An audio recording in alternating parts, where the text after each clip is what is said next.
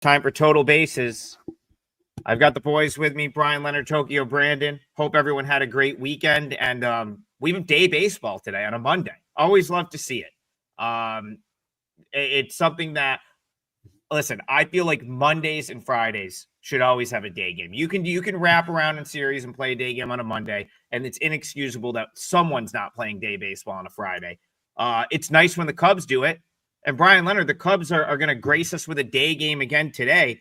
And it happens to be one of the biggest games of the day. A doubleheader at Wrigley, Brewers Cubs, huge doubleheader really in the context of the NL Central. The Brewers finally lose one yesterday that I thought they stole at the end, and then they get walked off. Now they turn around. They're going to Wrigley. So let's talk about this doubleheader. This is a great place to start. I'm just rambling a little bit as we get people into the live broadcast. But yeah, let's start there. Brewers Cubs. It looks like the early pitching matchup is the one that's sort of announced. It's going to be Horton and Peralta. And I have a couple of thoughts on what we might see later. So let's start with game one, Brewers Cubs. Are you getting involved in this series? And also, I love your hat. That is the Las Vegas Aviators. They do this little Copa diversion. I think it's like Latin America or Mexican type thing. And that's a great hat. So welcome in. And yours is too, TV, as always. Yeah, I think it's called La Playa is what they play when they play these games. But I don't like the Aviators hat originally. It looks like an ant to me, so I don't want to buy it. So the LV is kind of cool though, Brian. That LV, yeah, that's okay. But I could have gotten any hat that looks like that down on the strip for $1.99 or something. But anyway, I do want to point out that I had a comment the other day in the YouTube replay saying that they thought, at least this one person thought, that it was a waste of time for me to go through with the numbers earlier before we get into the handicapping. He was more worried. He preferred me to go off the top of my head. I've been thinking about this for a while because everybody knows what the ERAs of these things are and everything. I was just trying to set it up a little bit. So if it's important where there's some value in that, I will do it. But otherwise, I'm gonna try to riff off the top of my head a little bit longer or a little bit more, and maybe the show will go a little bit shorter because of that. Maybe we can fit some more games in. So let me just try that this week and see how it goes. I didn't give it to clients yesterday, but I did bet on Cincinnati against Milwaukee. And the reason why was I thought Milwaukee, they'd set the record with the 14th straight or whatever it was, and they had this huge doubleheader coming up today.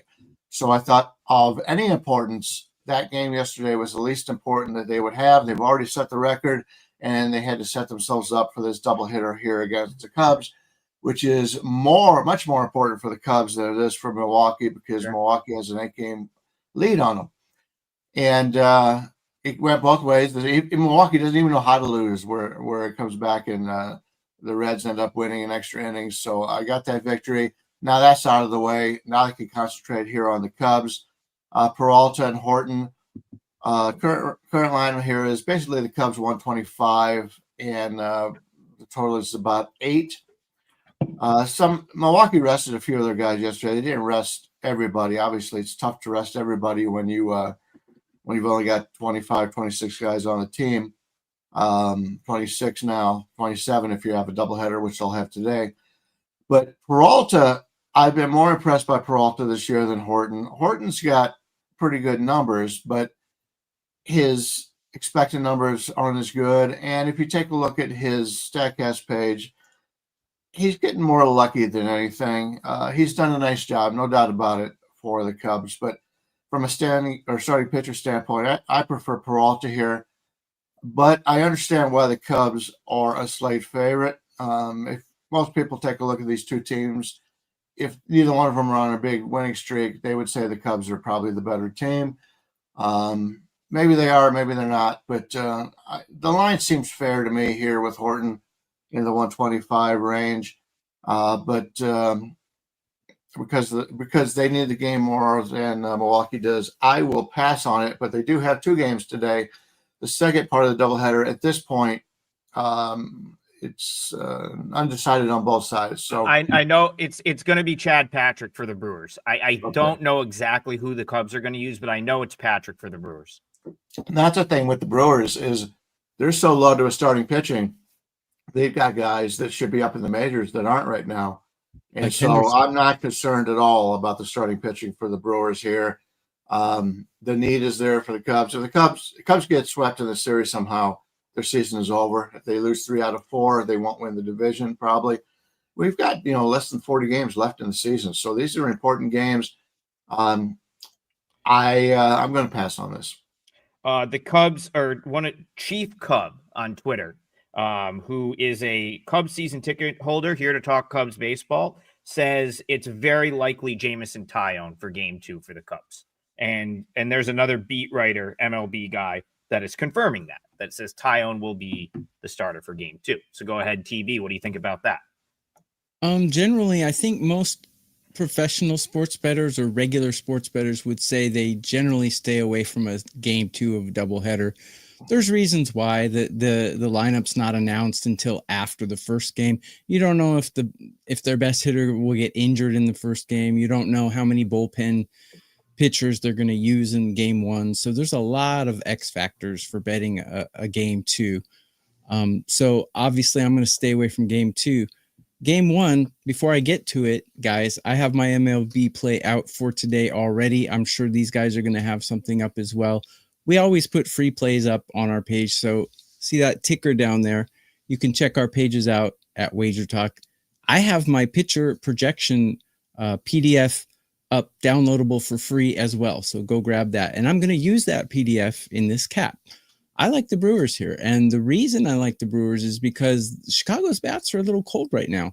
In current form, I got them ranked 27. That's not a little cold. That's ice cold. Best hitters on Chicago's team, Horner and Suzuki. I know they have a couple of other ones, but neither one of those guys bat well against Peralta throughout his career. If you look at, so this is what's good about the numbers that I put out there. I put out each pitcher, how they perform against the batters they're facing, and I project their outs and their strikeouts. So Peralta, he's got a 165 batting average against versus these batters and a 596 OPS. Anything under 750, as I've said before, I think is good.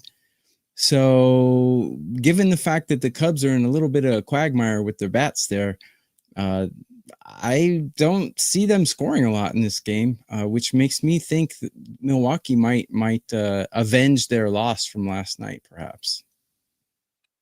TB, I'm very much in agreement with you. The fact that you're probably getting the Brewers at plus money in both games in this doubleheader, I would only probably look to find a place to bet the Brewers. And it may be game 2, Patrick versus Taillon, and I'll just talk about generally why I think the Brewers are value here. Okay, so Brian, as he said yesterday, they were always going to lose one. They rested a couple of guys yesterday. I think they brought in, was it Anderson? They brought in someone to close the game that they normally would not have brought in to close a game. I don't think they expected to be up in the 9th inning the way they were, kind of like, out of nowhere, taking the lead like that. So again, I just think yesterday was more of not a throwaway game, but it was just like, hey, if we win, we win. That's great. If not, we have an 8-game lead in the division. I also don't think, listen, this is a 5-game series. So we're playing 2 today, and then it's Tuesday, Wednesday, Thursday. So, theoretically, the Cubs, let's say the Cubs were to pull off a 5-game sweep, they'd be back in the division race. But I don't even think the Cubs are thinking that that's a possibility. I think the Cubs at this point are battling it out for the wild card. So it's but I do think odds makers and bettors look at that a little bit. And they're like, oh my God, this is so important for the Cubs. It's a must win. So let's juice let's bake that into the number, right? Let's make it minus 126 on the Cubs instead of minus 110 where it probably should be. And I think you're going to see that in both matchups. Now, I haven't even seen a line for game 2. I haven't seen a price for game 2. I'm assuming it's going to be similar to the price for game 1 because I don't think the books are going to put, if it's Patrick and Taillon, which it is at this point, I think we can pretty much say that that's what it is. And the game 1 line with Horton and Peralta is what? Cubs minus 125, I think right now, minus 126. I think you're going to get a similar line in game 2. So you give me 18 innings of Brewers against Cubs, and I'll go back to what Tokyo Brandon said. The Cubs they're not just not hitting right now. This has been going on for a while. I mean, they haven't been hitting for like a month. And, you even look at that Pirates series. I talked about the Pirates on Friday. We cashed a nice 4%er, which I gave out on the show on Friday with the Pirates. Cubs didn't hit in that game. They didn't hit all series. And it's not like they faced Skeens, right? I think he's pitching today. We'll talk about that one in a second. The Cubs managed 2 runs in a loss on Friday. The 3-1 win on Saturday, they scored 2 in the 8th when the Pirates finally ran out of relievers. And then yesterday, 4 runs on 6 hits. Like, this team's not hitting at all. Now, could the Brewers go on? Could the Brewers maybe not have the best series here because they just came off this crazy win streak? Yeah, I guess so. But if we're just looking at this doubleheader and you're going to give me Brewers plus money in both games, I don't think they lose both of these games. So again, I don't know exactly how I want to bet it. I don't know if I want to like necessarily play against the Cubs in game 1, but let's say the Cubs win another close game in game 1. Chad Patrick's like the perfect 27th man. He knows his role in the organization. I just think that like he's going to be totally fine knowing he's going to come up, start, and probably go back down. He pretty much always gives you the same solid effort. I think Brewers in game 2 is a look here, especially if the Cubs win a close one in game 1. All right, let's move on. Let's talk about. Here's one. Mark Bars. First of all, I got to pull this comment up. Premium Picks 01 says, I feel like I'm at a zoo. I'm watching 3 goats. That is very kind of you. And that's also very funny. Thank you for, tuning in on a daily basis. Also, TB, I got a 5% play up. I probably should promote that because I will definitely get scolded if I have a 5%er and don't come on here and let you guys know. So it's been a really good baseball run for me, or overall run. And 5%er is up. So I want to get that out there. And now go back to Mark Martin because he says Angels team total is what I played earlier. It's plus money. Brian Leonard, the Reds to win that game yesterday. I believe they used all 3 relievers that they used on Saturday to close that game out. I think Pagan, Ashcraft, and Santillan. I don't know. Anyway, I believe all 3 pitched on Saturday as well. So Mark Martin says Angels team total and it's plus money. Even before I dig into it, that makes a lot of sense because the Reds bullpen isn't great as it is. Are you seeing it the same way? Yeah, Pagan, Santillan, Ashcraft all pitched, and Barlow pitched 2 of the last 3 days. That leaves them with Suter, May, kind of like May a little bit though. Suter, May, Mall, who's been successful in Phillips. So yeah, they're going to be a little shorthanded in this game. Let me give you the current line. We got Singer going against Medros. Medros, I believe, making his second start, I think, for the Angels. Cincinnati comes in about a 110, 115 favorite, total of 9 to the over. Cincinnati coming off that big comfort behind win and has to travel cross country to face the Angels, a team that's been really up and down all season long. If you take a look at the leaderboard for the last 2 weeks in the WRC Plus, the Angels are hitting pretty well. They're 10th at 109, and Cincinnati's down to 78. And considering Cincinnati had just played some games at home, which is a good hitter's ballpark, tells you that Cincinnati's not hitting well right now. From a starting pitcher standpoint, Singer's been up and down. Started the year really well, struggled as of late, but it's come on. I think the Angels have a good chance here to score some runs. We're looking at a total of 9. Let me get a quick look at that team total here. Team total is 4.5, about even money or plus 110 for Cincinnati. Got to score 5. It's got to score 5 runs against the Cincinnati team. It all comes down to how long Singer can go in this one. Let's see his last few starts here to see how long he's been going. And, of course, that should not showing up on my computer. Okay. So, yeah, I understand it. I kind of like what we're talking about here in a high-scoring game. I do want to point out in the Cubs game, the wind's blowing in a little bit, but both of those guys are expected ERAs about full run higher than their actual ERA. So slightly to the over in that game we were talking about. But this one's slight lean with the Angels. But other than extension, Seager thinks he's below league average and everything. So a lot of times you'll get guys who are new to the league or an unknown pitcher, and nobody wants to back them. I wouldn't mind backing them here. I think the Angels have a little bit of value, and I wouldn't argue with the team total. Yeah, Brian's a nice guy. He said at the beginning of the show, people were saying stuff about his numbers. I'm not as nice as Brian, so you guys can, if you don't like the way I'm analyzing games, and mute while I'm talking, because I'm not changing anything for anyone. So this is our show, and this is how we're doing it. Too bad. So,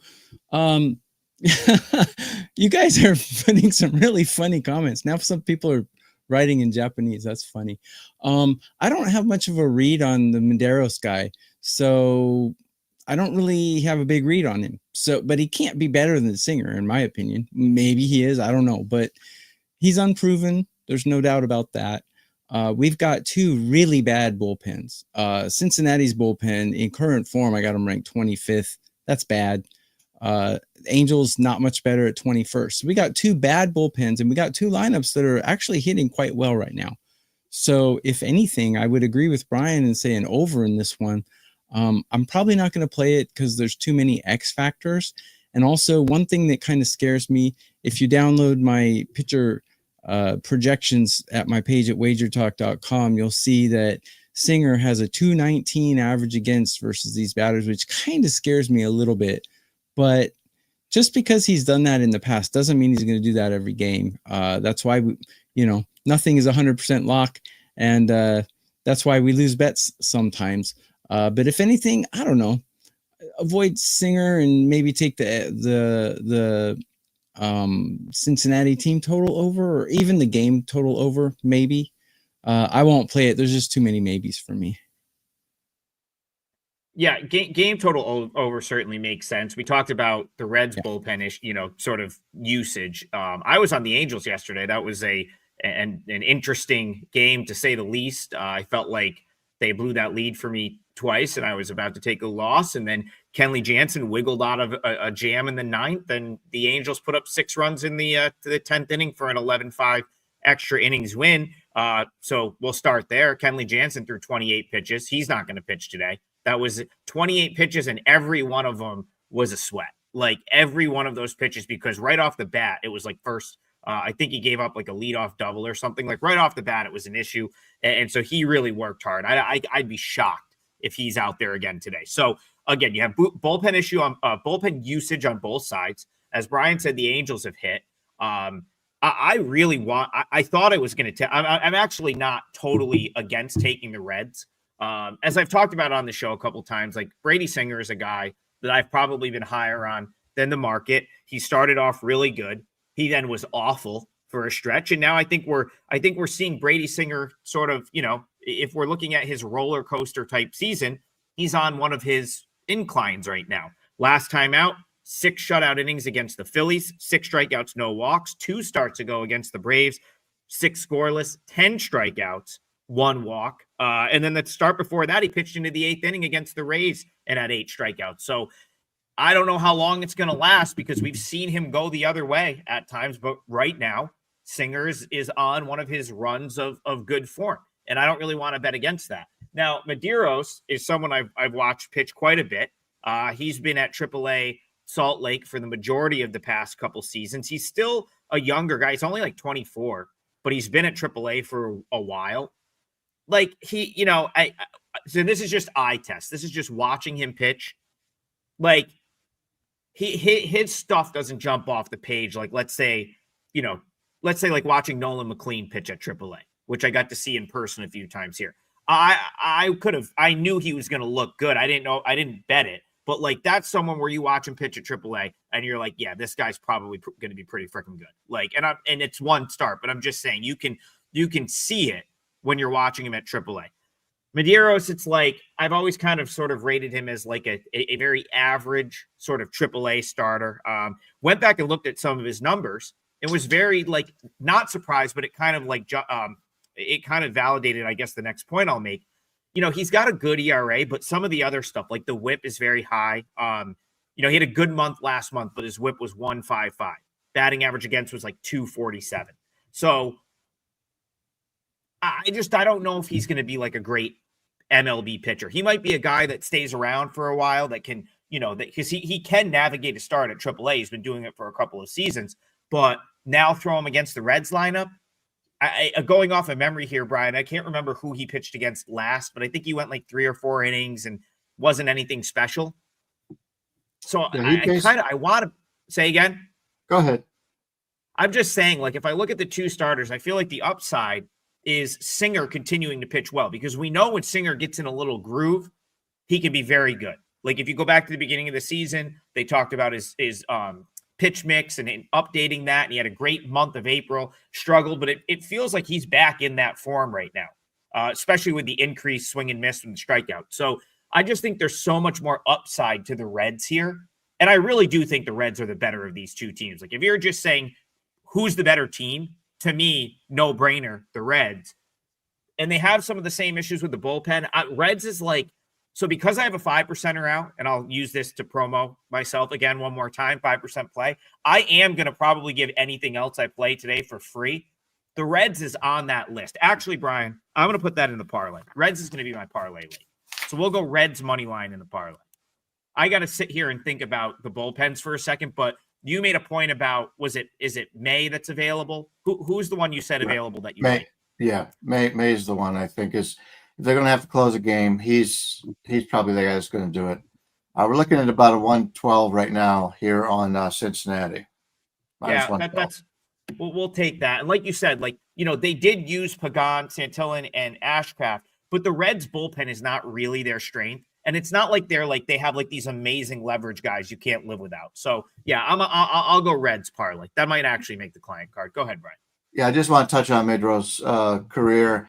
Yeah, you mentioned he's only 24. He's already pitched in 3 seasons. This is his 3rd season pitching in the majors. The numbers are ugly. His career ERA 8.27, and his WHIP is 2.02. But keep in mind, he's only thrown 16.1 innings overall. So 3 innings, 5 1/3, 8 innings for the last 3 years. We really don't know what is obviously a small sample size here for him. I agree. I kind of like the over a little bit more. Singer's been very hot and cold all season long, but the Angels have some nice power, and they're playing at home here. So I prefer, if I had to play something, I'd play the over a little bit, but luckily we don't have to play all these games. If you can get an over, I was just scanning the market real quick. If you can get an over 9, I think some sites are at 9.5 plus money. If you can get an over 9, that makes a lot more sense. So like if you can find like a 9 minus 120, I think that's I think that makes sense for sure. All right, let's go back. There's another good comment here. Mike Scott. He says, "Good morning, fellas. How can I convert my friends' brains from thinking too square? We like to put in parlays together. I want them to think value plays like y'all have taught me. Just have them watch the show. Say guys, tune into the show, and then they'll start to think like you are, or like we do. So anyway, appreciate the feedback. Let's continue on here. I see the chatter in the chat talking about our guy Jack Flaherty. So this was one that interests me as well. I know Sean has been mostly right. So Sean's a Tigers fan, and he's been mostly correct on Flaherty. At least him being good for a stretch. Now, I know he hasn't been as good of late, and neither have the Tigers. But Brian Leonard, this is feels like the spot where it's maybe time to jump back in with the Tigers a little bit. I'm not high on this Astros team, and Arrighetti hasn't really been a guy I've wanted back since he's come back. They've also had a little bullpen usage from the weekend. So is this your spot to jump back in with the Detroit Tigers at home as a favorite right here? Not in this price range. We're looking at about a 155 with a total of 8.5. Arrighetti. What was that? That moved. I think the Tigers before I came on the show were like minus 130. So they must have just taken money like big time, if that's the case. Yeah, I don't know. From what I see, it would open to 140, and now it's up to 155, whatever. Okay. But Keep going. Arrighetti's a guy who I was excited to see come back, but he hasn't performed very well. He's still coming back from injuries, so it's going to take him a little bit of a while here. Houston is getting a few guys back. At least they're supposedly no longer injured, including their big bopper.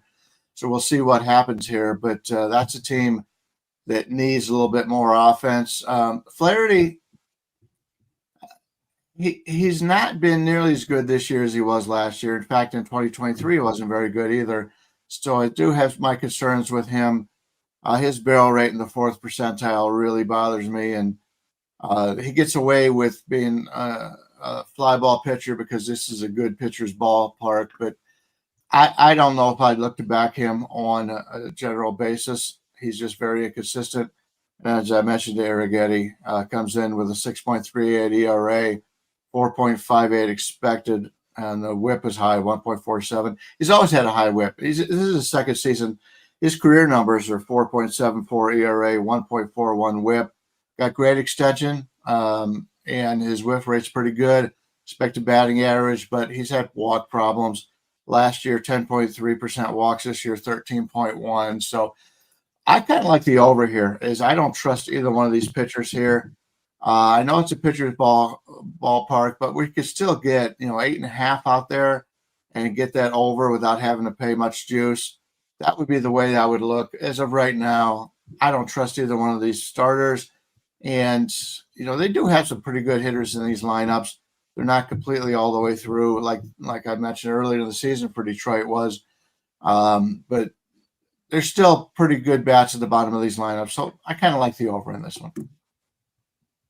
Guys, do us a favor and go to the replay and leave a comment and click the like button on our replay. Would greatly appreciate it. Actually, if you click the like button now, it counts as a like on the replay. So click that like. All of us are great baseball cappers. I'm number one at WagerTalk plus 90 units 2025. I know Adam's on a good run. Brian's the all-time baseball winning capper at WagerTalk. So go to our page and find out what we got and check our free plays out as well. Regarding this game, I think the Tigers is the only way to go. Astros bats are pretty cold right now. I know they just came off a couple wins, but they're cold right now, and their bullpen is not performing well at all. I got the Astros bullpen ranked 25 in current form, very bad. Tigers, not much better, but still better is better. I got them ranked 17. Batting, Tigers a lot better than the Astros right now, according to my numbers. And Flaherty is very average starting pitcher.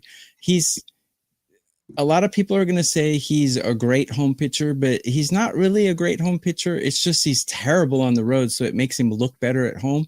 He's almost got a 4 ERA at home, which is not great. But the Astros bats are really cold right now, and Arrighetti, he's walking 71% of the batters he's striking out. That's a huge walk rate. He's going to get in trouble here, I think. I think Detroit's going to score more than Houston, which means usually when you score more than the other team, you usually win the game. So I would say the Tigers are going to win this one. I haven't played it yet, but all of my numbers point that way. They just don't point definitively that way, but they do all point that way. I knew I wasn't crazy. Sean said Tigers were minus 125 at 7 a.m. G. Hurt said he already played Tigers minus 140. I think they were minus 135 when I was sort of doing my notes this morning. So yeah, the Tigers absolutely took money, and rightfully so. I would not play the Tigers now at the current price because I'm just not going to take a price that's 30 to 40 cents worse. But if you already have the Tigers in your pocket, I think it's a good bet. Brian talked about Arrighetti. So if you go back a couple weeks, I talked about Arrighetti when he came off the IL. And I said, I felt like the Astros rushed him back. I felt like he probably should have had at least one more start at AAA. And he came back.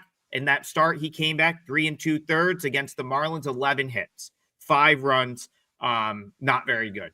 Last time out, he actually survived against the Red Sox, but still 5 walks, 3 strikeouts. And that's always been the thing with Arrighetti is he's got the good swing and miss stuff, but if he's not on, if his command isn't there, he throws too much out. He throws too many what you would call non-competitive pitches, meaning he's out of the zone and no one in Major League Baseball is going to swing at them.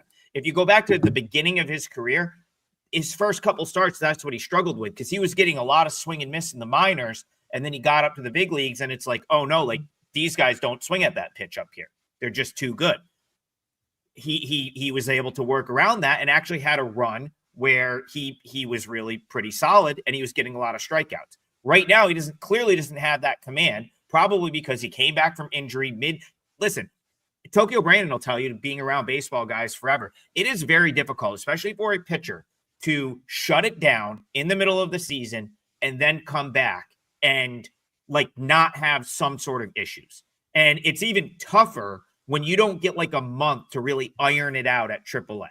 Right. And they didn't he didn't have that long. He kind of, I think he had like 1 or 2 starts and it was right back in the big leagues. And this is still a young guy in his second season that has never had great command overall. And so you rushed him back. Now it's not clicking and he's got to go out and start on the road tonight in Detroit. 8 2/3 innings since he's come back, 8 walks. Like, can't happen. Not going to win a road game against a good team. And if Flaherty can be even a little bit respectable, which, yeah, he hasn't been great his last 2 starts, but for the most part, he's been pretty solid. I think the Tigers are going to be in a good position to win. So I think whoever's bet the Tigers already, great bet. Maybe use it in your parlay at this point because at -155, -160, the value is gone, in my opinion. So, yeah, good conversation there. And that'll be an interesting one to watch because those 2 teams are, I feel like, kind of similar in the sense like they're, not having as good of a run as they did earlier in the year. We'll see who gets back to being the playoff caliber team. Okay, let's continue on. I'm going to grab one from the chat here. I saw another one that people wanted to talk about. Let me see. Here's one. Let's go to Jose Perez. I believe he's talking about, he is talking about Trevor Rogers right here. And this was a game that interested me a little bit. So Trevor Rogers, I still think it was an awful trade, Brian Leonard. It was an awful trade to give what they gave up for Trevor Rogers last year. I believe it was Stowers and Norby they gave to the Marlins. So terrible trade, but Trevor Rogers is starting to look like the guy they maybe wanted last year at the trade deadline when they were in the playoff race. He's been very good. Now he's on the road here against the Red Sox. Jose Perez says he likes the over outs. So I'll leave that to you, and then maybe TB can jump in on the outs over since that's his thing. Orioles, Red Sox at Fenway Park tonight. What do you think? Yeah, Brandon has made some comments about certain teams and players and has backfired. I think we can all take into account that we really did not like this Rogers trade, but I apologize to Trevor Rogers. He's pitched so much better this year than I expected. Comes in with that 1.43 ERA, 0.81 WHIP. He's got a lot of red on his StatCast page. His hard hit rate is in the 4th percentile, which really stands out considering his ERA. 4th percentile, you usually don't see that for guys that have a under 3 ERA, but his numbers have been very good. And I expect that to continue. They saw something in him, and he's pitching more like he did in that really big year for the Marlins. Dustin May, 4.67 ERA, 1.35 WHIP on the season. A lot of blue, unfortunately. And now he's playing in a very good hitter's park. Didn't understand why Boston wanted to bring him in here. May work out in the future. I don't know if it's working out this season for him. He's got a lot of blue on his card, so it's not something I'm looking forward to from backing him. We're looking at the line right now, getting a little bit of hits all around, but we're looking at about a 120 favorite for Boston here and 8 to the over 20 in the total. I said coming into the season that if I was going to play Baltimore games, I was going to play them over. For the most part, the offense has been a little bit disappointing this year. The pitching has been basically what we thought it was going to be. A lousy starting staff. So with a total of 8 in Boston, that's kind of low, isn't it? I don't see that very often. And even though Rogers I really like, I think Baltimore is going to get to May a little bit. Let me take a look at the Baltimore team total. That may have some value. It's 3.5 to the over, minus 135 or so. That would be what I would prefer. I think you score 4 runs in Boston against May. Let's go Baltimore over team total. I may end up using that as my parlay, but as of right now, that's just a feeling. And they still have some pretty good hitters in that Baltimore lineup. They've just been very streaky. So that's the way I'm looking at this one right now. To the person who put in the comments Trevor Rogers over 17.5 outs recorded, you have been reading my mail. I actually put that out as a free play earlier in the day while everyone in the United States was sleeping. As soon as this came out on DraftKings, I jumped all over it, and here's why. Trevor Rogers has been really good this season, better than when he was with Miami, much better. I don't know what happened. Maybe he needs to be tested. I don't know what's going on, but he's been pitching great. And against these batters, he has a 200 average against and a 527 OPS against. That's great. It's only 30 at-bats sample, but okay, fine. He's on the road today. So how's he do on the road? Well, 40-plus innings pitched. He's got a 1.99 ERA on the road. That's pretty good.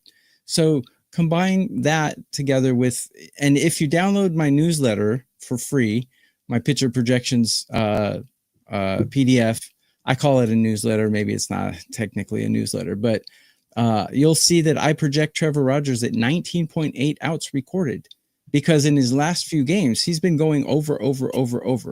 Look at his last starts: 7 innings, 6 innings, 8 innings, 7, 6, 6.2, 6.2. I mean, well, it's technically 6.6, but so, I mean, why is he 17.5 outs recorded, which is 6 innings? Makes no sense to me. So I'm all over that over. I only put 1% on it though. So because my innings projections have been a little bit cold, my money lines have been hot. So I'm not risking too much on it, but yeah, I like his over 17.5.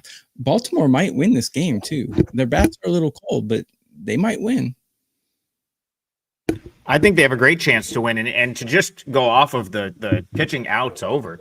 I mean, they do kind of, the Orioles do kind of need length from their starters. They traded away, was it Soto? They 2 of them. I think they traded Sir Anthony Dominguez to the Blue Jays.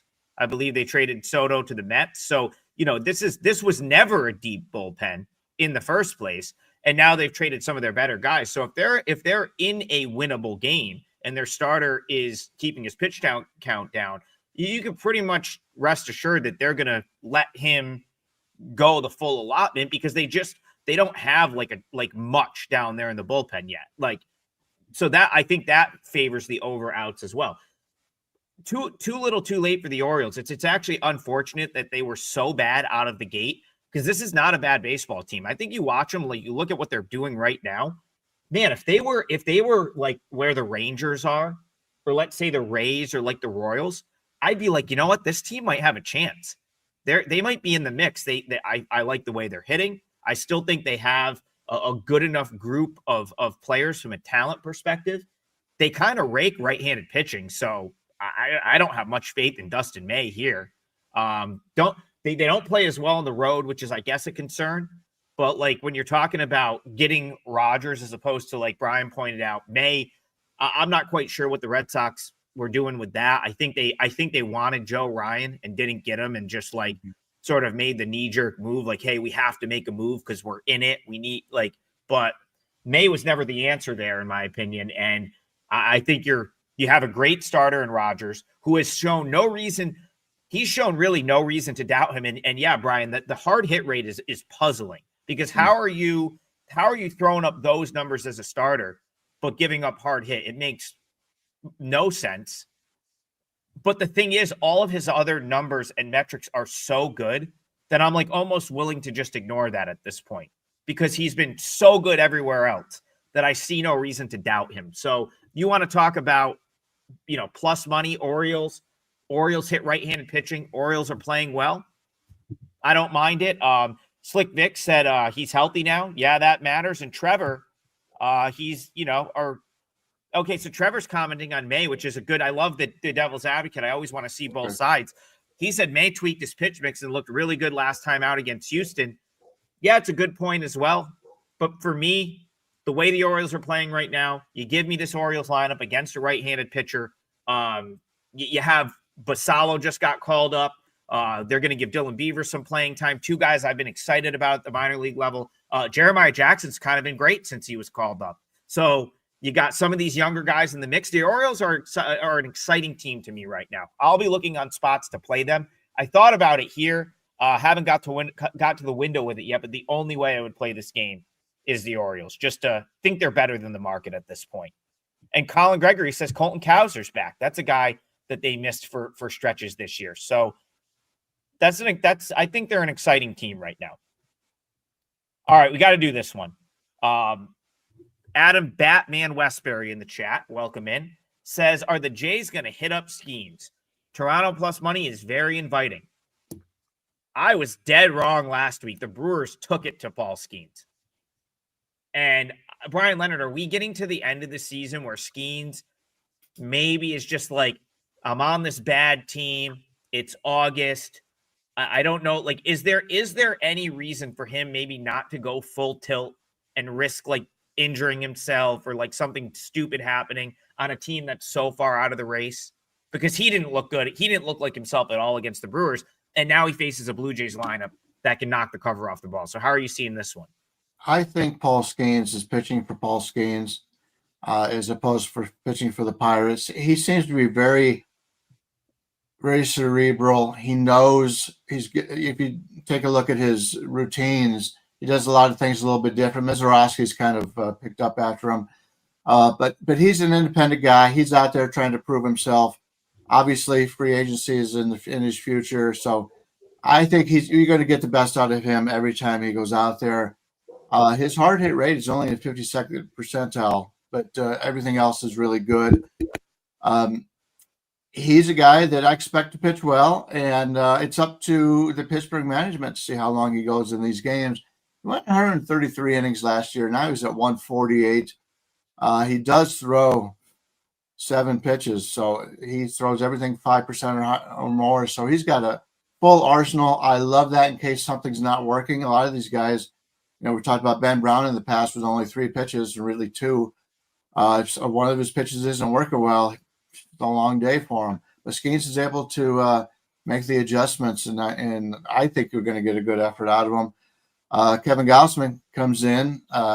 He's been a workhorse last 3 years, 185 innings, 181 last year. He's already up to 142.5. He's a fly ball pitcher, but this is a pretty good stadium for pitchers. So I don't think it's going to be much of a factor here.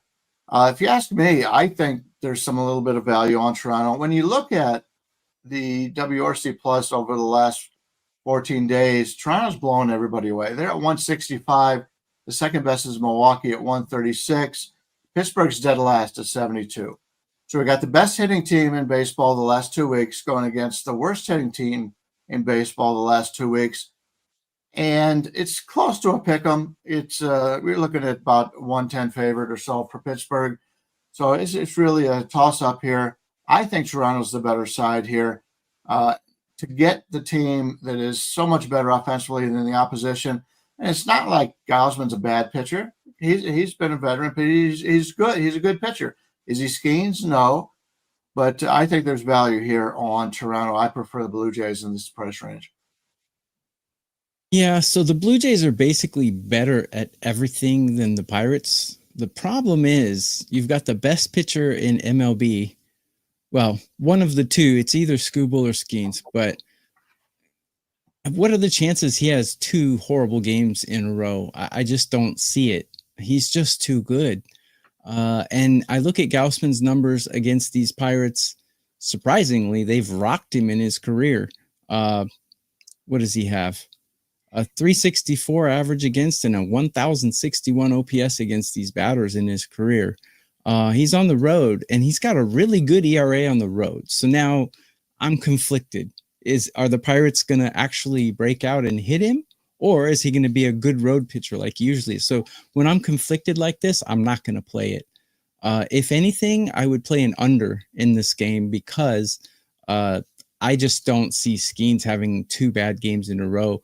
Although Toronto is the number 4 hitting team in MLB, and they've been ranked 5 or higher almost all season. So they have some boys who can put it over the fence. I just don't see Skeens having 2 bad games in a row. So all these conflicting things. Sorry to throw out data and not make a play, but I'm not going to play this. Hey, I mean, it's a pretty big slate for a Monday, so nothing wrong with sort of getting through a game and realizing there's not much there. I kind of agree with you because I'm with you on the thought process that Skeens probably bounces back and throws the ball well. But at the same time, like Kevin Gausman it's kind of tough to figure out. Like, he's really a 2-pitch pitcher this year. He's just throwing 2 pitches. It's fastball splitter, and he gets no ground balls. Yet he's having a very, very good season. Numbers I mean, you talk about like his whip's like 105. Okay. And it's like, you're not supposed to be able to do that as a starter in Major League Baseball over the course of a full season with 2 pitches. But he's a veteran guy. He locates and he's getting enough swing and miss where it's worked out for him. So that makes it difficult because I think I'd like to play against him, Gausman, but I don't know if I want to play against the Blue Jays, who I've sort of talked about in April and May as the team that they could be this team, and now they've become this team. So it's very difficult for me to fade them because this is what I always thought they could be, and they sort of turned into what I thought they were going to be. So plus money, I guess I do see a little value with the Blue Jays because if you can survive the starters, there's no question that you're going to have an edge in the later innings of this game with the Blue Jays. The other thing is, the Pirates, I watched most of that Cubs-Pirates series over the weekend. Every game was close. The Pirates could have won all 3 games. They did win on Friday. So they just played 3 very, very tight competitive games with a team that I'm sure that they consider is, a rival. It's a division rival. And so to have to turn around and kind of play this game today, and then the fact that they do come out flat behind Skeens sometimes, I don't know if it's because they think like, okay, like he's just going to go 6 scoreless and whatever. That makes me not want any part of the Pirates here. So it would be Blue Jays or pass, but I just don't know if I can get behind Gausman knowing that Skeens might come out, pitch well, and I'd be in trouble if he does that. So, yeah, I don't think I have anything here either. Travis in the chat says, oh, go ahead, TB. Sorry about that. Let me make just a quick point. I think the books, I've seen this all year. I think they're overvaluing starting pitching. You got a good starting pitcher, and the books just say automatically just give him a really good number, despite the fact that the bullpen sucks and they can't hit. And the Pirates are a good example. Their bullpen's not terrible, but they can't hit. And so just because Skeens is on the mound, they're getting like minus 150 or whatever it is, minus 110, whatever. There's no way in the world the Pirates are a better team than the Blue Jays. But because they're starting pitcher, it shifts the numbers like 50 cents. And I think they're overvaluing starting pitching. It's a real conundrum too when the team is bad. That's what makes it really difficult when you have an elite starter on a bad team. Makes for a very tough handicap. And for kind of the point you're making, TB, it's like, how far are you going to swing it? Because it's like if we put the Pirates and the Blue Jays next to each other, there's no conversation. Like the Blue Jays are better in every aspect of the game, but now you have to factor in Skeens. I agree with you. It makes it very, very challenging. I always have a hard time betting these type of games, and they typically don't make my card. All right, Brian Leonard, do you want to throw a game out? We're at the 10-minute mark. Have we talked about a game, or have we not talked about a game that you're considering for your parlay piece yet? Well, I think I'm going to use one of the 2 that I mentioned, but I do want to point out the Dodgers go to Colorado here. Dodgers coming off of a huge homestand where they swept the San Diego Padres. And I talked about that earlier in the season. The games that the Dodgers need to win are against division rivals. And this, I was obviously not referring to Colorado. I'm talking about San Francisco and San Diego. And they came and they played well. And so that's something to take a look at. But now, they're going on the road to Colorado, which is always an adventure if you're playing after you're playing somewhere else and it's your first game there. Yamamoto's going. He's a huge favorite. He's close to a $3 favorite in many cases here against Freeland. Kyle Freeland is the one guy who over the years has been able to pitch pretty well in Colorado. Now, I'm not saying I'm going to play Colorado here, but you would have to think this is a little bit of a letdown spot here for the Dodgers. There may be some way to play Colorado. You're looking at a total of 11. Maybe you take, 2.5 or something and take Colorado. Just something to keep in mind that I think it's a letdown spot for them there. Also, when I take a look at today's card, the San Francisco-San Diego game is a game that I think has got a little bit of value. Robbie Ray, actually two lefties going against Nestor Cortez. San Diego, after being swept against the Dodgers, how are they going to come back from that? Are they a little bit depressed that they made all that ground up, went in to play the Dodgers, and they were actually up a game going into that series, and then they get swept? So emotional games for San Diego and the Dodgers the last 3 days. It'll be interesting to see how these games play out. Regarding the Dodgers in Colorado, surprisingly, I have Colorado ranked better at hitting and better in the bullpen right now, which I didn't expect to see when I ran my numbers. So this is why sometimes you have to cover the logos. But despite that, I still have the Dodgers overall the better team just because the starting pitcher discrepancy, where I have Yamamoto ranked 4 out of 30, and I got Freeland ranked 24 out of 30 on a curve. So despite slightly better hitting and a much better bullpen by Colorado, I still have the Dodgers a slight favorite. But it's a dangerous game. I mean, they just came off a series with San Diego fighting for the lead in the NL West. And then they have to go to Colorado and play a game that everyone expects them to win with their eyes closed. So these are the kind of games, and with their best pitcher on the mound, no doubt. So these are the kind of games you lose sometimes, which is crazy to say, but I don't expect the Dodgers to lose, but that's just baseball. Sometimes these are the games you lose, Adam Westbury says you can get the Rockies +3 for -120. I don't think that's a terrible bet. And TB, I'll add some context to it. Because people might tune in and be like, "You're crazy. The Rockies aren't a better lineup than the Dodgers. They're not a betting hitting team than the Dodgers, and they're not. No one Nope. The Rockies are never in any conversation right now. Do they have a better lineup or are they a better hitting team than the Dodgers? But I think it is acceptable to say that this Rockies team, there's reasons to like this lineup right now. They have hit of late. You've got Ryan Ritter back, who was really good at AAA, and he's definitely, I think he went 2 for 4 yesterday. Warming Bernabel is awesome. Like, if you don't know who this guy is, go. Like, he might be a star. I mean, I know the Rockies ruin prospects like no other, but he actually might be like a star. And I thought that he was awesome at Albuquerque earlier this year. And now he's been up for a little while. He's hitting 304 in the big leagues, and the sample's getting up there. I mean, he's been up, I think he's now played 25 games in the big leagues or something like that, hitting 304. He might be like a legit big leaguer. I know the Rockies, they bring these guys up and they come up with hype and they never pan out. That's one that I could see panning out. And then you talk about, Tovar missed a good portion of the season. He's back. Beck is back in the major. He's been back for a while, but he's starting to hit. I think he's batting 280. So TB, I'm kind of on board with hey, this Rockies lineup's not that bad. And if they're at home and they can generate a little offense, and now you talk about Adam saying you can get a +3 at -120. I mean, the Rockies, if they're they got a young man. The guy that's managing the team now is 40 years old. I think they've got some nice energy. They're still a bad team, but damn well they're going to go out and want to beat the Dodgers. This is their Super Bowl a little bit. So I think I'm on board with Trevor says love the Rockies team total over. Yeah, you got Yamamoto in the elevation off the San Diego series. A great point that Brian made, and the Dodgers bullpen has been shaky. I can get down with that. Rockies +3 seems crazy to me, though. That actually doesn't seem like a half bad bet. Actually, if you can get the +3 at -120, I would play that. I'm seeing right now a +2.5 at +110. So you're only paying 30 cents more for the half a run.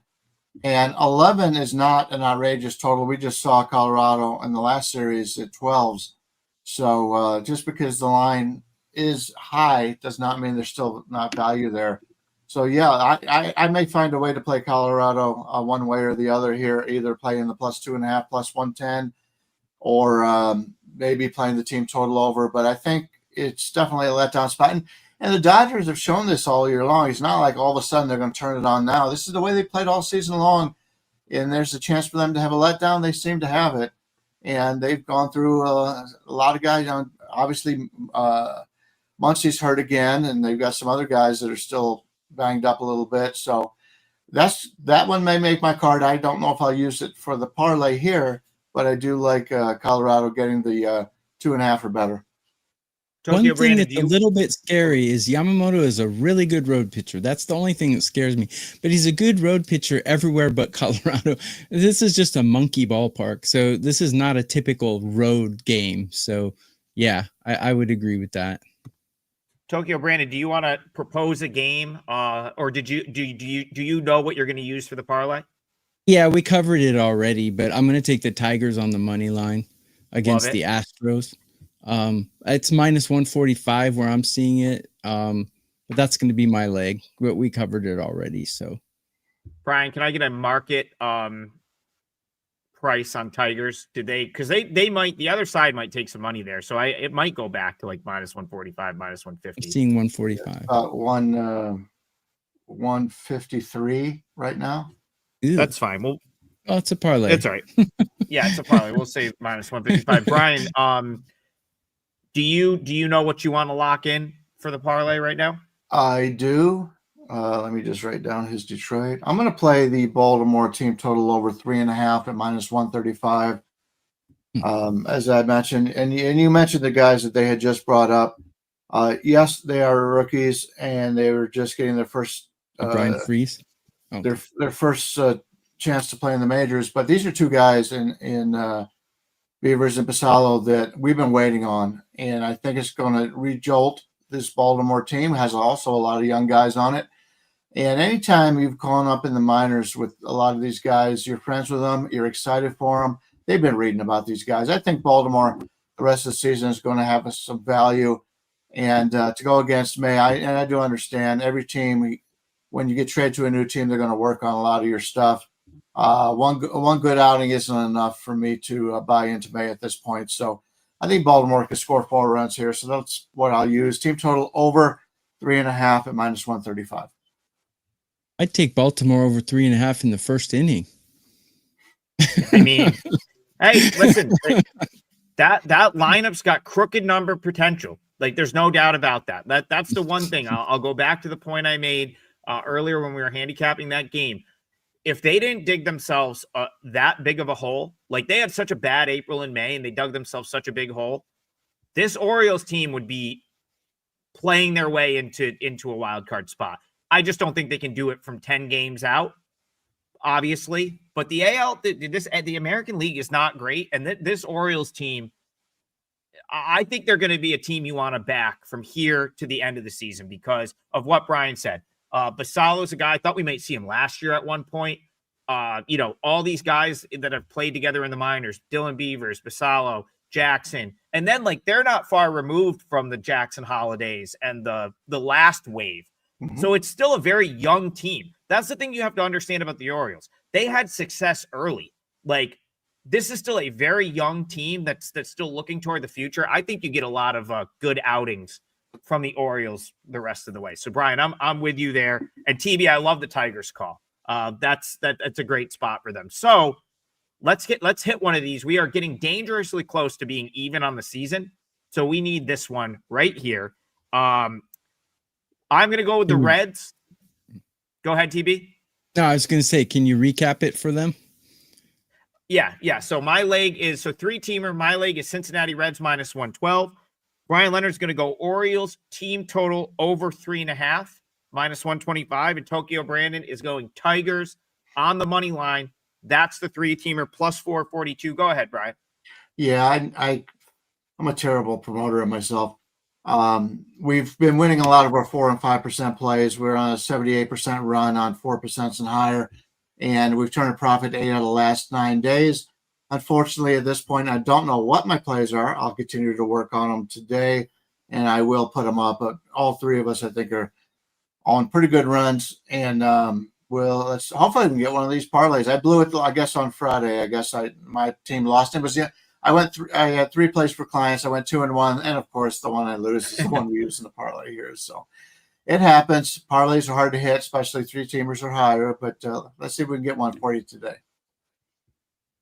Yeah, I got an MLB play out already, so go get that. Adam's got a 5%. Brian's going to put his out right after the show. Go to our pages and see what we got up for free as well. Absolutely. We appreciate you guys tuning in. If you have a minute, go drop us a like on the YouTube replay, maybe a comment. We like to get in there and interact with you guys on there as well. And let's have a great Monday. We'll be back 9 a.m. tomorrow for more Total Bases. See you guys then.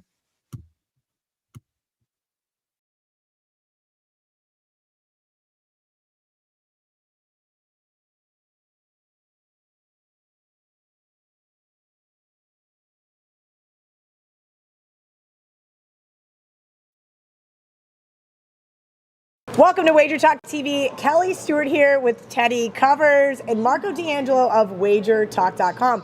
Today we're going all things bankroll management. Why? Because we believe here at WagerTalk that is the most important key to your success as a sports bettor. Teddy, I'm going to go to you first. Bankroll management is so key. It is going to make or break someone. Can you kind of explain one step backwards why it is so important? So it's not going to make someone, it's only going to break someone.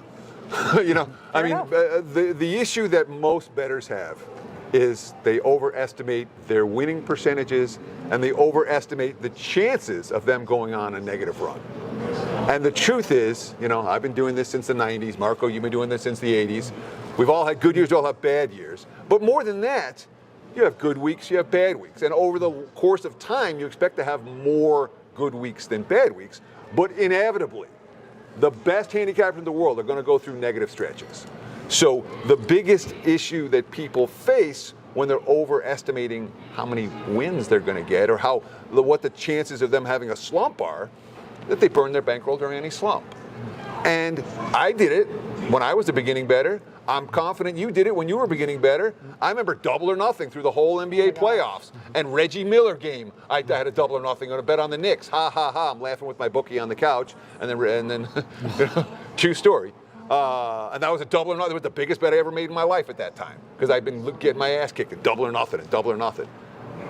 Once you build a bankroll, you can't do that stuff anymore. And you're talking about relatively small percentages. If you have no bankroll, I'm not going to tell anyone that isn't the bankroll, you can't bet more than 3% of your, if you have $100 to bet, you're not making a $3 bet. You're making a $10 bet or a $15 bet or a $20 bet. But as your bankroll increases, you can't do that. Your percentage of bankroll has to be small, and that means money management. Yeah, Marco, let's talk about that, because Teddy's speaking to, I'm guessing, guys that are betting nickels and dimes and looking for the long game here, right? We always talk about that at Wager Talk. This is for the long haul. We're not talking to the guys betting $5 parlays, those ones you see on, DraftKings, or those crazy FanDuel slips with the egregious cash outs. That's a whole nother video. These are the guys that are wanting to do this, maybe not for a living, but as a really great part-time hobby, and assure that their wife is not going to kill them for blowing through, $20,000, $30,000 in a year. Well, if you want this as a side hustle, so to speak, yes, but you got to treat it like a business. That's the very first thing that you got to do. And if you were starting a business, you would have to have capital to start a business, right? So that is your bankroll, your capital. You take that and you have to protect that. And by protecting that, for me personally, and yes, I'll agree with you, you learn the hard way. You learn from your mistakes and what you do. For me, I'm on a conservative nature. I will never have on any single day more than 10% of my bankroll in play. And I'm talking when I'm on a Saturday in college football or college basketball when you have a monster slate. I minimize what my plays are because that also minimizes your risk. And it's step and repeat every day. You're going to have losing days. You have to be able to accept the fact that a losing day is the cost of doing business, and you don't try to chase. That's the mistake that most people make. If you ask me one mistake that people make the most, you have a guy that maybe, let's say he's a $100 player. He bets the Thursday night game. He loses. All right, Friday night there's another game. He makes another $100 bet.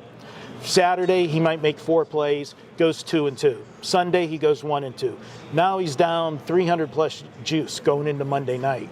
All of a sudden, that guy is not a $100 bettor. Double or nothing. Yeah, he's betting 400 because he wants to show a profit for the week.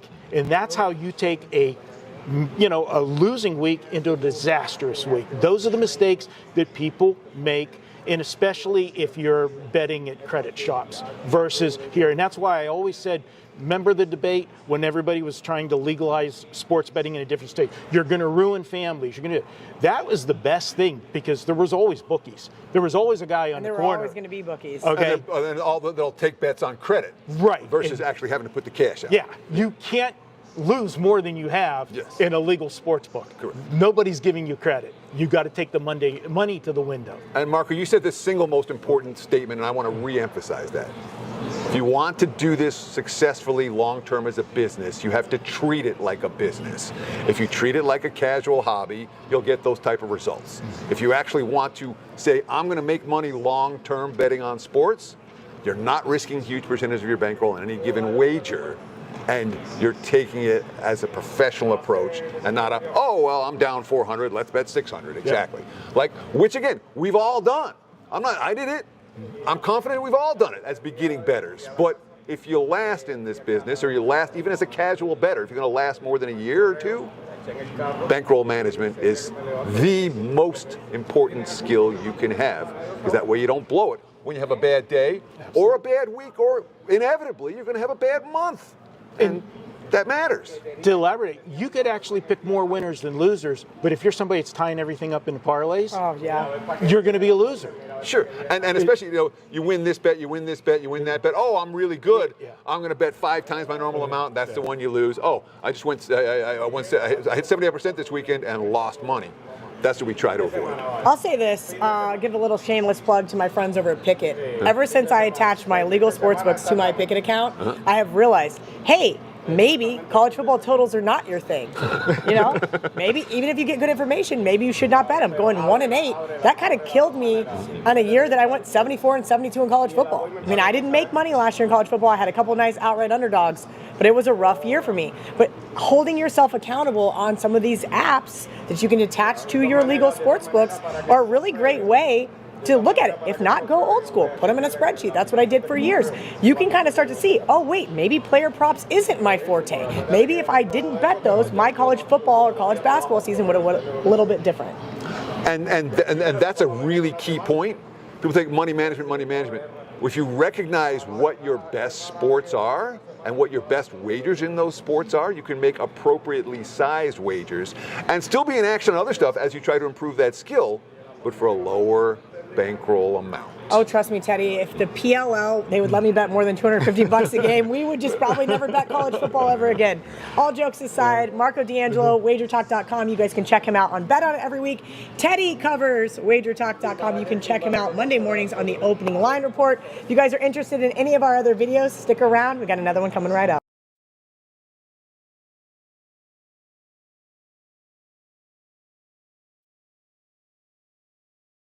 The ever-hated Steve Fezzik joins us.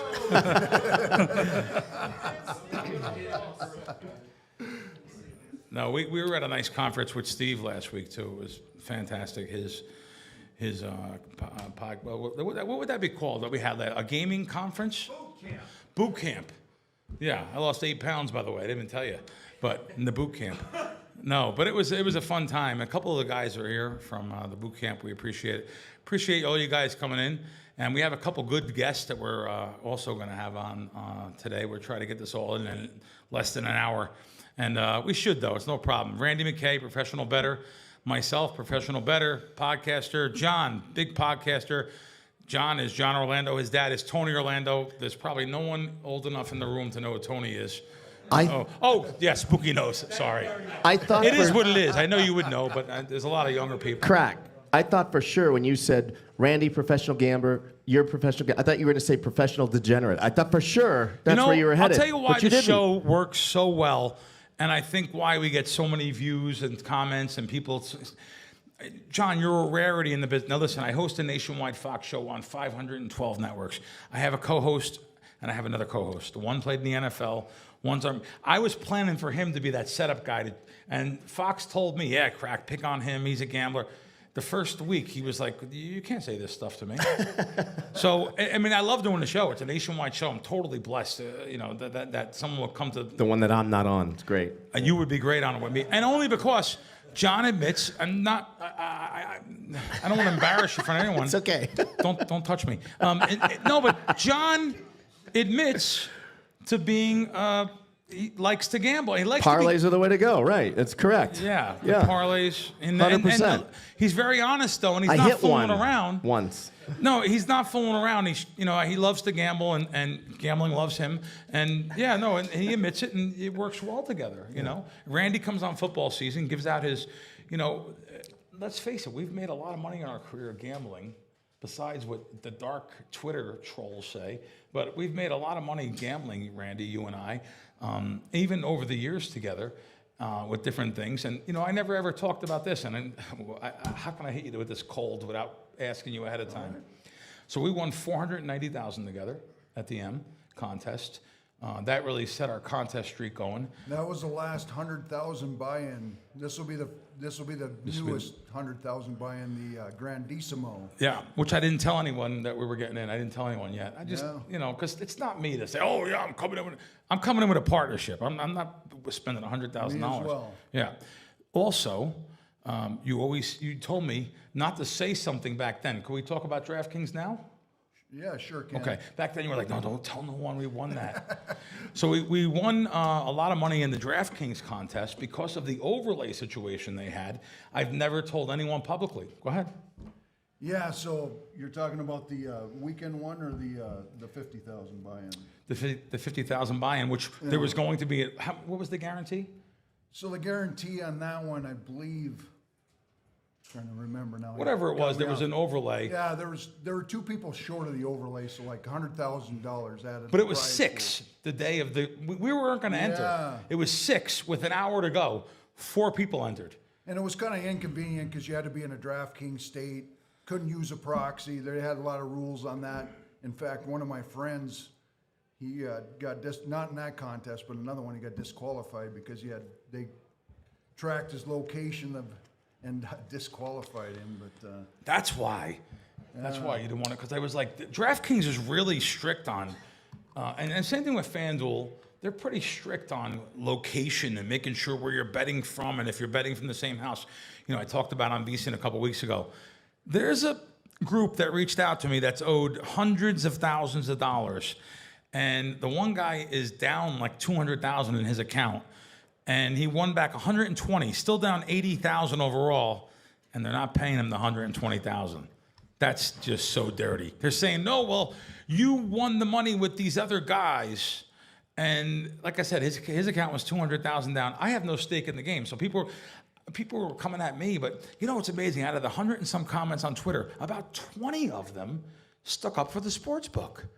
They said, "Crazy. Well, of course you're not allowed to bet the same game together on a Telegram chat." Well, what if I give out a game, Steve gets out a game? What if you give out a game and everyone bets it together in unison? $100, $200, $500. Yes, in the terms and conditions, these big sports books do not have to pay you if they don't want to. But the bane of my existence will be to go after them. And I don't care if they sponsor my show or I'm still going after them, throw me off air. I'm sticking up for helping the public get their money. And that's another instance where they're trying to reinvent the wheel when the wheel's already made there. So I disagree with it as well. So I have a breaking thing that I'm not going to mention the name again, but you probably know. So I have a lot of family in the Bronx, and they go to Yonkers, which I've only been there once. Well, it's funny. I lived 13 minutes for the place. I went one time when I was a kid. My parents didn't want me around gambling. Sorry, Mom and Dad. Yeah, I had an old-fashioned Hungarian Jewish father, Italian mother. They did not want me. Please don't. And of course, my mother's family corrupted everyone. My father, everybody. Was that during Son of Sam? I remember that though, because I was about 8 years old, and we weren't even allowed to go out when David Berkowitz was doing that. We weren't even allowed to go out like outside on nighttime. We were boys. Imagine a girl. It was a bad time. But anyway, there's the Yonkers Casino. Anyone been there? I haven't been there. Anyone been? There's a Yonkers Casino now in Yonkers at the dump of a racetrack. They're taking $25,000 a hand virtually because there's no dealers.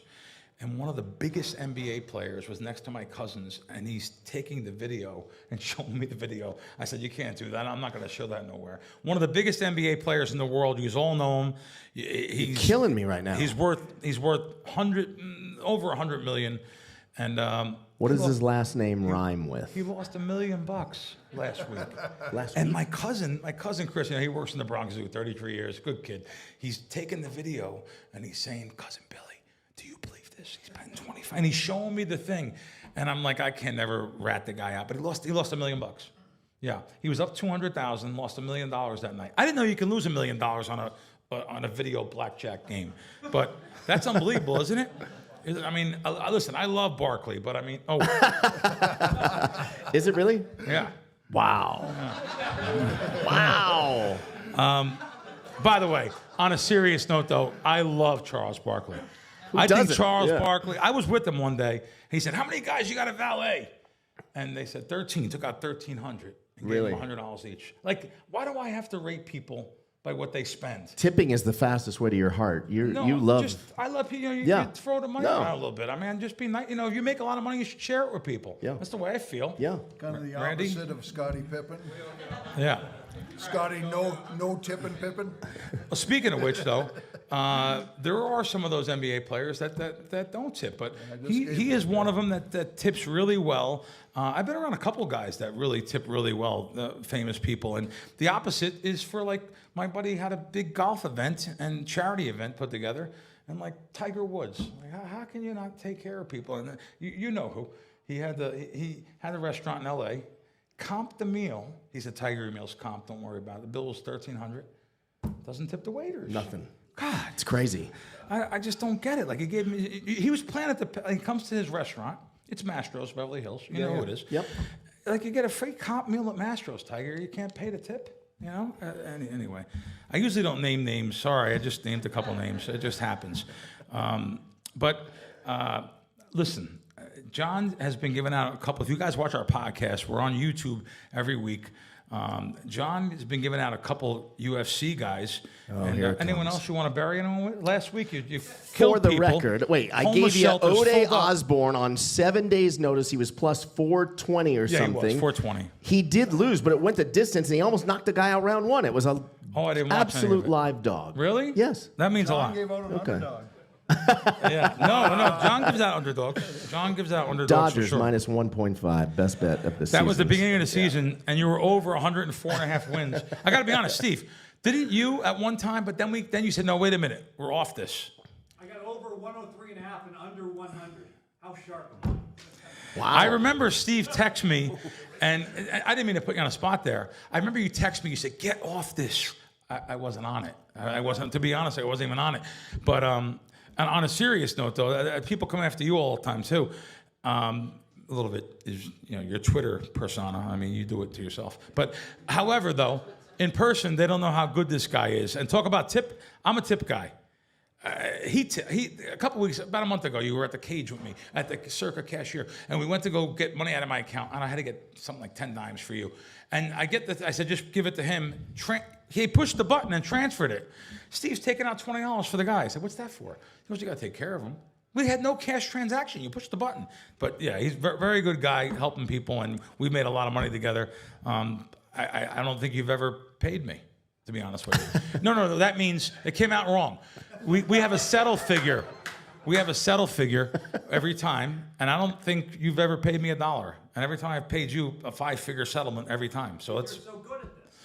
they have a lot of outs, a lot of connections, a lot of good, relations. But anyway, neither one of us win according to some of the people outside that door.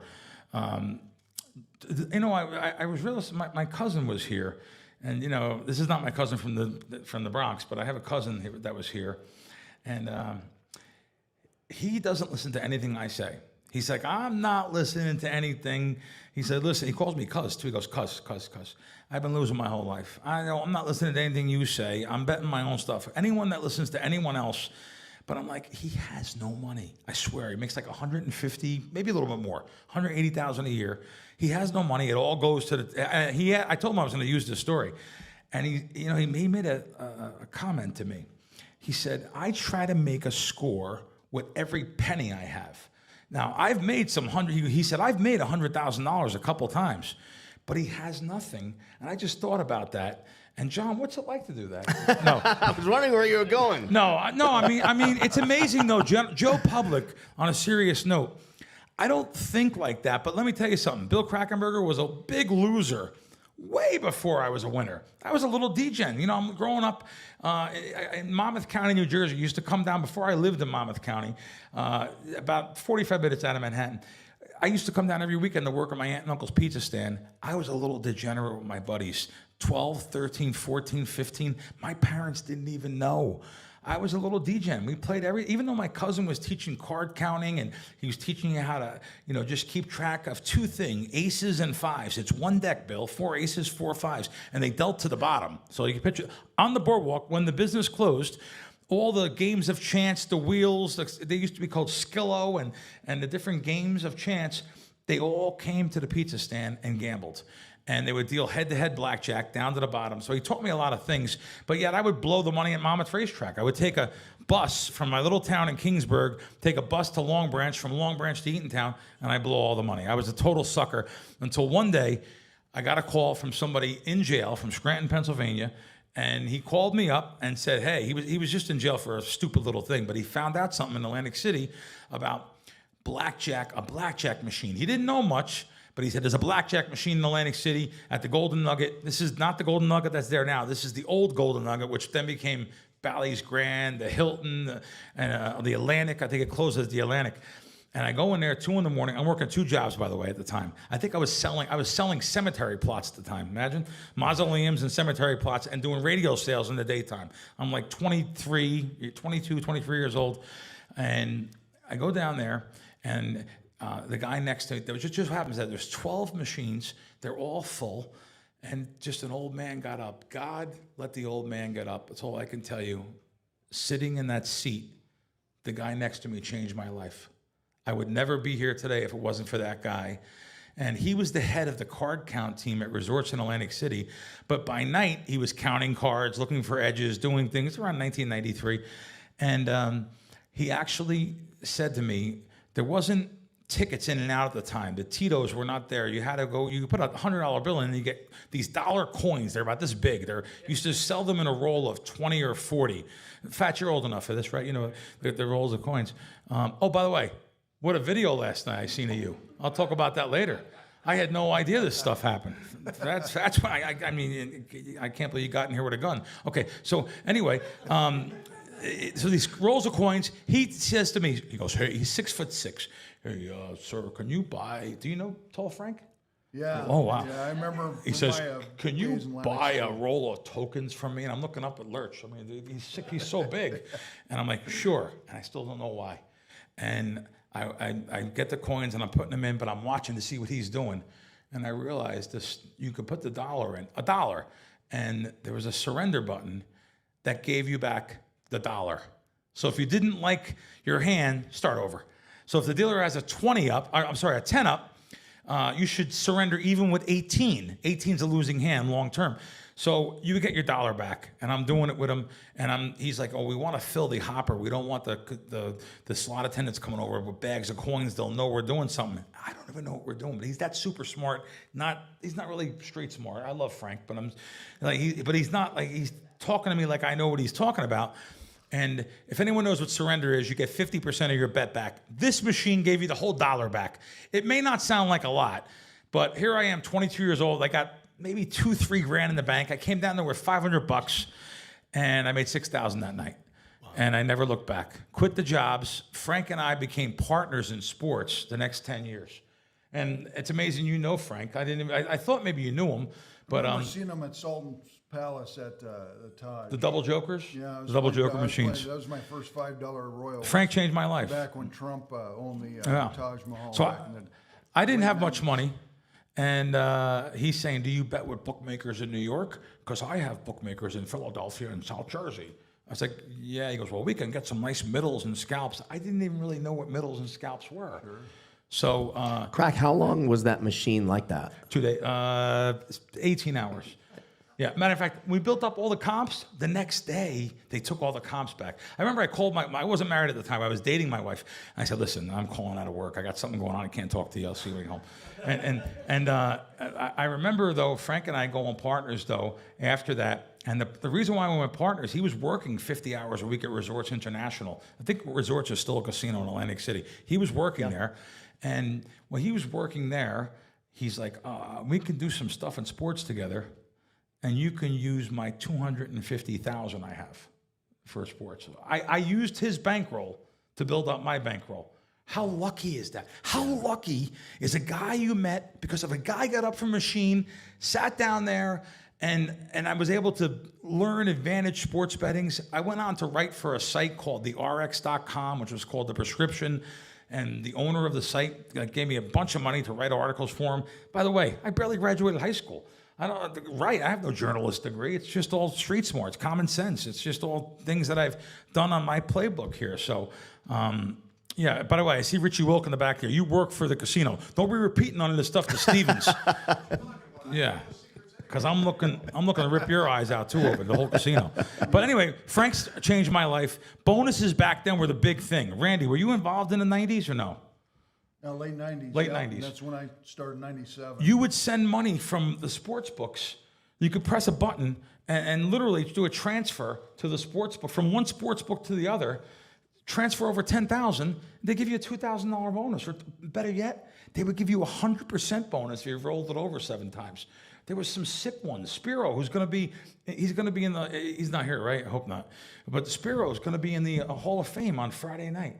Spiro had the best bonus ever. He had a $10,000 bonus. Send him $10,000, and the book was called Bet Jamaica. He bought a book called Bet Jamaica off of these guys in Curacao, I believe. No, actually, I think they were the one guy, Marty, was in Curacao, I believe. So, but yeah, they had a $10,000 bonus. Just send over 10 to Bet Jamaica. I swear, I don't know how I did this. I pressed the button. I sent it from this. They were in the same office. Because he owned thegreek.com, Bet Jamaica, same office, took 10 out of my Bet Greek account, put it into Bet Jamaica, I had 20,000. They doubled the bonus right in the same building. The bonuses were the biggest thing back then. Yeah, Mansion had a free bet. You lose 1,000, they give you back 1,000 on the Steelers, that first opening game back in the day. I did one with BetMaker. I don't know if not book. BetMaker was in they were in Curacao. And you could do 5 signups with them and get up to $5,000. All the other people had to do was put like 2,000 signups. So that was another good one as well. Yeah, you just mentioned Mansion.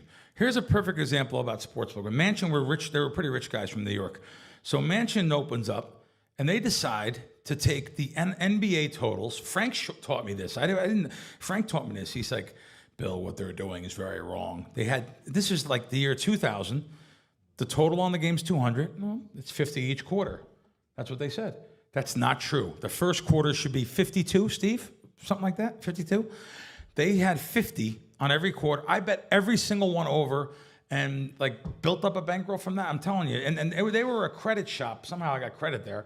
But using Frank's money, post up at a lot of those places. There was places in Australia, CanBet, and there was a couple different sports books there. That's how I built up a bankroll doing that stuff. And just like with DraftKings and FanDuel and stuff, if you have a casino host right now, a host on one of those sites, they're still offering. One of our friends just got a $25,000 bonus. He put in $25,000. He lost it.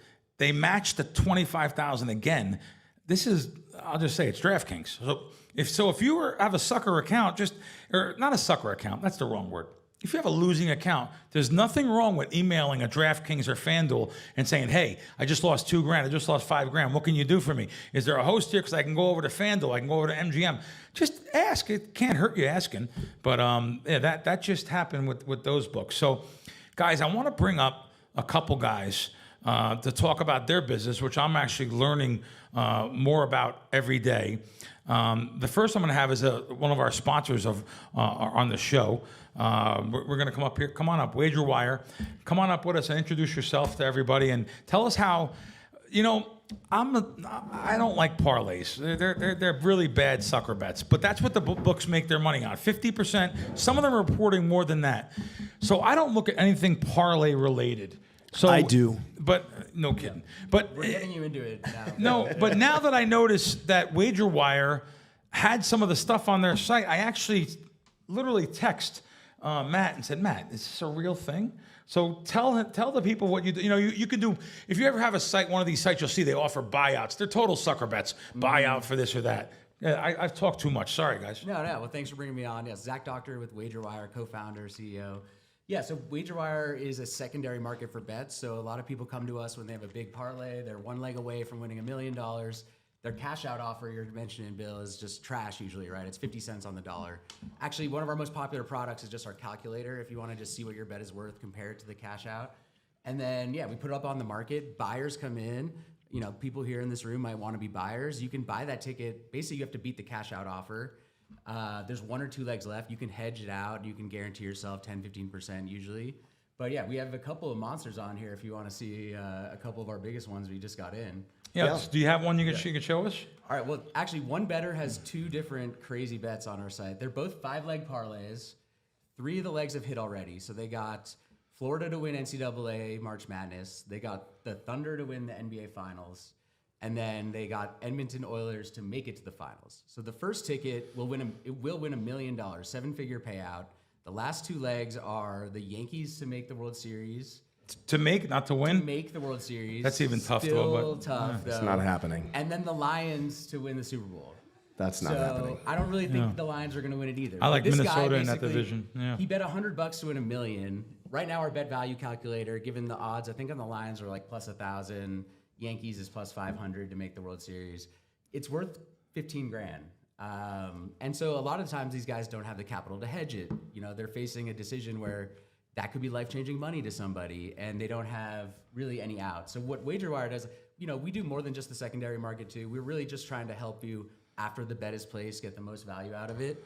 But the same guy has another one with the same 3 legs hit. This one will win $555,000, but it has the Lions still as the winner, as the Super Bowl winner. But the other leg, instead of the Yankees, it's Dodgers to win the World Series. Now we're talking.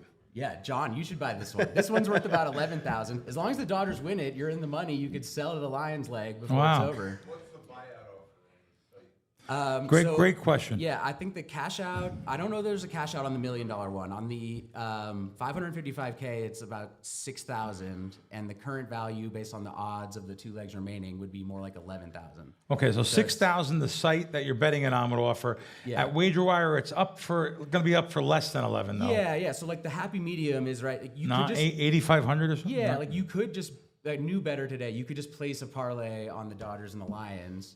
So that's kind of the ceiling of what it could trade for, right? Because otherwise, why would you buy it from this guy? You just place a new one.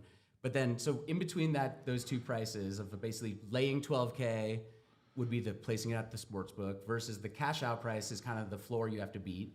So there's a big window, it's 40% margin in there in between basically. So WagerWire lives in that middle ground where it's a win-win on both sides. A lot of times our buyers will just buy that and hedge it out. Sometimes they'll be willing to take some positional risk on the other side. But I think, John, you should buy that Dodgers one. That one feels right up your alley. It is right up my alley. Tell him, please. The Lions, what do you guys think? Lions, that's not happening. That's going to be tough, right? Yeah. It's not happening. So, because if you already got the 3 legs in, and the 2 remaining legs got a couple months apart from each other, and if it pays $1 million, you could bet just 100,000 against the first. There could be some hedging. Right. If you lose that, you could still bet 200,000 against the next one. You're either going to win $1 million or out 300.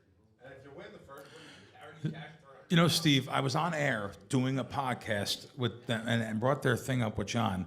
When the podcast was over, I said, wait a minute, I'm not reading right. We're off air now. I called them. I said, listen, the mat's not right here. Something's wrong here. You're telling me this. I said, I could lock up like $6,000 right now by buying this. And they actually said yes. So I'm surprised they didn't have someone in there, you know, like trying to, I mean, some of the value is sometimes people don't even know the bids, the offers they put up. I don't look at anything parlay related. This opened my eyes to that a little bit. And thanks for your question, though, Steve. Steve, by the way, Steve Diano, one of the sharpest guys in the business for years. Fats was one of the sharpest guys. He's been around every single major syndicate. I hope I'm allowed to say this. You know, and in and out of jail. I mean, it is what it is. We're all friends. No. No, but Steve's very sharp.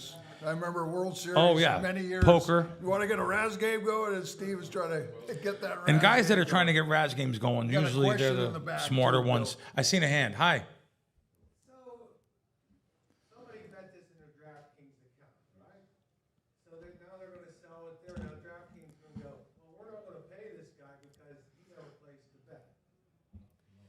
So we work with DraftKings. We're actually talking about that. We have an integrated white label version of this that we're pitching them to actually plug right in as a feature in their app. So yeah, we've never had any problem with them trying to avoid something because it was traded. Like the bet stays in the seller's account, and then it doesn't actually move unless we're integrated with them. So it's really like DraftKings is kind of none the wiser for when it trades when we're not plugged in. But yeah, so we're trying to get this plugged in with them so it could be real-time settlement, instant transfer, the payout. That makes it a lot cleaner for taxes and everything else too. But we can facilitate it outside of the system as well. Do you have a hard time dealing with these guys with their fancy college degrees that have no common sense? No, I'm not saying DraftKings. In general, all of them, though, they're marketing guys. They're guys that never gambled in their life. I said it already. If I had a sports book or if I had a casino, if I was a casino owner, I would never hire anyone who didn't know what it is to lose a paycheck. I want my employees to know what it is to gamble and what it is to feel like that, sucker or something. You have a hard time getting to them? Every casino has levels where they pay people to say no. Right, so you don't get to, let's say, I'll use here. So, Derek's so hands-on, I can't really use here. Let's use a corporation. Let's use a Caesars. So you can't get to the guy at Caesars up top because he has many levels below him. And those people, they're petrified to make any decisions that's going to cost them their jobs. They want to just steal their paycheck and go home. And they don't want to be asked any questions. God, don't ask me a question today that I can get fired. Amen. No. So do you have a hard time getting to the right person at a DraftKings, FanDuel, all these big companies? Yeah, you got to work your way up to those relationships, basically. But we've been going at it for a couple of years, and with the help of kind of folks like you and other people, we've been able to build relationships. So tell them how they can find you. You have the app, and we have an app called WagerWire. We're in the App Store and Android and Apple, and then you can go to our website as well. Find us on Twitter. Twitter's our main social account. And how about your actual website? Is it WagerWire? Yeah, it's WagerWire.com. Good. You can find me on Twitter too, WagerWire CEO. And you're pretty open to answering questions and stuff. Absolutely. Most people come to us just because they want to find out, what are my options? They're not even necessarily there yet to get to the selling part, and they use the calculator, see what it's worth, and then we can just put it up and start fielding bids. Cool. Or maybe you want to be a buyer and just throw some low balls out there, see if someone bites. Thanks for coming on. Appreciate it. Thank you. Thanks for having me. Good deal.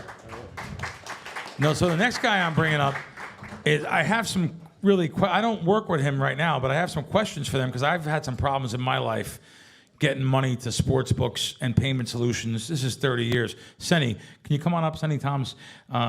Edge Boost is his company. They were one of the sponsors at the World Series. Am I saying it right? I saw them all over the World Series this year. And VEASAN, I do my VEASAN show. I hear you guys on VEASAN. Absolutely. So, my experience with credit cards online and with companies, first of all, they charge me fees. I hate... I ran out of money on, I don't know if you work with, do you work with BetMGM? We do. I ran out of money on BetMGM. I had to run down to the strip. And I went and looked at credit card options and stuff just because I needed to bet in that minute. I knew it was going to move. And you could bet more at the counter sometimes. But this particular situation, I wanted to bet it at the app. Didn't have the money there. I looked at payment solutions and I see they charge you 3% or something. Now, we'll tell people what you guys do. compared to what's out there now, any competition-wise? Yeah, so I mean, first of all, I mean, thanks for having us. I mean, Bet Bash is really kind of our people. We've really kind of built this entire product from the ground up with a lot of feedback from the community. And at the end of the day, I guess I kind of like maybe just a show of hands, or how many people here have been had a bank account frozen or a transaction frozen, been kicked out of the bank? I've been trying to like lose your Chase Bank, right? Yeah, they do so many gaming transactions. They just absolutely, they hate it, right? I mean, at the end of the day, if you have any gambling transactions, you are, a second-class citizen. It's a business that they don't want, and we've heard all kinds of horror stories. And the same with PayPal accounts getting frozen. There's no one to communicate with. So we took the long, painful route. It took us about 4 years, and we've actually spun up an entire bank only for the gaming industry. So what that means is you sign up with us. You get an FDIC-insured checking account. But what's cool about this is it is 100% approval for all gambling transactions. This is can be sports betting, horse racing. You can walk into any casino. That's so hard to believe. Yeah. 100% approval. 100% approval, and you can do $250,000 a day in volume. Wow. And it's the highest debit card limit in history for any banking product. And the only thing this bank account can do, though, is gambling.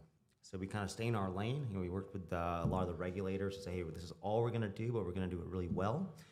And once you have that bank account, you can keep all these transactions off of your primary checking. It's really clean. We have a lot of great kind of budgeting and responsible gambling features built into it as well.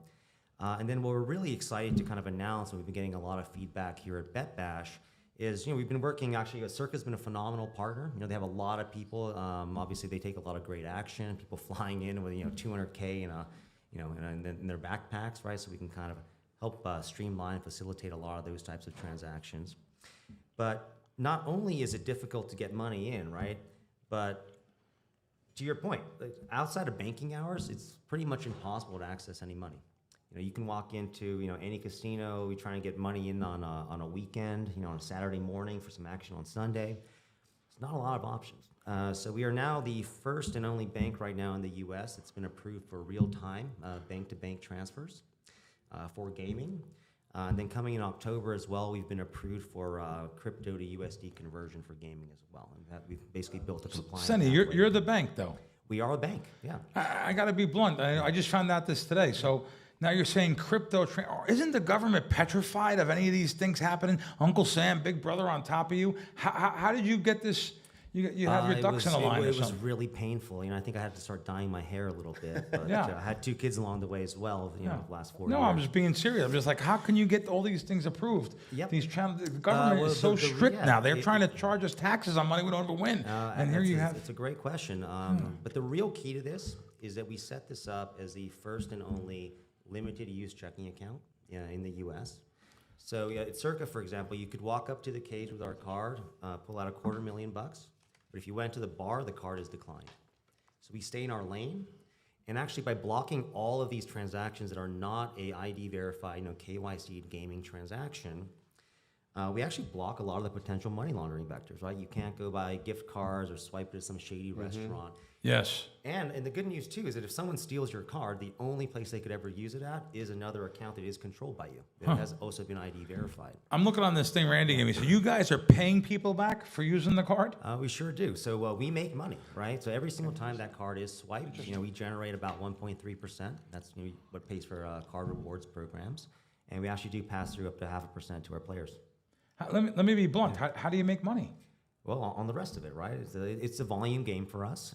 We will have additional fees for some like the things around the crypto conversion and such. But yeah, I mean, it's really just a safe place where you can kind of sleep a little bit better. You'll never wake up with some kind of a freeze or everyone here has gone through pain. Good deal. Can you deposit cash directly into you, or it has to go to your bank first, and then bounce it over? It has to go to your bank first. That's a great question. John's always trying to skip things. I'm always trying to launder, Yeah. No, kidding. Never ends. Siri, stop recording. Siri, stop recording. Okay. But yeah, we are working really closely with a lot of the operators now as well, and it's whether it's online or offline. I mean, cash access is really the biggest pain point for both players, but also the operators. And then you kind of look at the land-based community where we're doing a lot actually with Circa here, Pechanga, and a number of other casinos, and it's still 80% cash, which is wild. I mean, this is like the single largest use case for cash left in the entire U.S. economy. And the main bottleneck has always been banking. Yeah. Plus, I saw a little advantage play too. If you sign up for it, you guys have a little wheel spin. I saw it last night at the. I know it's actually been looked like it stopping a was lot pretty on the 500. I don't know if it's been All weighted, right. but Never fear. Randy will tell you any kind of bonus so you could steal. Sonny, how can they find you? so it's edgeboost.bet. If you do use the Bet Bash promo code at sign up, you do start at a higher tier as well, so that'll give you higher limits as well as higher cash back to get started. But yeah, we're here. We have a booth here. Happy to answer any more questions. Oh, but- good. And Steve has a question. over Thanks. again. We got what's Steve? Transaction, are you working with just approved U.S. regulators, or That is are correct. you doing any like offshore? No. So that is a very good question. So this is for U.S. residents, for legal U.S. operators. Again, we got to stay in our lane there. Any dollar that goes, cross border, it gets quite complicated. Well, Sonny, thanks for coming on. We appreciate it. No, thank you so I much. appreciate you telling us a You couple got things. Steve Fezzik, you sent me something. You're right. When we do get these bonuses, I learned this from you. When you do get a bonus, even the little $200 bonus or $500 bonus, and yeah, sure, yeah, sell your product and walk out. All right. So it is what it is. We're all, it is what it is. Okay, so. This guy must be, he's like a college educated, very bright guy, lives in La Jolla. He must hate me. I ask him all the critical stuff. All right. So anyway, Steve, you're right. When you get these little $200 boost or bonuses, why should we play them at something plus money that's even a future, rather than just bet 200 on the Yanks tonight, minus 200, let me get my $100? Because if you play it against the spread, you're gonna, let's say you have 8 bonuses, all right? $100, 8 bonuses. That's gonna be worth 400 because you're gonna go 4 and 4 probably, right? So you're gonna win 4. They take away your money, so you're gonna get $400. So that 800 in bonuses is worth 50 cents on the dollar. Well, let's assume you play some big underdogs. Let's say you play some 3-team parlays, right? You're gonna go and play 8 of them. All right. Normally we don't like to say parlays, but now we Sure. do like parlays. Yeah. So we go 1 and 7. That's what we're supposed to do. And in fact, you could play every combination of the. If there's 3 different games, and you're going to go 1 and 7. Well, guess what? You're going to get back 600 instead of 400. So you're going to get 75 cents on the dollar versus 50 cents on the dollar. So think about this.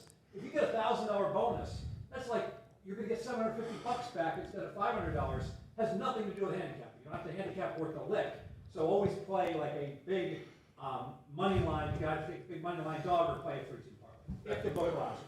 So that's good. That's good to know, though, because most people will just say, "Hey, I'm betting my $200 parlay on my $200 bonus on the Yanks tonight because they should win, and they're minus 2 to 1."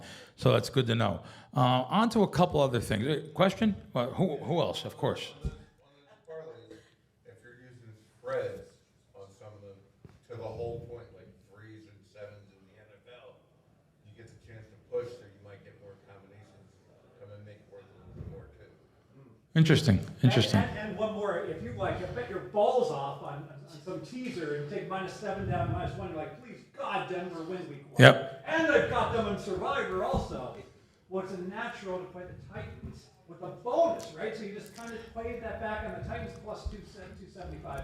So think about it. If your Survivor pick on Denver goes up in flames, boom, well, at least you got a little consolation with that bonus bet on the plus 270 on the dog when you're teasing them or playing Survivor. Steve, while you're standing up, don't sit.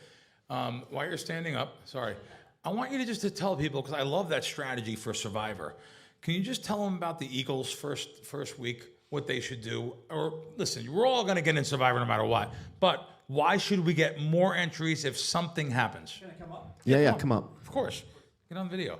Yeah, why not? Why? I'm all for it. No, it's actually a very good strategy. And I tell you what, I tell Frankie, my buddy Frankie in Myrtle Beach, he's got so much gamble to him. I said, listen, this is a good strategy. You don't even know this happened. I sent him the strategy. He goes, are you out of your mind? I'm getting 10 entries no matter what. But because he's just a gambler. But go ahead, Steve, tell the story. So it's fantastic that Circa and other shops let you enter up until Saturday for Survivor. But the games start on Thursday. So think about that. If you want to play Survivor and you want to optimize your entries, you really want to pass post the information. What happens if Philly beats Dallas? Boom. Now you're going to have like 4,000 or 5,000 people, assuming like 25% of the people are going to take Philly, right? And they're 1-0. You're 0-0.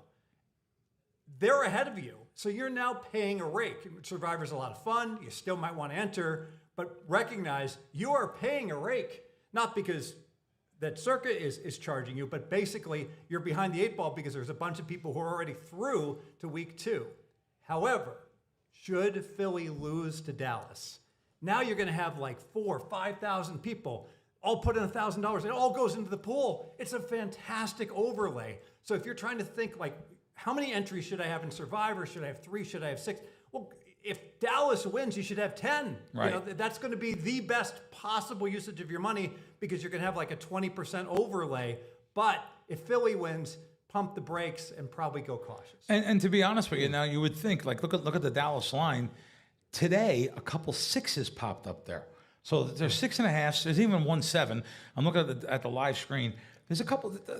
Philadelphia doesn't have to beat Dallas. As we know last year, look what happened Cincinnati first week. I think they were a 7.5 point favorite. As we, yeah, there was by week.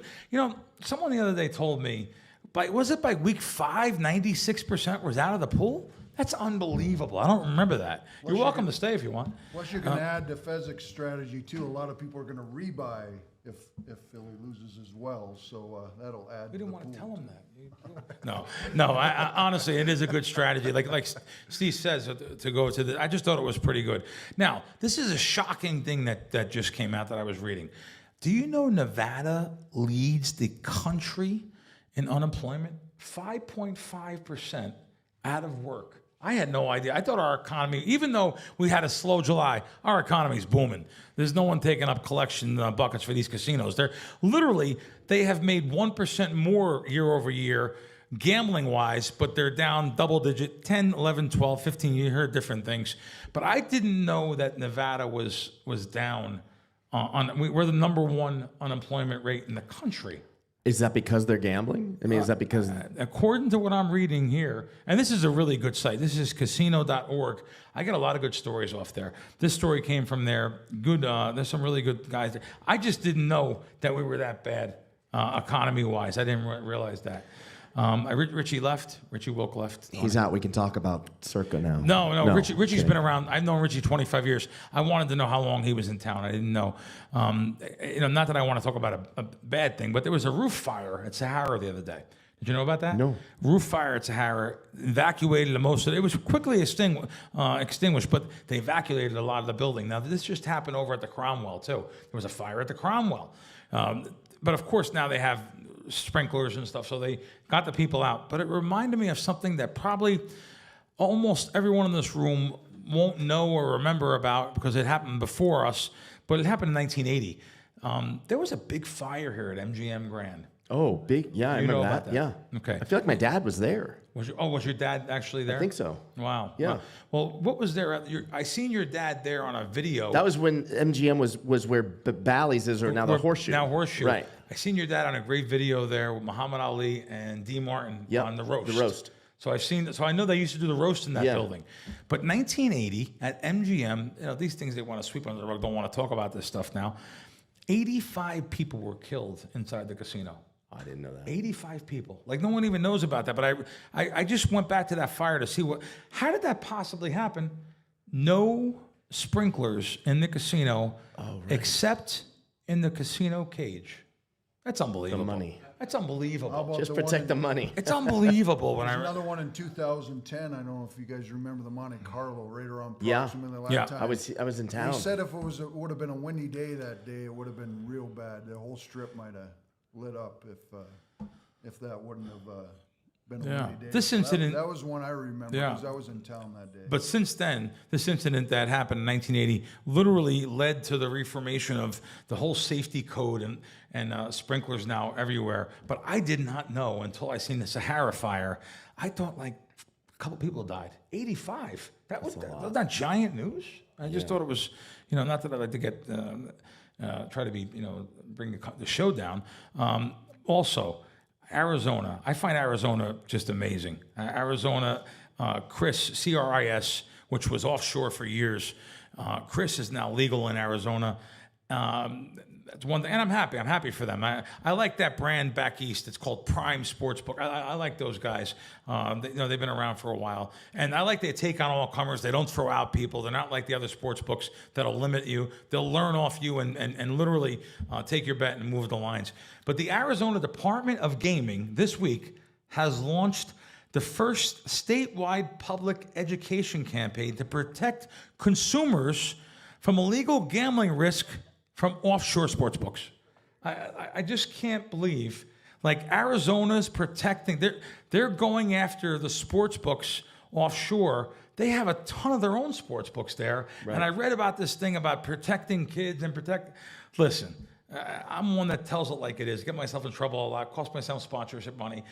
I want to tell you right now, if they didn't have to talk about the gambling with the kids and protecting people and stuff, I do it every week on all my shows. I talk about stuff like that. It just, when I read this stuff, it infuriates me though. Now you want to go after, what about looking at your own state and all the sports, and I'm not saying Chris, but they have DraftKings, FanDuel, all the big sports books are there, but yet they want to have a national campaign to go after sports books. Let me tell you guys about Randy and I. So I told you about Randy and I. We're professional bettors. I want to ask Randy. Randy, do you have anything this is a cold question here. You have any futures? What do you like in the NFL this year? I haven't pulled the trigger. I'm still waiting for, preseason. Of course, some of the RSWs I've looked at. Regular season wins. Yeah. So I've looked at, some of the different divisions. I got kind of, my top 4 teams in each division. And, I talked to you that one about kind of like the Bears under. I haven't bet it yet, but that's one that we bet. That's funny. I bet the Bears under. But you could wait with the Bears because in this town, everyone loves to bet the Bears. There's a Chicago team, even the Cubs, but they love. So you can get some people come in last minute to sign up for Circa, and also do the bet on the Bears to win the Super Bowl. They always like to have a ticket to bring home. Well, you have no futures then for us right now, but you're looking at the Bears under, which I actually did get to bet the Bears under. Kind of like the Vikings, maybe to win the division. Yes. That might be a little contrarian. Yes, that's not contrarian. It's actually Detroit second, and then the Packers third. But see how that goes. But I got top 4 in each division there. The NFC West is kind of with the Stafford injury, you can't really. I might be contrarian against the Rams there. Some people like them. San Francisco's got a very easy schedule. I could see them bouncing back. I could see Arizona being a surprise team in that division, and then Seattle on the bottom. So I actually went over to Westgate last week and bet Rams not to make the playoffs after the Stafford information, taking $1.70, I think, or 65. Randy, can you acknowledge in front of all these nice people that the Broncos are going to win the Super Bowl? Can you do that? Can you do it? That's Joe Public. Come not on. Just you. People love the Broncos. We'll just clip this up. So come Super Bowl division, time. I do have the Broncos finishing first. Oh, wow. Fez, anything with the Broncos? Second. Not really. Thumbs down out anything there. Broncos? Some of this Charger news, losing their left tackle. That's a bad loss for them. And then trying to think of the other team in the division, but I see them being in last. Yeah, the Raiders being in last there. Fez, anything? Any futures still available? Or anything that I can give to people? Stafford under 3,600 passer. Is that still out there? It's hard to find. Okay, so Stafford under. That's a kiosk bet, right? Yeah, what do you got? Baker Mayfield most passing yards in the NFL. What are you taking there? I took 15 to 1. That's yeah. Still as low as you can find better than 12 to 1 still. I would have taken as low as 10. Great. Anybody else with any opinions out there? Okay. NFL, everybody argue your opinions, but you put them out there and we'll see how it comes, I want to lastly talk about my buddy Scott here, his proxy service. And, you don't even know, I talked about you on the show last week, and I was telling, that we do our show at Westgate. So we're at Westgate doing the show, and there was a proxy service there, which they're very good. Yeah, they're very, but then I mentioned his proxy service. Yep. I don't know if anyone could be as in-depth focused on not making a mistake. And I think that would be the number one thing with a proxy service. I'd be so afraid. And I asked those people that were running the proxy on, I'm sorry, I forget their name, husband and wife, or not husband and wife, they're just a guy and a girl that they own the service. And they were saying, I was like, all these employees you got, how do you trust them to put all these picks in every week? And they say they don't. They put all the picks in. Scott, now are you putting all the picks in? Not your wife. And it'll be fine if your wife, or I'm just asking. So you do, because I know the way you are, focused on things. And what's the name of the service again? VHP Proxy. You're outside there? Yeah, outside. My wife's in the book right now. Right, good. So that's just another really good proxy service. I also want to mention someone I've been around for 30 years here, heritagesports.eu. They've been around for years, and they reduced juiced and 100% bonus right now. Guys, I really appreciate, guys and ladies, a lot of females here. I was just going to say that. Yeah, there's a lot of females here. I was going to say, have here. you noticed more and more ladies in the sports book, at the window, at the counters, three or four here in the room? And to be real blunt,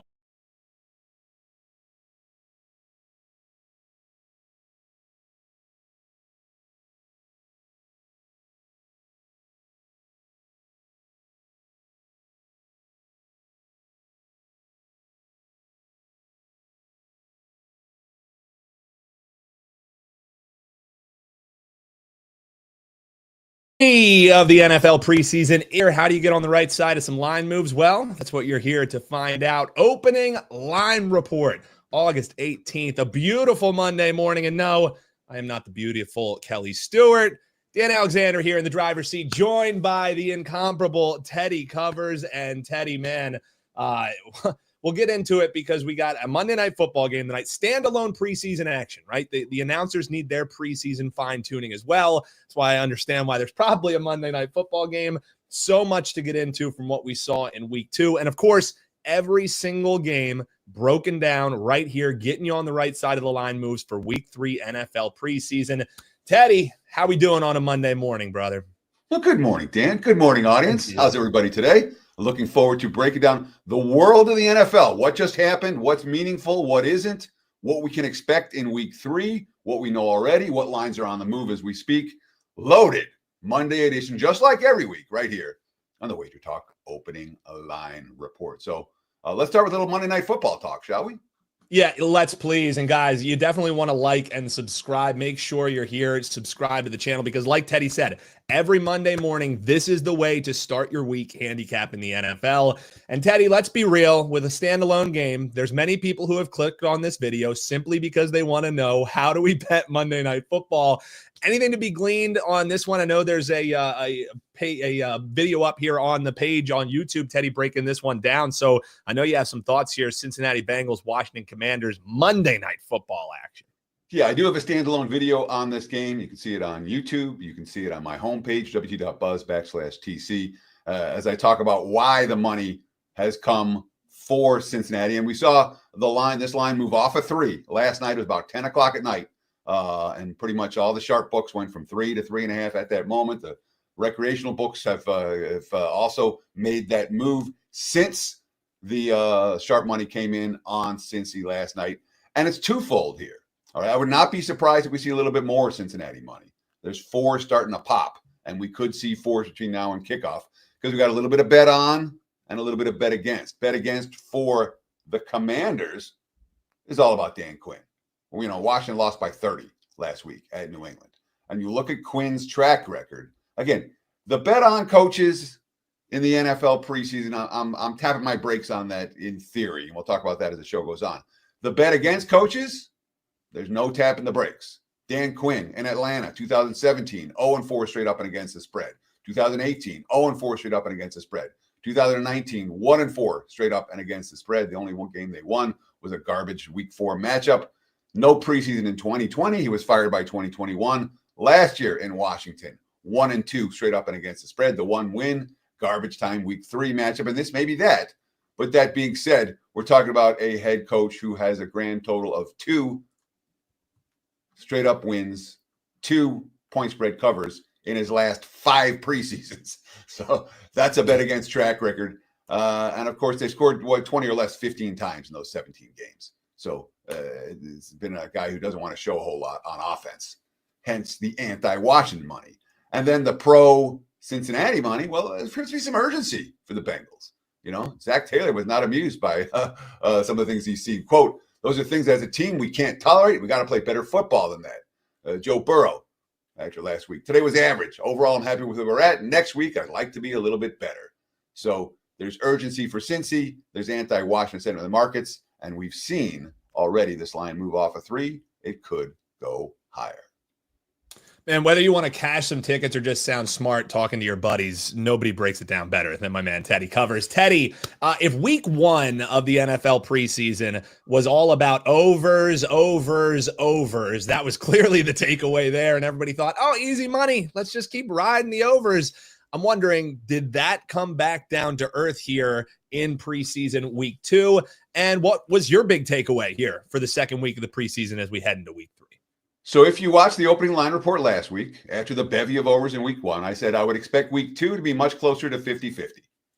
What we see in week 2?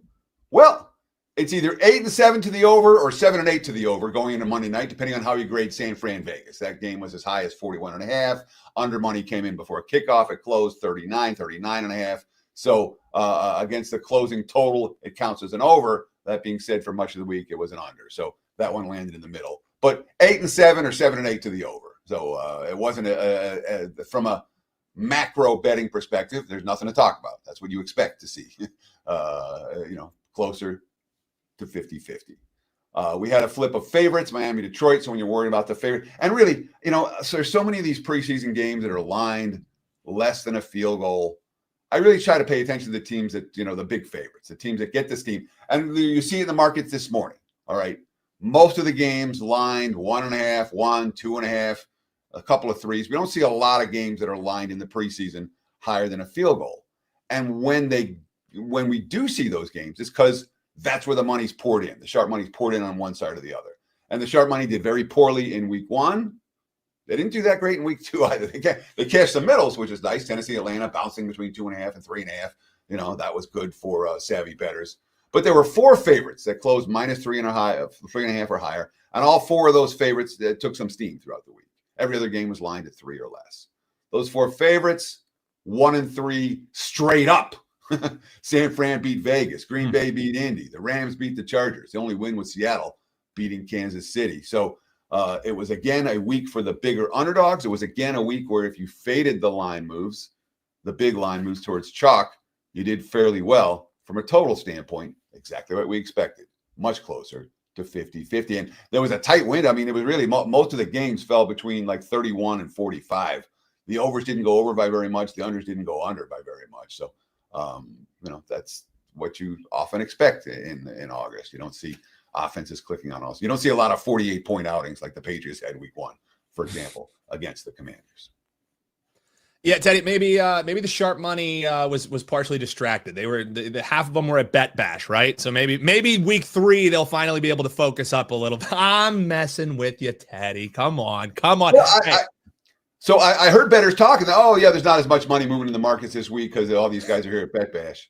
I mean, yes, Bet Bash is there's a lot of people there, but I'm not convinced that it's affecting the global betting marketplace enough. And it's not like they're walking away from everything. There's other guys that they leave behind that are doing what they normally do. It may have had an impact. I wouldn't count it as a big impact. Spot on, but hey, gambling Twitter is always level-headed, Teddy, and always having the best takes out of the gate there.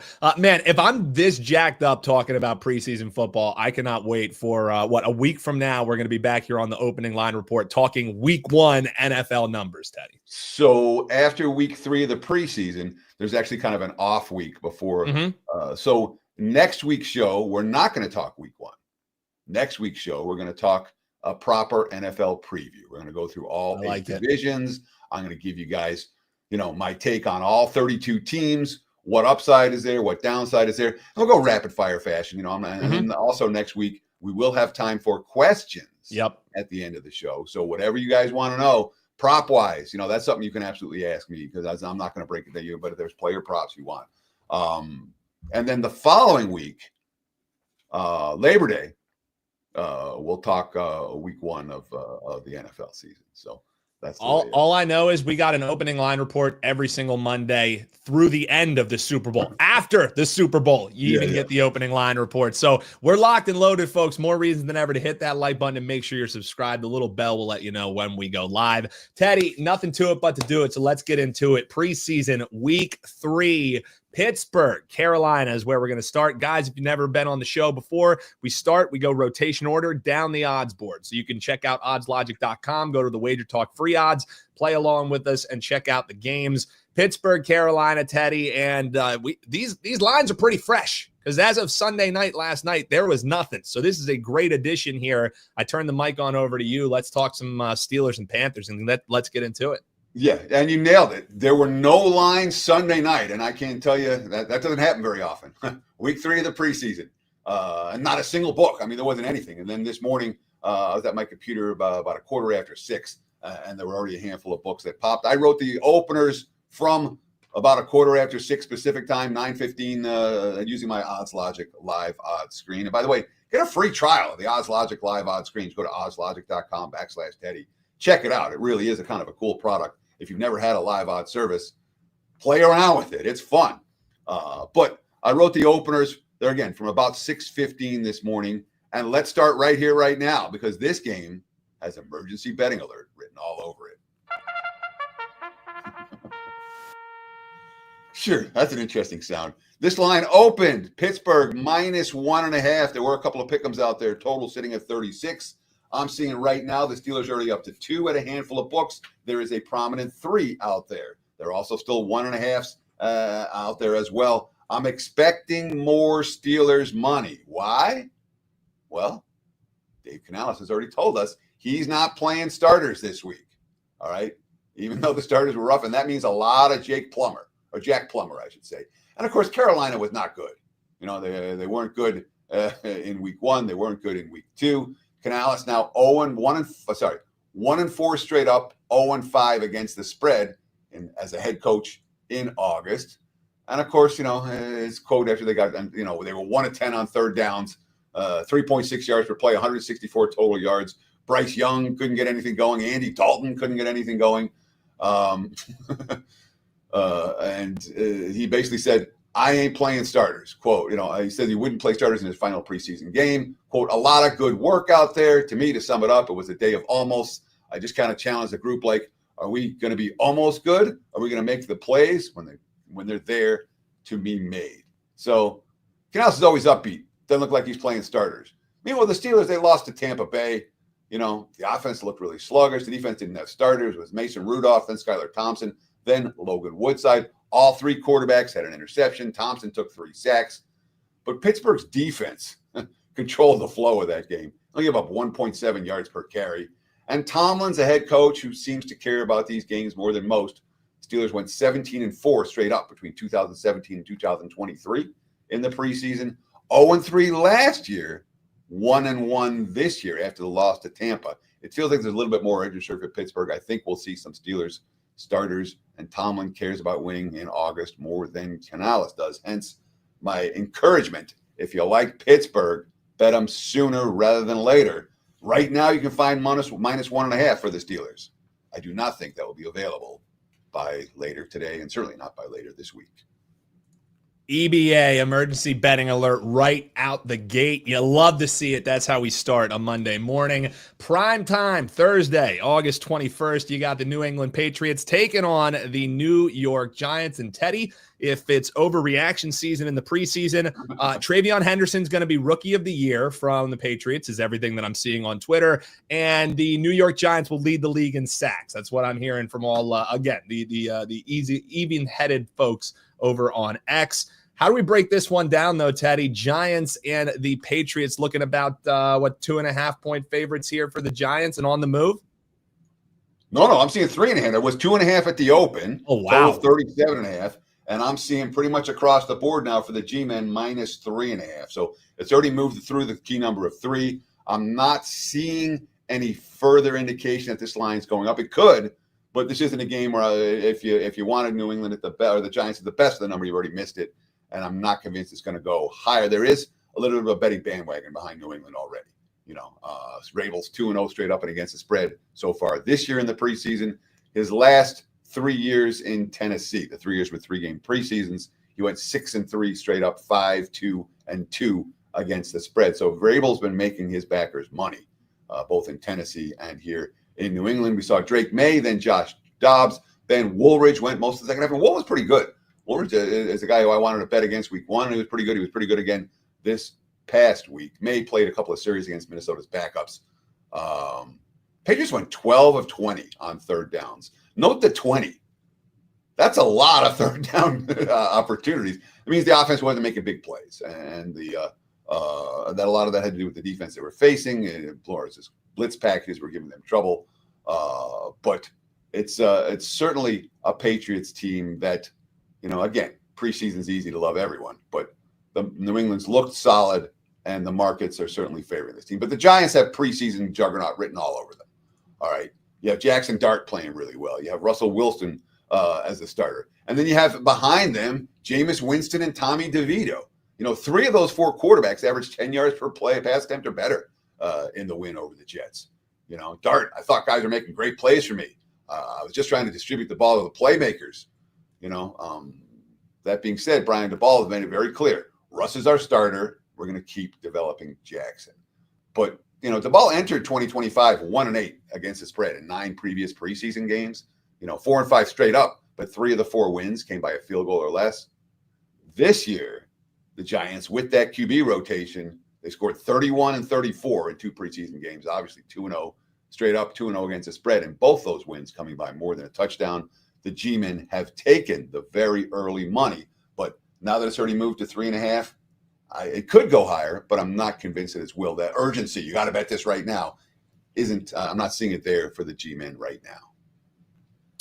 All right, Teddy, let's flip the page to Friday, August 22nd. My Philadelphia Eagles were looking at 105-106, and outside of a Makuba pick 6, Eagles fans didn't have much to cheer for in their final home preseason game. Now they'll go on the highway, taking on the Jets here. And Teddy, you kind of have your pick. I'm seeing on the odds screen here, you got half for the New York Jets, all the way up to what I see 2.5 at circa. So it looks like Jets are the favorites here. How are you looking to bet the final week here for both of these teams here? Well, I'm going to call it Jets open -1/1.5 total, 37.5 for this. We haven't seen a whole lot of movement on the total yet. We haven't seen a whole lot of movement on the side yet. Again, still 1.5 just about everywhere. So Philly, well, Tanner McKee matters, huh? McKee lit up who they play week 1? The Bengals. The Bengals, yeah, they absolutely lit up the Bengals in week 1. Threw for 250 yards, guided the team to touchdown, extra touchdown, rallied from when Burrow and company came in and scored 2 touchdowns, and Philly didn't matter. McKee just was clicking on all cylinders. This past week against Cleveland, Tanner McKee rested, and it was Dorian Thompson-Robinson followed by Kyle McCord.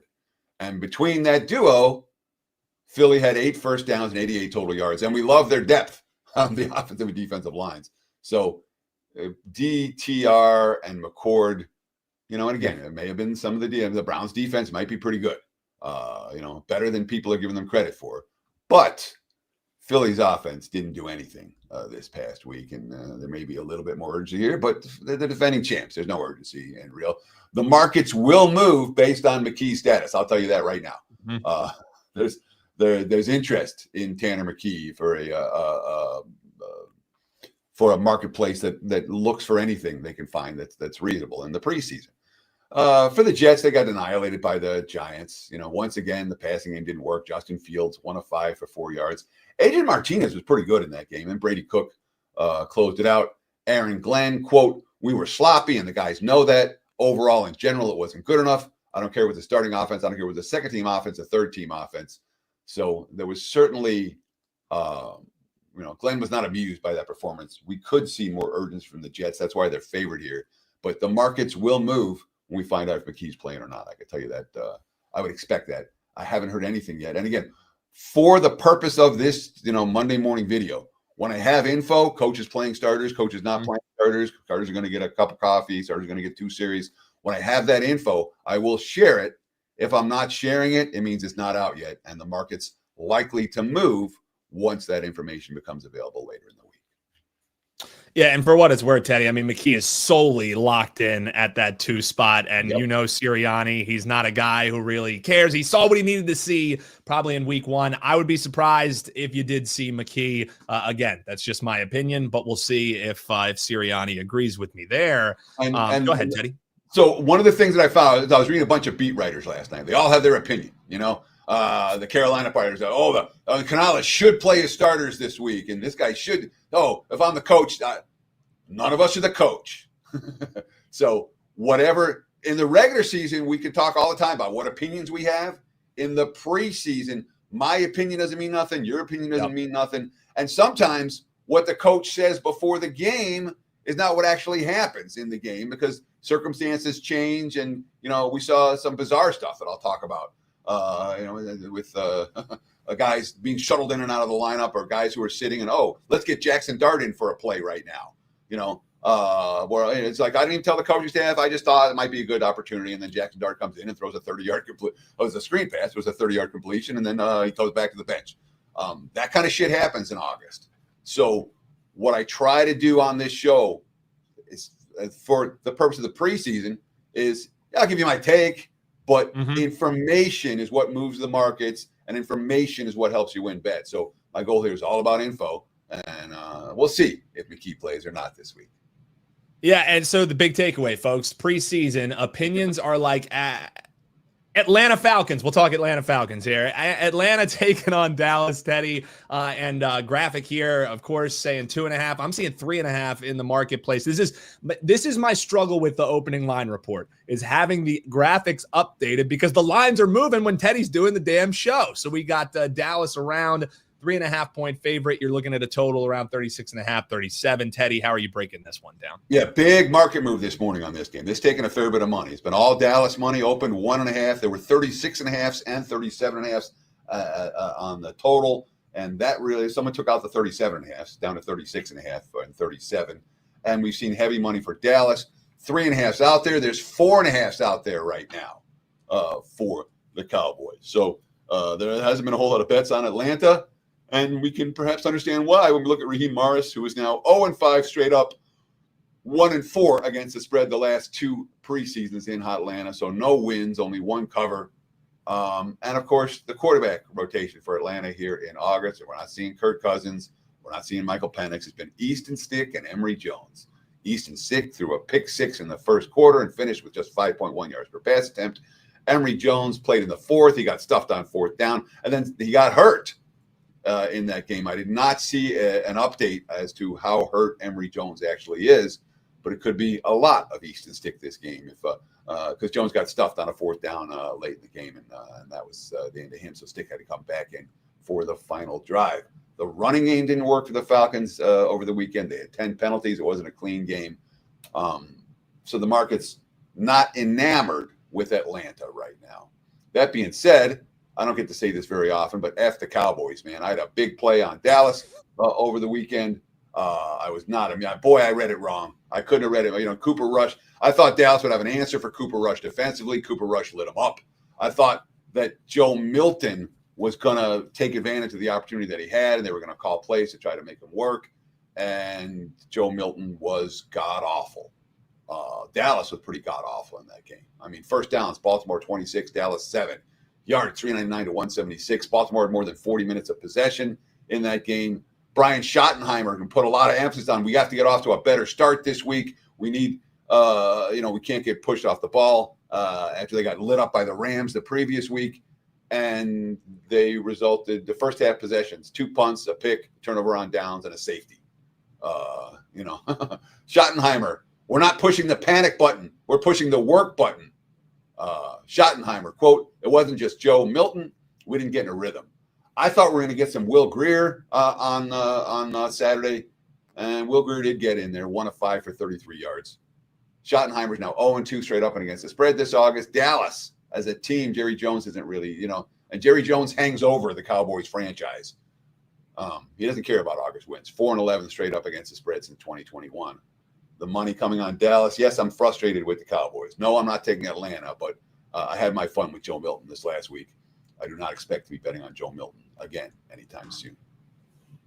Yeah. 4 games down, 12 to go here on the opening line report. Folks, hop below in the comments after the video goes live and let us know what games you're looking to eye. Teddy will be in the comments answering your questions, so keep them coming. And the ones that are even good enough, we'll throw them on next week's show as well, since we have some open time for questions. So keep them coming, folks, and make sure you're subscribed. Don't miss out on a show. Like I said, Teddy, 4 down and a dozen to go here. Let's go 109, 110. Titan CT says, you want to talk about being wrong? I had a huge play on the Vikings.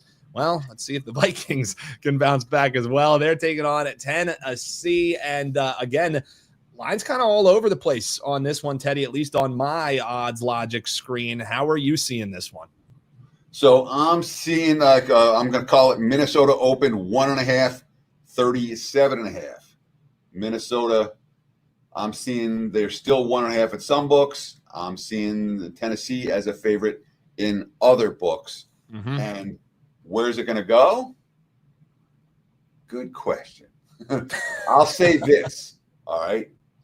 I would not be shocked to see Tennessee money. I feel like I almost should, even though I haven't seen signs of it yet. Let me just look around and see if there's anything bigger. I haven't seen any signs of it yet, so I'm not convinced. I would not be surprised at all. I feel like part of me, I'm tempted to give an EBA on Tennessee, even though I haven't seen. And what I'm trying to do with the EBAs, early betting alerts, emergency betting alerts, is, all right, I'm seeing signs this is moving, therefore bet it now. This isn't that yet. But boy, Cam Ward finished 2 of 7. All right. He had 3 drives. He had 1 first down. Brandon Allen next. He led a couple touchdown drives. Then Trevor Siemian, who just got signed off the waiver wire, but he's a veteran. He led the drive there for the go-ahead field goal in a game they won against Atlanta. They fumbled a kickoff return that led to a cheap score for the Falcons, so the game wasn't perhaps as close as the final score might indicate. And Cam Ward after the game, more reps for me. I'm probably saying the biggest thing I emphasize is making it hard on myself in practice. When I have a real rush coming at me, I think I'll continue to get better every week. Looking forward to next week playing a good defense in Minnesota. So Ward sounds like he's expecting to play. For the Vikings, they got slapped around by New England, but it really was a sloppy game. 10 penalties, -2 turnovers, 0 of 4 in the red zone. Minnesota sat all of their starters. They sat most of their backups. They prioritized the joint practices with the Patriots over the game time. Number 2 QB, Sam Howell, had a rough game, 1 of 5 for 13 with a pick. The rookie, Max Brosmer, played the entire second half, and he was fine. But again, the rookie QBs, Brett Rippon got some action. I don't know that we're going to see J.J. McCarthy in this ballgame. I wouldn't count on it. And again, Minnesota's defense has been really good this August, really has. I would not be shocked to see Titans money. I'll just leave it at that. I haven't seen signs of it, but I'm kind of expecting it, at least a little. So if you like Tennessee, take the 1.5 now. That's my not emergency betting alert advice, but I think it's going to happen advice. So a soft emergency betting alert. Doesn't warrant the graphic or the sounder, but a soft EBA for Teddy after we just started talking about, hey, watch out opinions here. That's why Teddy doesn't want to go full in on the EBA because he hasn't seen the line move. Man, a man of integrity for sure. Teddy covers. All right, let's finish off Friday, August 22nd here and talk about our takeaways from week 2. Chicago beat the brakes off of Buffalo last night. You're looking here at total around 38.5, 39. Well, Chicago scored 38 by themselves against the Buffalo Bills. Sean McDermott was not happy. We'll get into that when we talk the Bills game, but Bears and Chiefs. Teddy, how are you seeing any moves on this one? Nothing yet. Open pretty much 38.5 is a total, 3.5 for Kansas City. Hasn't moved a whole lot yet. There is a 3 out there. There's a 3.5 minus a nickel out there. This line could drop down to 3 for Kansas City. But right now they're pretty much 3.5 across the board. And obviously the Bears look pretty good last night. was what, a 371 to 47 yardage advantage at one point in the game. It was 28-0 at halftime. So it was 343 to 22 was the yard advantage with an 18-1 first down edge for Chicago. The other reports out of Bears camp were the watch out for Tyler Bagent, the backup QB, and boy, he was good yesterday after not being as good in the opener. 13 to 22 for 197 last night against the Bills defense, and Caleb Williams looked good. The question is, was that for Chicago enough? And now we'll see nothing in the finale. That is certainly a possibility that Williams and Bagent may both sit here. Now, Kansas City, they got bombed by Seattle, and nobody played. I mean, there were nobody that could smell a start this year got in there. It was Minshew and then Zappi and then Chris Olajuwon, no Mahomes. The trio of Minshew, Zappi, and Olajuwon, 88 passing yards on 20 attempts. They had 9 first downs compared to 29 for Seattle. It was a blowout. It wasn't a game that the Chiefs were really into it. Now, oh, by the way, they had a punt return touchdown in the fourth quarter. Late in the fourth quarter, Sky Moore had a really nice return. But otherwise, they'd have lost that game 33-9. The offense didn't work. In the Andy Reid era, we've seen KC, to 2021, 2022, 2023, 7-2 straight up and against the spread in August. Since the start of the 2024 preseason, 0-5 straight up, 0-5 against the spread. They're laying points here to a team that has played some pretty good football so far this August. Again, I wouldn't be shocked if I see Bears money, but I also wouldn't be shocked if the Bears don't play anybody this week, and Kansas City does it. From this, and I didn't see Reid say, I'm definitely playing the starters this week, but this is Reid said, I'm going to make sure that Mahomes gets a cup of coffee this week. Mm-hmm. And it matters, because usually when the starters come on to start the game, the coach will leave them out there until they score. You have situations like, Bryce Young being out there or Cam Ward being out there, and they leave them out there for a couple drives. And they ain't scoring, and the coach is like, all right, I'm going to pull these guys before they do. But in general, if Mahomes is out there and the Chiefs offense is out there, you expect them to get a drive or two and score something, at least 3. And that's why you see the markets react so much to the starters being announced they're going to play. Haven't heard that from Kansas City, but this line is telling me that the markets expect that to happen. Yeah, and I mean, when it was 4 preseason games, the third one was always thought of as the dress rehearsal game, right? And that was always Andy Reid's moniker. That's what he's always kind of done, was third game. That's where we see starters. And like Teddy said, the line's kind of already telling you that is going to be the case. Is it? That's what we're here to find out. Teddy, we got 10 games left here, Saturday, August 23rd. But first, before we talk Baltimore and Washington, hell of a deal over at your page, wt.buzz/TC. It's called the 777 deal. And Teddy, tell folks why they should hop on now sooner rather than later. Sure. You're going to live in Vegas. You need a 777 deal. This is really simple. You get every play every day. And I'm always telling people, don't buy a play, buy a package. And I firmly believe that. We put up packages for sale. I understand there's a market out there for people that want a daily package. But if you're serious about sports betting and you're serious about investing in a capper, this is going to get you every play, every day, in every sport. You'll get the rest of baseball season. You'll get NFL. You get college football. And you'll also get NBA, where I'm the #1 capper since 2022 at WagerTalk, and college hoops when it starts for me in December. So every play, every day, every sport, all 5% big tickets included, et cetera, et cetera. And it's $777. It's nearly like half off the usual price for a deal like that. If you're interested, if you want to partner up this football season, check out my page, wt.buzz/TC. Let's see if we can make some money together. So again, 777 every play, every day at wt.buzz/TC.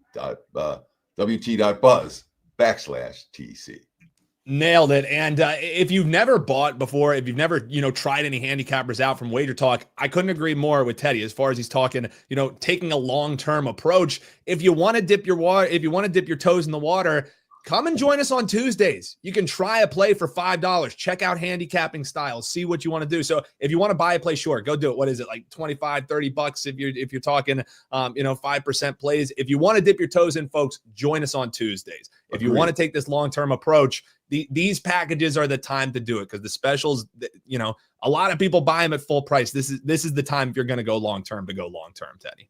And we really encourage, look, if you're a first timer, if you've never bought before, we're going to encourage you, check it out. Save the money.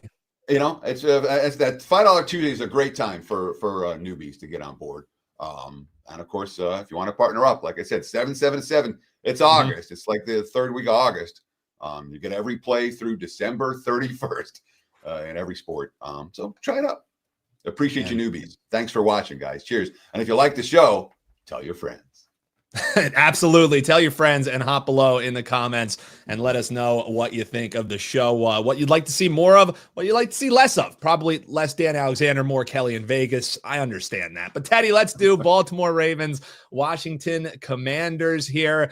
Seen about, 2.5 for the preseason darlings that in recent history haven't been so much. That's the Baltimore Ravens. And we're looking at about 35.5 painted. What are you seeing in this game, Teddy? Yeah, 2.5, 35.5 hasn't moved from the open, and it's not going to move until we see the Commanders play tonight.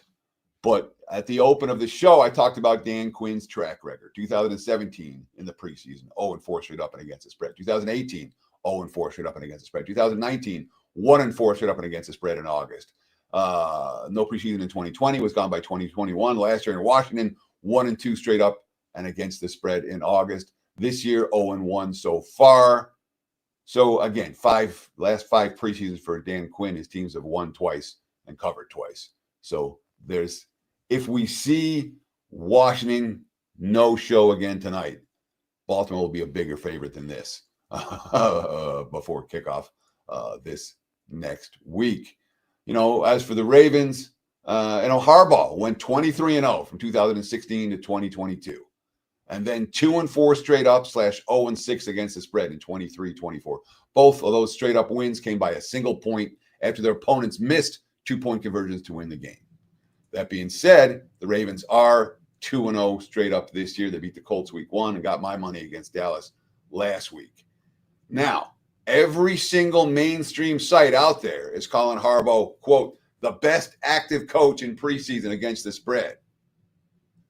I'm not convinced that there's that urgency for Baltimore this preseason. And of course, coming off an annihilation of Dallas, first downs, Baltimore 26, Dallas 7, yards 399 to 176. Baltimore more than 40 minutes of possession. They played well.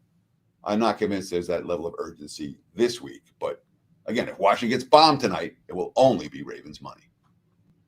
Yeah, trends are great until they're not. Case in point, the Baltimore Ravens. Teddy, 1:15, 1:16, another 1 o'clock game here on Saturday. It is the Colts taking on the Bengals. And you mentioned Taylor not too happy with his locker room, what they've seen here in the preseason. They're taking on the Colts here. And what are we seeing? Colts, what, a 1-point favorite? What are you seeing in this one, Teddy? Yeah, I'll call them 1/1.5 for Indy. Total 38.5 in this game.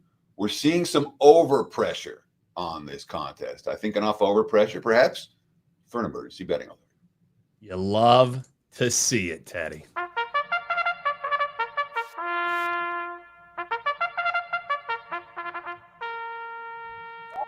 Yeah, I'm expecting over money here. We're seeing stuff as high as 39.5 right now. And again, since he plays tonight, so from an emergency betting alert standpoint, I don't think we're going to see this line go crazy today. We could, but I doubt it because the Bengals haven't played yet.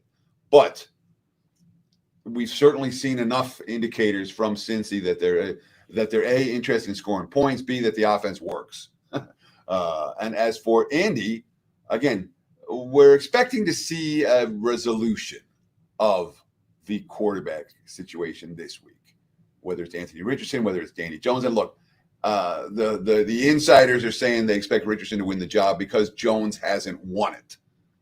Obviously they brought in Jones for competition, but Richardson's their guy. Richardson's the guy they expected. Then from an upside standpoint, he probably got a little bit more than Daniel Jones. So I would be surprised if Jones wins this job. That could mean that Jones sees the entirety or much of the game this week against Indy. But again, there are 38.5s out there right now. Several of them are juiced to the over. I would not be shocked at all to see over money for Cincy Indy in a matchup where you're talking about quarterback rotations that makes sense. And of course, Steichen played a lot of his starters into the second quarter this past week. I'm not convinced we're going to see. I don't know what Indy's going to do this time around, but Riley Leonard, Jason Bean are a couple of guys that could end up getting a lot of playing time. And if it is that duo, my emergency betting alert is garbage, and we're not going to see the move towards the over like I expect. Yeah, and again, just to clarify, as far as the emergency betting alerts work, this is get on the right side of the market. This is the way that Teddy sees the market going. Doesn't mean, hey, pull the rubber band off and this is the side that you should bet. That's something that you'll kind of learn that Teddy will talk about as we go through the year. Yeah, so these are not my official bets. These are not the stuff I'm giving out to my clients. This is stuff where I see the markets moving or likely to move. And if you want, and it's not, and the emergency betting alert, only if you like the over. If you don't want to bet the over, don't worry about it. If you want the under, you wait. From a side standpoint, I talked earlier in the show with an EBA about Pittsburgh, who, by the way, I'm seeing threes now popping up. And a whole bunch of books. Come on. That's what we try to do. I want to get you guys ahead of it. It's not like you have to bet the Steelers, but it's not like I'm loaded up on Pittsburgh as an opinion. When I see that, again, I've been in Vegas since 1998. When I see the signs that the market's going to move, I try to share that with you before the markets move. I'm not right 100% of the time. Sometimes I'm wrong. Sometimes nothing happens. But I'm right more than I'm wrong. And I'm certainly right. And that's why we do the emergency betting alerts. Because, for this Pittsburgh game, we expect the Steelers money. We've already seen Steelers money. So. Yeah, and that's the business that you're in, folks. Like, if you're watching this show, whether you're a rec bettor or a pro bettor, you want to bet games and sides that you like at the best number you can bet them. And that's the idea behind the emergency betting alert. That's Teddy Covers. You can follow him on Twitter at Teddy_Covers. Teddy, let's talk the next 1 o'clock game. So it's the second out of the 4 1 o'clock games that they have, and it's Denver taking on New Orleans, a team that has a lot of hopes for this year in the Denver Broncos, and a team who many folks think will be the worst team in the league here. But how does that translate to preseason football? Probably not too much, Teddy. How are you looking to break this one down? Broncos minus 3.5, 37.5 of the open. We haven't seen any movement on this whatsoever. Sean Payton, 3-0 straight up and against the spread in the preseason last year. 2-0 straight up and against the spread in the preseason this year. The last 4 wins for the Broncos under Payton in the preseason, all by 20 or more points. 0 losing preseason straight up his last 4 years in New Orleans, dating back to 2020, 2017. We have Jarrett Stidham, who's been great, 30 of 38 passing, 376 yards and 4 touchdowns this preseason. Then Sam Ehlinger, don't know if we're going to see Bo Nix or not. Denver's defensive depth has been phenomenal, and the Broncos are showing signs right now in August. And the wise guys love this team already. So there's already been Denver money. You talked about New Orleans. They got the 17-17 tie with Jacksonville. Joe for the touchdown and the 2-point conversion late. And I'm seeing, I was reading stuff. Spencer Rattler had the edge over Tyler Shuck. No. Spencer Rattler played against the backups. He played in the second half. Tyler Shuck played in the first half. And when you play in the first half, you're seeing tougher competition. So, Rattler had, Rattler had 1 field goal and 1 touchdown for the entirety of the second half. Shuck, I felt really comfortable. But listen to this quote. It's all new for us. A new offense, new system, new guys we're throwing to. So there's going to be growth moments. Kellen Moore. Sooner is always better, but the guys are competing. They're giving everything is all we can ask. We'll continue to evaluate. They have no idea what they're doing at the quarterback position right now. And you talked about New Orleans might be the worst team in the NFL. In my power ratings going into the season, I've got them worse than the Browns, worse than the Giants, the 32nd ranked team in the league, and a team that has QB issues, which may create some urgency for August. But the markets aren't set in front of Peyton. Peyton and Denver have been bet on all the way.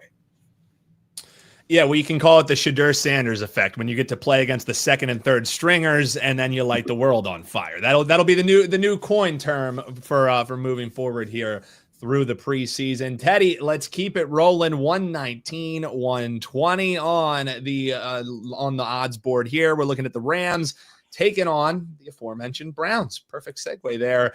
Teddy, how are you looking to break this one down? Because I'm seeing, what is it, over at FanDuel, 4.5 is what the odds logic screen is showing here on Cleveland. Yeah, let's emergency betting alert this one as well. I don't know if we're going to have any more than this one, but this could be a...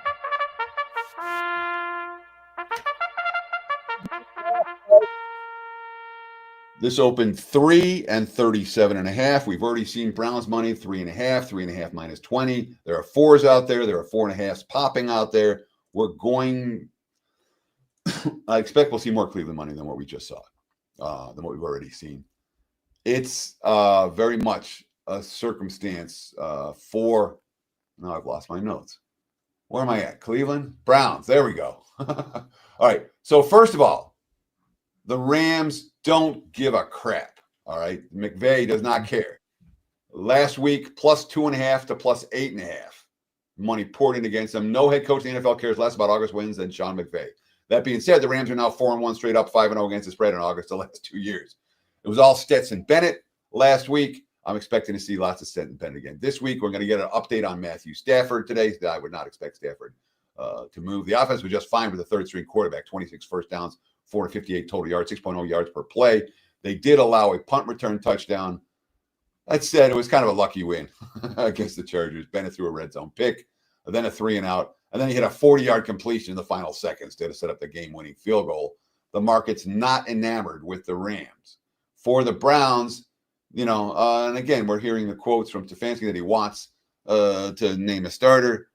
They're not there yet, whether it's Tyler Huntley or Dylan Gabriel or whether we're going to see Sanders or Flacco. We don't know yet. Nonetheless, there's quarterback competition and there's a decent quarterback rotation and there's urgency. And 2 straight weeks for Cleveland. That defense has really been the best unit on the field.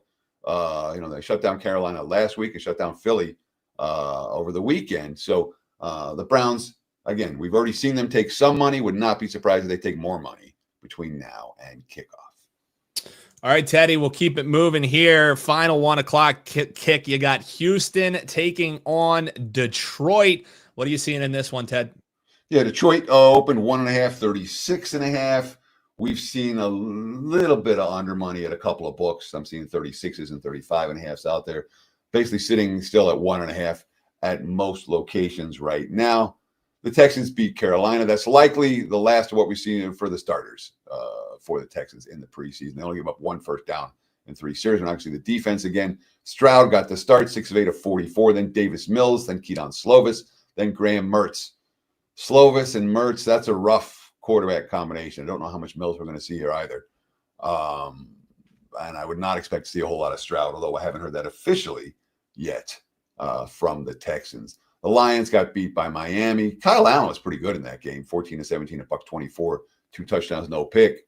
Hendon Hooker, who said it was a big preseason for him, he's been pretty awful. And Dan Campbell said it, quote, "Right now I would trust Kyle more, but we're still going to coach Hooker up. I'm going to try to get him more reps again this week."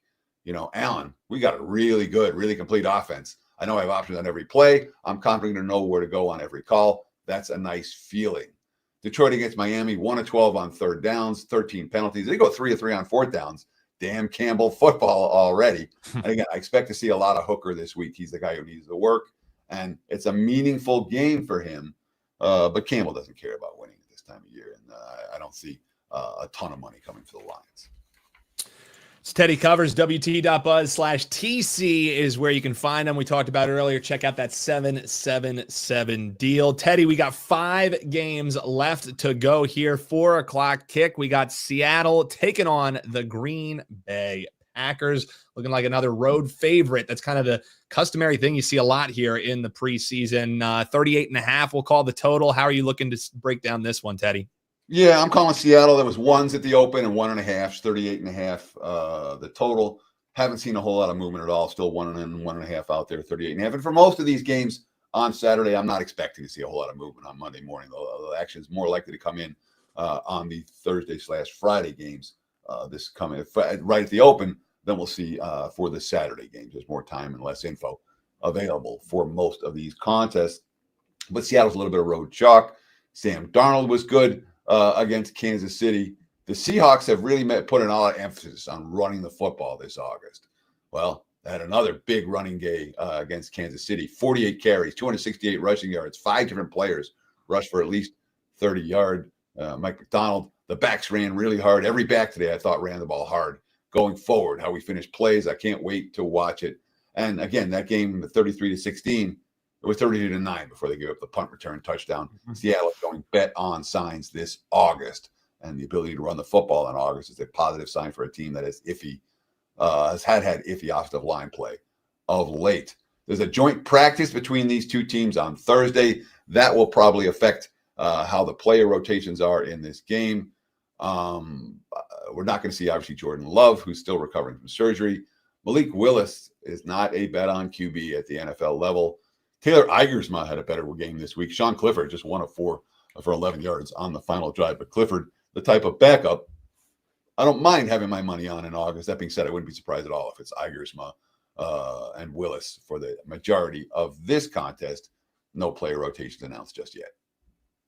Over 2,000 of you watching us live here. We greatly appreciate it. This is the opening line report, WagerTalk TV. And if you're just joining us now, folks, you already missed 3 emergency betting alerts, so make sure you get notified when we go live. But if you're joining us now, just watch the rewatch. It'll be on Teddy's Twitter, Kelly's Twitter, or head on over to YouTube. That's where we would appreciate you watching. Get those views up, get those likes coming, and hit that little bell, and you'll never miss when we go live here. Teddy, we got 4 games left here on the slate. Jacksonville and Miami is the next one up here. And what are we seeing?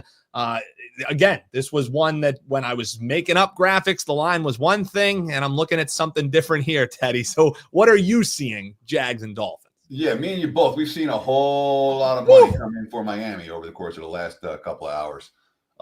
Jacksonville was the favorite at the open, and that one got popped early and significantly with the Jags open 1.5, 38.5, and now I'm seeing Miami -3 with juice even at some places, 3 -1/4 at a handful of books for the Dolphins. 3 -15, 3 -20. So we've seen a lot of Miami money so far for this one. The Dolphins, we saw Zach Wilson look pretty good this past week, and Quinn Ewers, who I wanted to bet against week 1, and he was pretty bet against week 1. It didn't matter. Ewers was much better this past week. McDaniel did not say if the starters were going to play after the game. Perhaps there's been an announcement there already this morning, or perhaps they're just getting in front of a Jacksonville team that is not likely to play starters.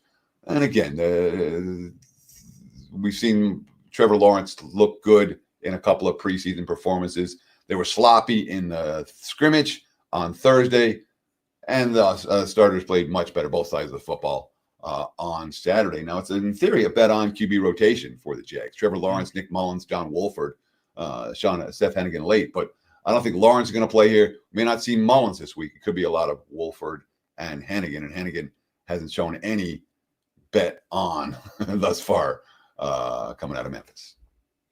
Teddy, next game up here, we got Buffalo and Tampa Bay. And after last night's shellacking that the Bears had at the against the Buffalo Bills here, I saw quotes from Sean McDermott, and I said, well, I know Teddy will have something to talk about with the Buffalo Bills here. They're taking on the Bucks, and no surprise, seeing Tampa Bay as a favorite, but that favorite number seems to be shrinking, at least on my screen. Teddy, you seeing the same? Let's get our final emergency betting alert of the show on right here, right now. 4 of them.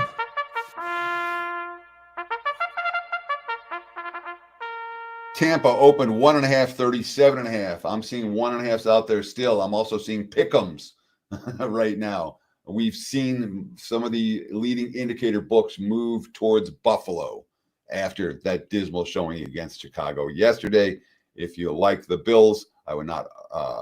I would find a 1.5 right now and grab it, because I'm not convinced it's going to be there all that much longer. Both DK and FanDuel have that number available as we speak, but it's pretty clear we're going to see some Buffalo money.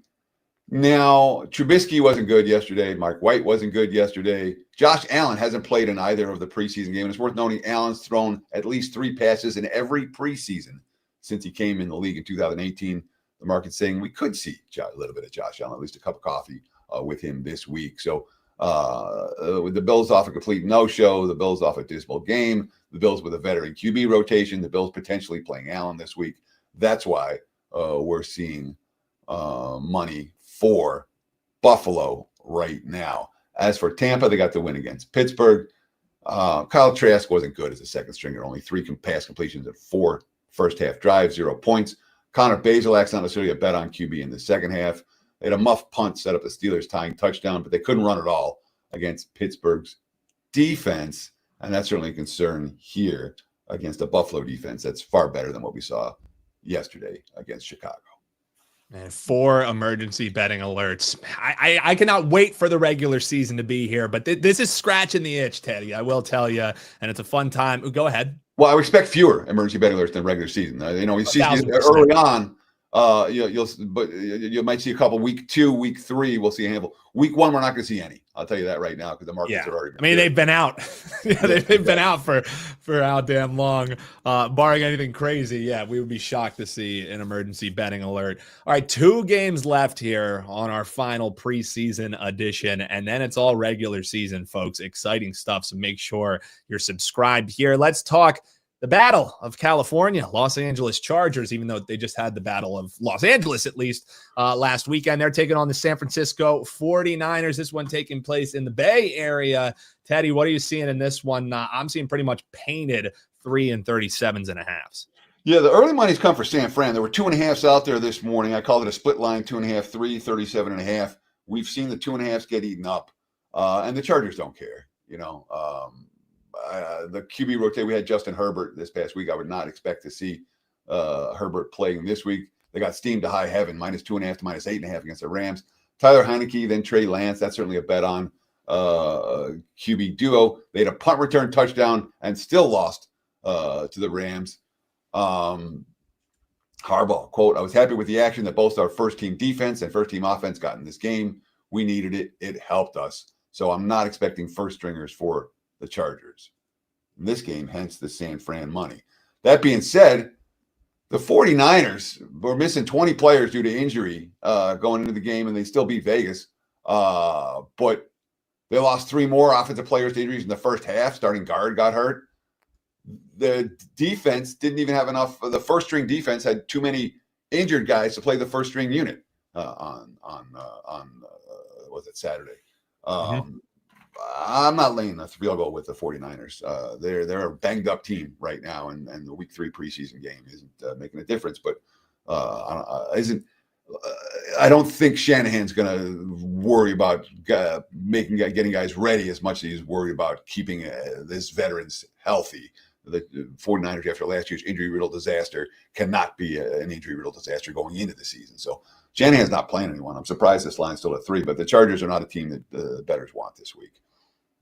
Yeah, spot on there, Teddy. All right, final game. This one going at 10 o'clock Eastern. Late night special for you to end the NFL preseason. And that's the aforementioned Las Vegas Raiders taking on the Arizona Cardinals. Ashton Genty finally showed a little bit of flashes.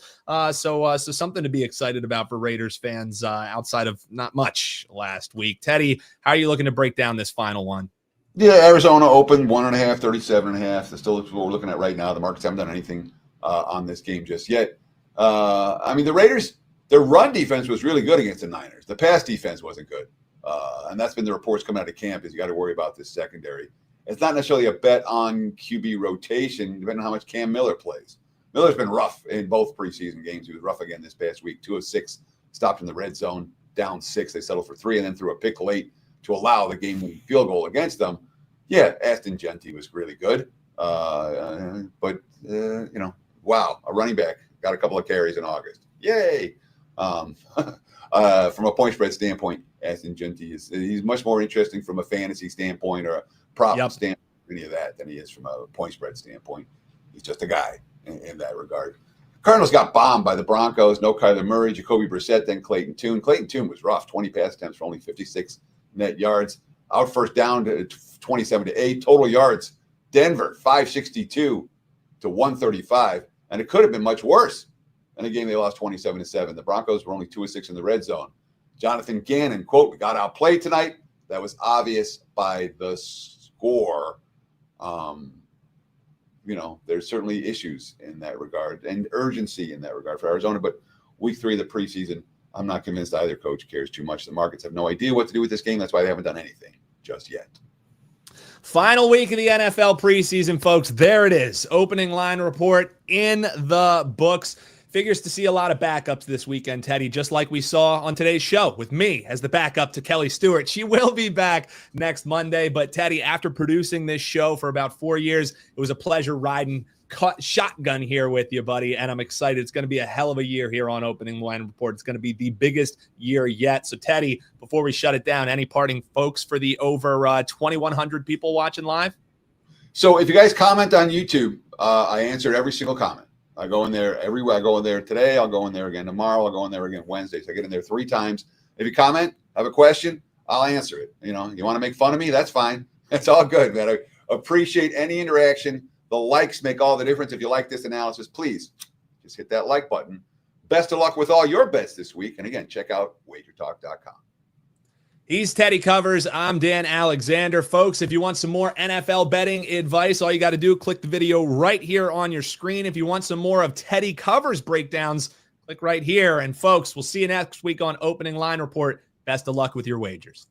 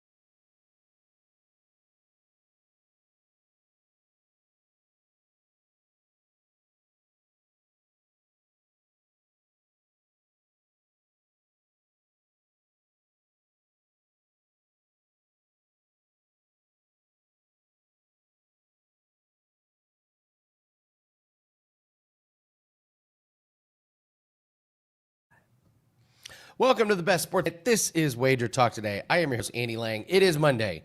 And if you want to get ahead of the markets this week, which we all need to do, this is where it starts. We're going to break down the NFL preseason look-aheads. We got to do the Steam report, see where the lines are moving on preseason. We're going to look at MLB today, and we're even going to look with Iowa State and Kansas State in the Ireland game. These are games that most bettors are not even thinking about yet, but that's what we do here. We got to get ahead of the market. So watch now and get the edges before the public catches on. We're going to start with Gianni The Greek to get the Steam report. Krackomberger going to join us with an MLB prop. Steve Merrill is going to join us to talk Mariners and Phillies and the Iowa State-Kansas State Ireland game. Don't forget to hit that like button, subscribe to the Wager Talk YouTube channel. The goals have been fantastic with hitting the subscribers, so it's all thanks to you guys. Really appreciate all your work.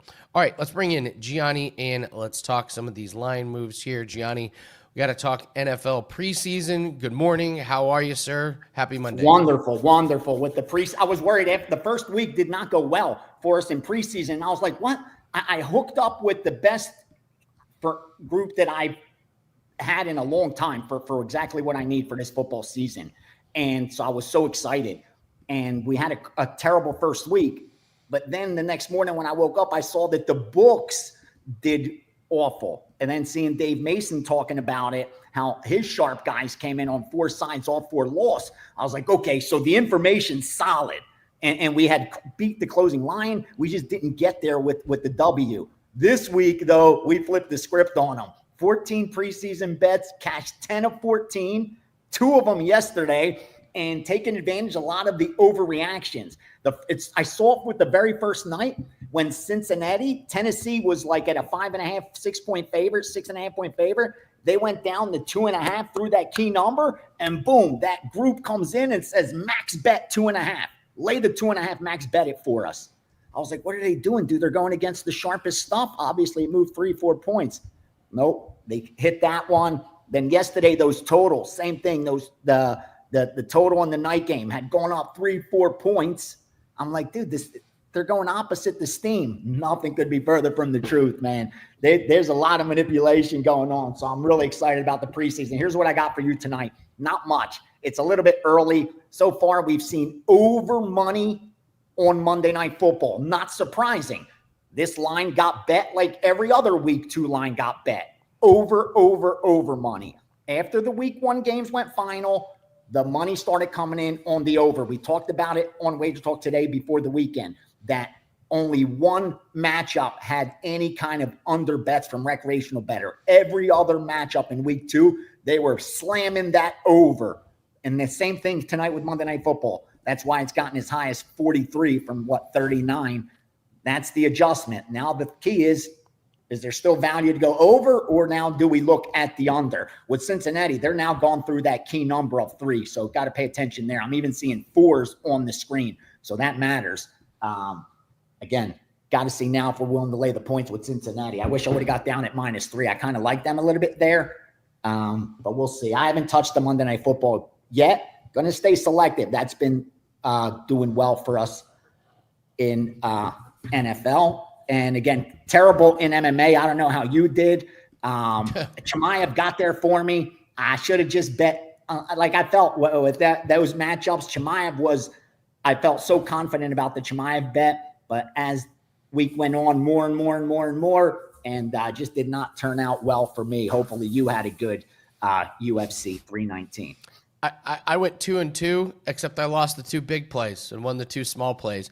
And this is interesting because you would say I made a great bet, because the play we lost in PFL was freaking Godzi, who opened at -700. We quickly threw him in a parlay. He closed -2,000. Yeah. So we had to the line moved so aggressively, we had to take the play down. And then he loses a decision, and I say that's a bad bet because we lost. And you would say, dude, you beat the line. You couldn't have beat the line by much more. So we win you can't, like me. I had and I know all. Again, we could Monday morning quarterback it a billion different ways, and that's where the closing line value argument comes into play, because we could argue about, was it a good bet if it didn't cash or this or that. But I felt good with the market when I laid -150. And then I saw it get to -200. I was like, beautiful. That's exactly what a big bet's supposed to do. But one spin and elbow and Pico gets knocked out and rushed to the hospital. Nothing you could do there. And Murphy, I totally understood the argument on the Murphy side completely. I mean, again, I made a lot of money betting Murphy. He's been so undervalued. I just thought it was the worst situation for him possible. Short notice, those fighters only win 1 out of 3 times. He flew from England only 2 days or so before the fight, had to get acclimated with Chicago. Like, there was a lot of trends against the Murphy side, but he had the UFC experience. So I understood that argument. I just thought Pico was undervalued. The line reflected that. But again, man, you can't control what's going to happen when they go out there. All you can do is try to place bets.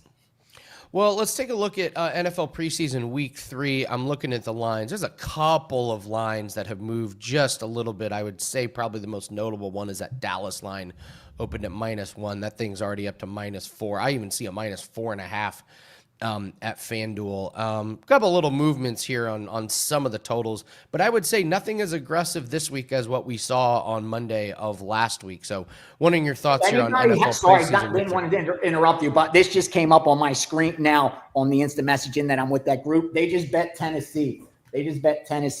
At +1. So that'll flip. Tennessee will go favored. They'll be favored. Cleveland went through that key number against the Rams.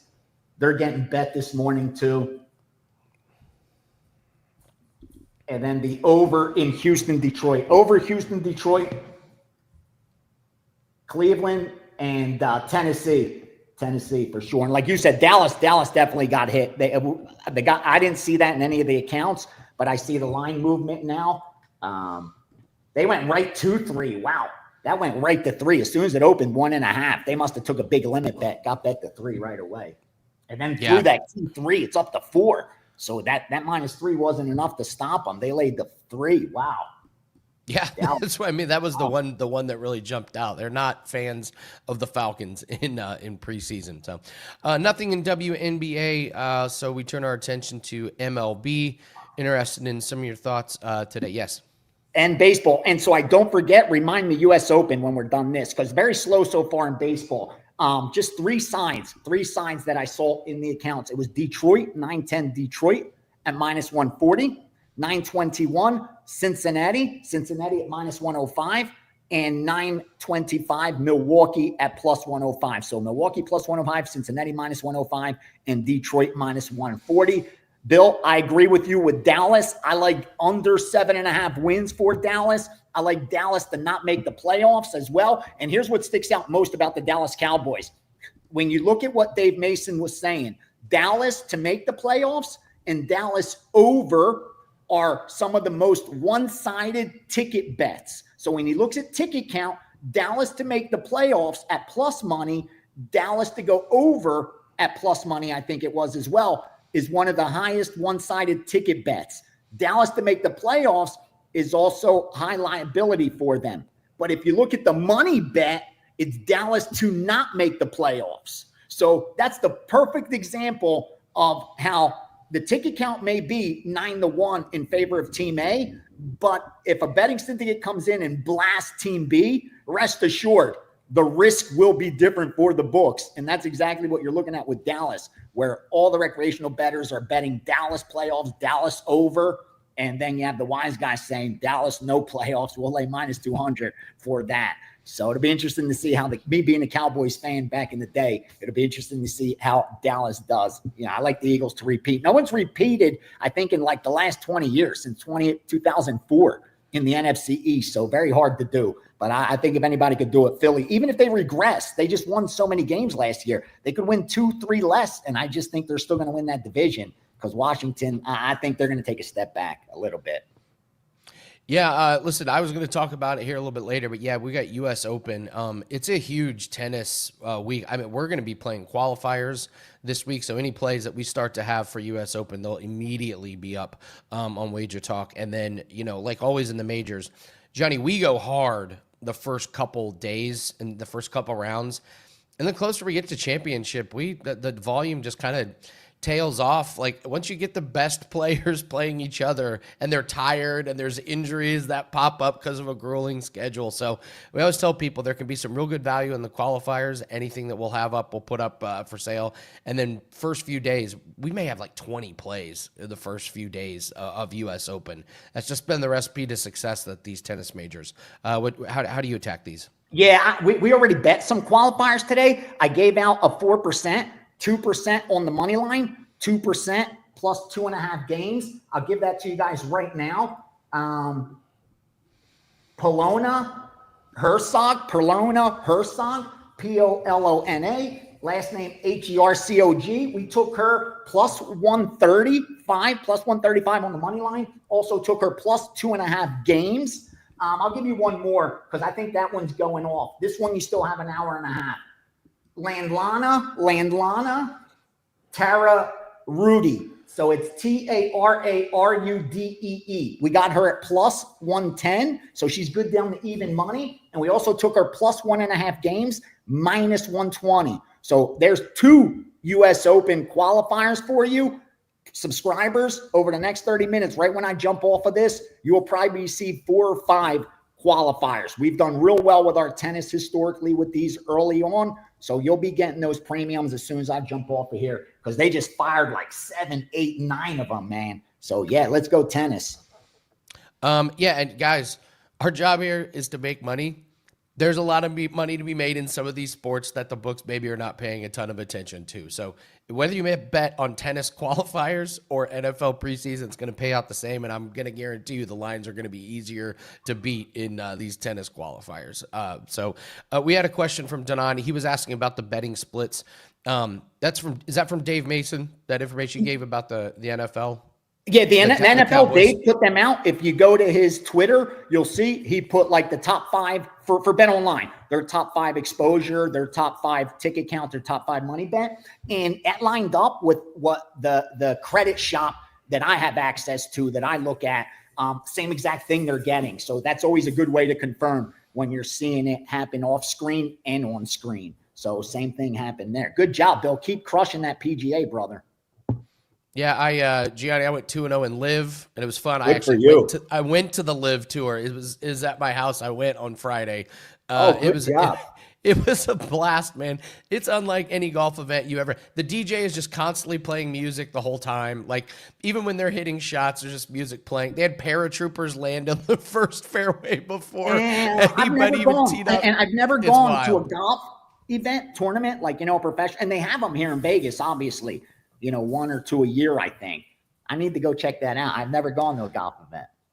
Well, so I followed the first day I followed Bryson DeChambeau, not because I wanted to follow Bryson, but because I wanted to follow the other guys in his group.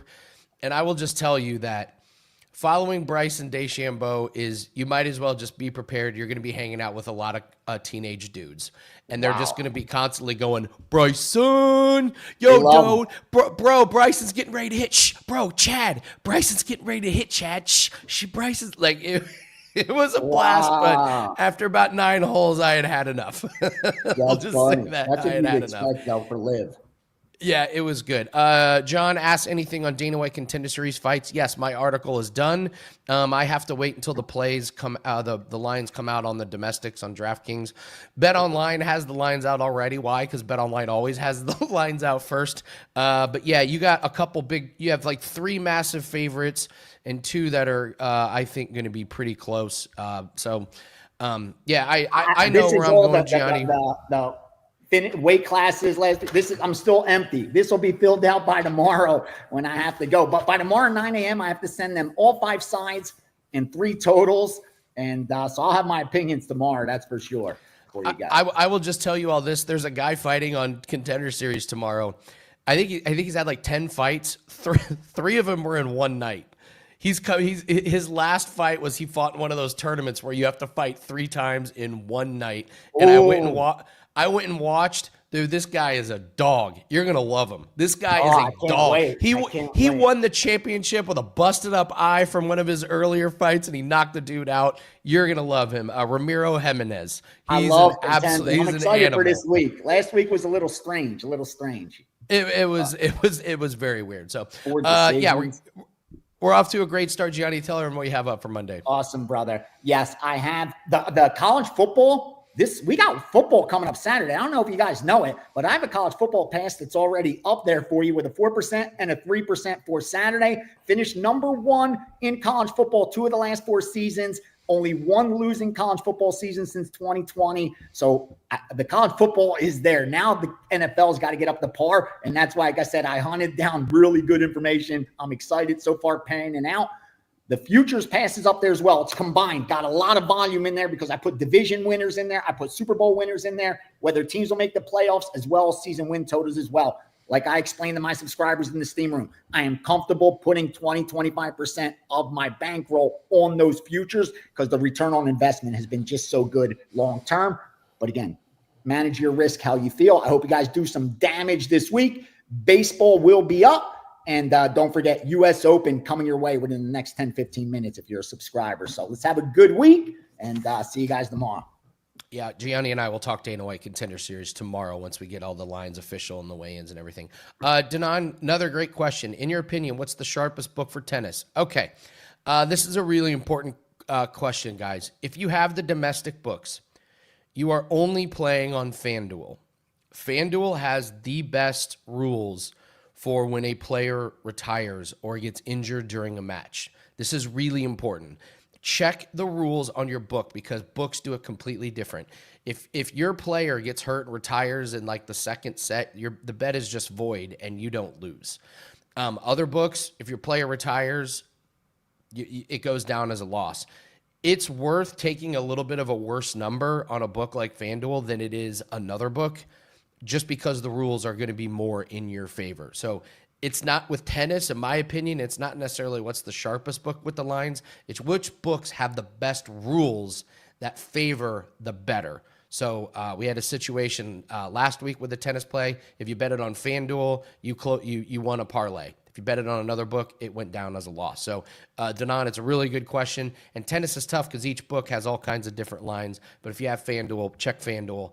And please check your rules. That's the most important thing. Check the rules of the sports book to see how they grade some of those plays. So, great questions, guys. If you have any questions, put them in the chat. Let's keep it rolling here with Bill Krackomberger. We got to talk a little MLB prop. We got to talk a little NFL preseason. So, Bill, happy Monday. How are you today? Hey, good. I'm pretty shocked to see all those. Is my camera not working, guys? Sorry. You've never looked better, Bill. No, I'm just kidding. Oh, okay. No. You know why? I have my odds screen up. So I was looking at the odds screen. Just give me one. I can't believe this. Cleveland and Denver really getting a lot of love this morning here. I'll put the screen back on. I was trying to look at both screens at the same time. I'd see it doesn't work. Yeah, early Monday morning, I'm surprised that the line's moving like they're moving without Vegas being up. So, here we are, 9:20 a.m. Monday. I don't have Circa, Westgate, South Point.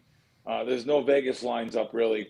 So, which you can get down some decent money on those at those sports books. But yet, like I said, there's no Vegas lines up yet. Kind of waiting to attack a little bit, but I'm surprised to see some of those lines move so much because of the cumulative money you can get down. And a couple of, now that I look at it, a couple of the far off places aren't even up. So, but if someone's looking to bet, in early morning, Monday morning, it same thing happens in the regular season. So Sunday night, NFL, the lines come out, and yet someone will attack the lines to get down a dime or two. But if you think about it, we only have a 5% edge, 6% edge. I'll be nice and say a 10% edge, and that's not the case on Sunday night. And let me just tell you, that means you have for every $1,000, you get $100 return on investment. And I know what you can get down at these books when they open up. So you have to wait for a market in order to have liquidity in order to bet for you and your clients. So it's preseason has been a little bit tougher this year. Week 2 is a little bit better. And just like Gianni said, boy, I tell you what, it's tough to come on after Gianni. He is just so full of energy, left and right and left and right. You feel like you're in a 3-rounder with Mike Tyson with your hands tied behind your back. So, but however, though, I love it. It's good energy to start off the Monday morning with, Andy. Well, we're going to get to MLB prop, but football's king. So John asked in the comment, would love to hear Bill and Andy discuss Dallas Cowboys wins and playoff futures. I will tell you right now, Dan and I broke down the Cowboys a while ago, and I leaned the under on 7.5. I'm seeing 8.5s on the win totals. I'll gladly take it under 8.5. I think the Eagles are better than them. I think Washington's better than them. Giants, who knows? But I don't trust this Cowboys team. New coaching staff. I don't trust Dak. And if you bump this up to 8.5, I will be forced to take the under on this one. Playoffs are a little murky because you never know what happens in other divisions. Some quarterbacks get hurt and maybe Dallas sneaks in. I wouldn't take a yes or no on the playoffs, but under 8.5, I think I would lean the under. What do you think? Andy, every year for the last 3 or 4 years, 3 years in a row, I've had Dallas under futures and I've cashed on them under 10.5 wins under. But now they set the line a little bit lower. I've seen about 8 wins, 8.5, like you're saying. This is the first year that I definitely don't have Dallas over. But I don't have under on Dallas. So I think they have properly adjusted this team. I think Dak Prescott, out of all those quarterbacks, I think Dak Prescott is probably the most overpaid out of all those big quarterback contracts that are out there. That's an active player, in my opinion. I think, matter of fact, I think I read he's the highest paid player in football. How can Dak get more than Mahomes? I mean, but Mahomes has to redo his contract or something if Dak Prescott's getting $60 million this year. I just don't see what everyone else, well, not what everyone else, there are some people on my side, but it's tough to play under that Jerry Jones, the whole regime over there. It's tough to play for a guy that owns the team, that's the GM. That's just like, oh God, he's like a dictator. It's so hard. Jerry, let the team play. Let executives that are half your age, that are enamored in the actual playing on the field, take over and make some decisions. Maybe that's the reason why you haven't seen a Super Bowl win in decades. So, but yeah, this is a team people love to hate. I'm on that bandwagon. Even people in Dallas hate the Cowboys. So I may just root against them, especially that you're going to play the under. But I'm not betting over, though. That's for sure. Yeah, absolutely. Let's move to an MLB prop. Every week, come on, give us an MLB prop. What? Not a ton of games, but is there one that you're kind of leaning towards today? Yeah, we're gonna go with the Blue Jays, the Gas Man, Kevin Gassman, and we're gonna go strikeouts over 5.5. I'm looking on a couple different sites right now. Let me just make sure. I never want to give out a line. Yeah, 5.5 over 20. So he has been pitching. He's always been like a great strikeout pitcher in his career, and he goes against the Pirates today, who have the 6th highest strikeout rate since the All-Star break. So should be a good pitcher's duel today too. Skeens, I'm taking. It should really be a good pitcher duel. I like that kid too, though. Again, over strikeouts.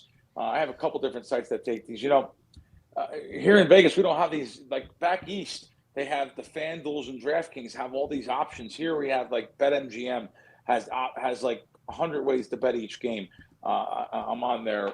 Shameless plug for BetMGM, but hey, they're there with all these different options. Caesars has a lot of options too, but unfortunately, I got thrown out of there for winning. So I only really have BetMGM to look at here for these type of bets. They have many ways to bet a game. Matter of fact, there's only 2 places I know in this town, Circa and BetMGM, that have ways to take the alternative win totals. I really like doing that. And instead of taking the flat 8.5 minus 1, 110 each way, they'll have over 9.5 or over 10.5 or under, and you can lay some juice there. And speaking of which, yesterday I was saying it on my Fox show. So I love that. Let's say the Eagles, they're opening up football. So let's say you want to get on the Eagles season wins under, which I kind of lean to a little bit. I always lean to the Super Bowl winner, thinking there's a lot of square money in that market. And even the sports books, well, they'll put up their lines and skew the line a little bit towards the over, knowing and with the anticipation of which way people are betting. So I like the win totals as the season progresses. Again, BetMGM, the DraftKings and FanDuels of the world, they offer that type of bet. Maybe Caesars does. I don't know. But I like if you're looking at season wins, like you see a 7-point favorite. Dallas Cowboys are playing the Eagles. The Eagles are a 7-point favorite. So you think they're going to win that game. Maybe you wait one more week and the 11.5 becomes 12.5 wins or becomes 12 wins, and you get to have them beat you at only 13 wins. So I love betting the alternative markets. I love betting the markets that are adjusted as the season goes on. And I'll talk to the who's who over at WagerTalk to see if we could put a couple of them up as the season goes on, because there's only limited sports books. They don't have them at the rest of the sports books, but I think there's some value there as the weeks go on. Looking forward to football season. To be real blunt, I love baseball. Going to a game. I don't go to NFL games, get a lot of invites to go to Raiders games. May go to 1 or 2 games. It's just tough because I do a Fox Sports show in the morning, Fox Sports Radio. It's just so tough Sunday morning, then get out into the game. Betting is still my number one way of making money in my life. So Sunday mornings alone, it's tough. I used to play those parlay cards, which more and more sports books are being taken over by these big corporate books, and taking those parlay cards away. It's real simple. There's 3 or 4 that's still in this town that have them. They come out, they're printed on Wednesday. So just think, they're printed Wednesday. By Sunday, the games are, definitely adjusted. They're definitely people betting on them. So the games will move, and it's real simple. So let's say you have 3 teams. And that, by the way, that's what I'll bet. 3 teamers. 3 teamers. You get 5.5 to 1, and 6 to 1 being true odds. So 5.5 to 1 you'll get on them. But the value here is betting the key numbers that are off. So if a team is a 2.5 point favorite on the parlay card, and now they're 3 or 3 minus 20 or even 3.5, obviously you want to bet the 2.5. You're not going to be betting nothing you actually like. This is a numbers-based betting system, which has been very successful. I mean, I was escorted to the door at Delaware Park with security, beating them out of parlay cards 20 years ago so bad. Or maybe less than 20 years ago, I guess 15 years ago.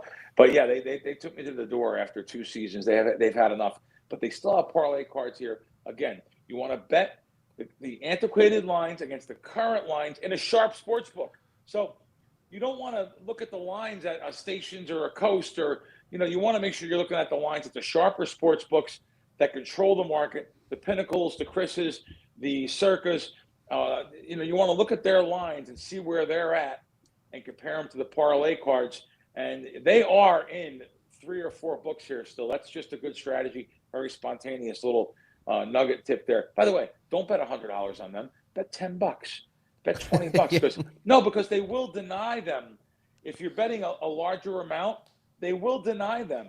Or they will even say you can't bet that, so you can't bet that game on the card. But if you bet them in 10s and 20s, or at the kiosk or something, they're going to go right through. I'm not saying circumvent limits.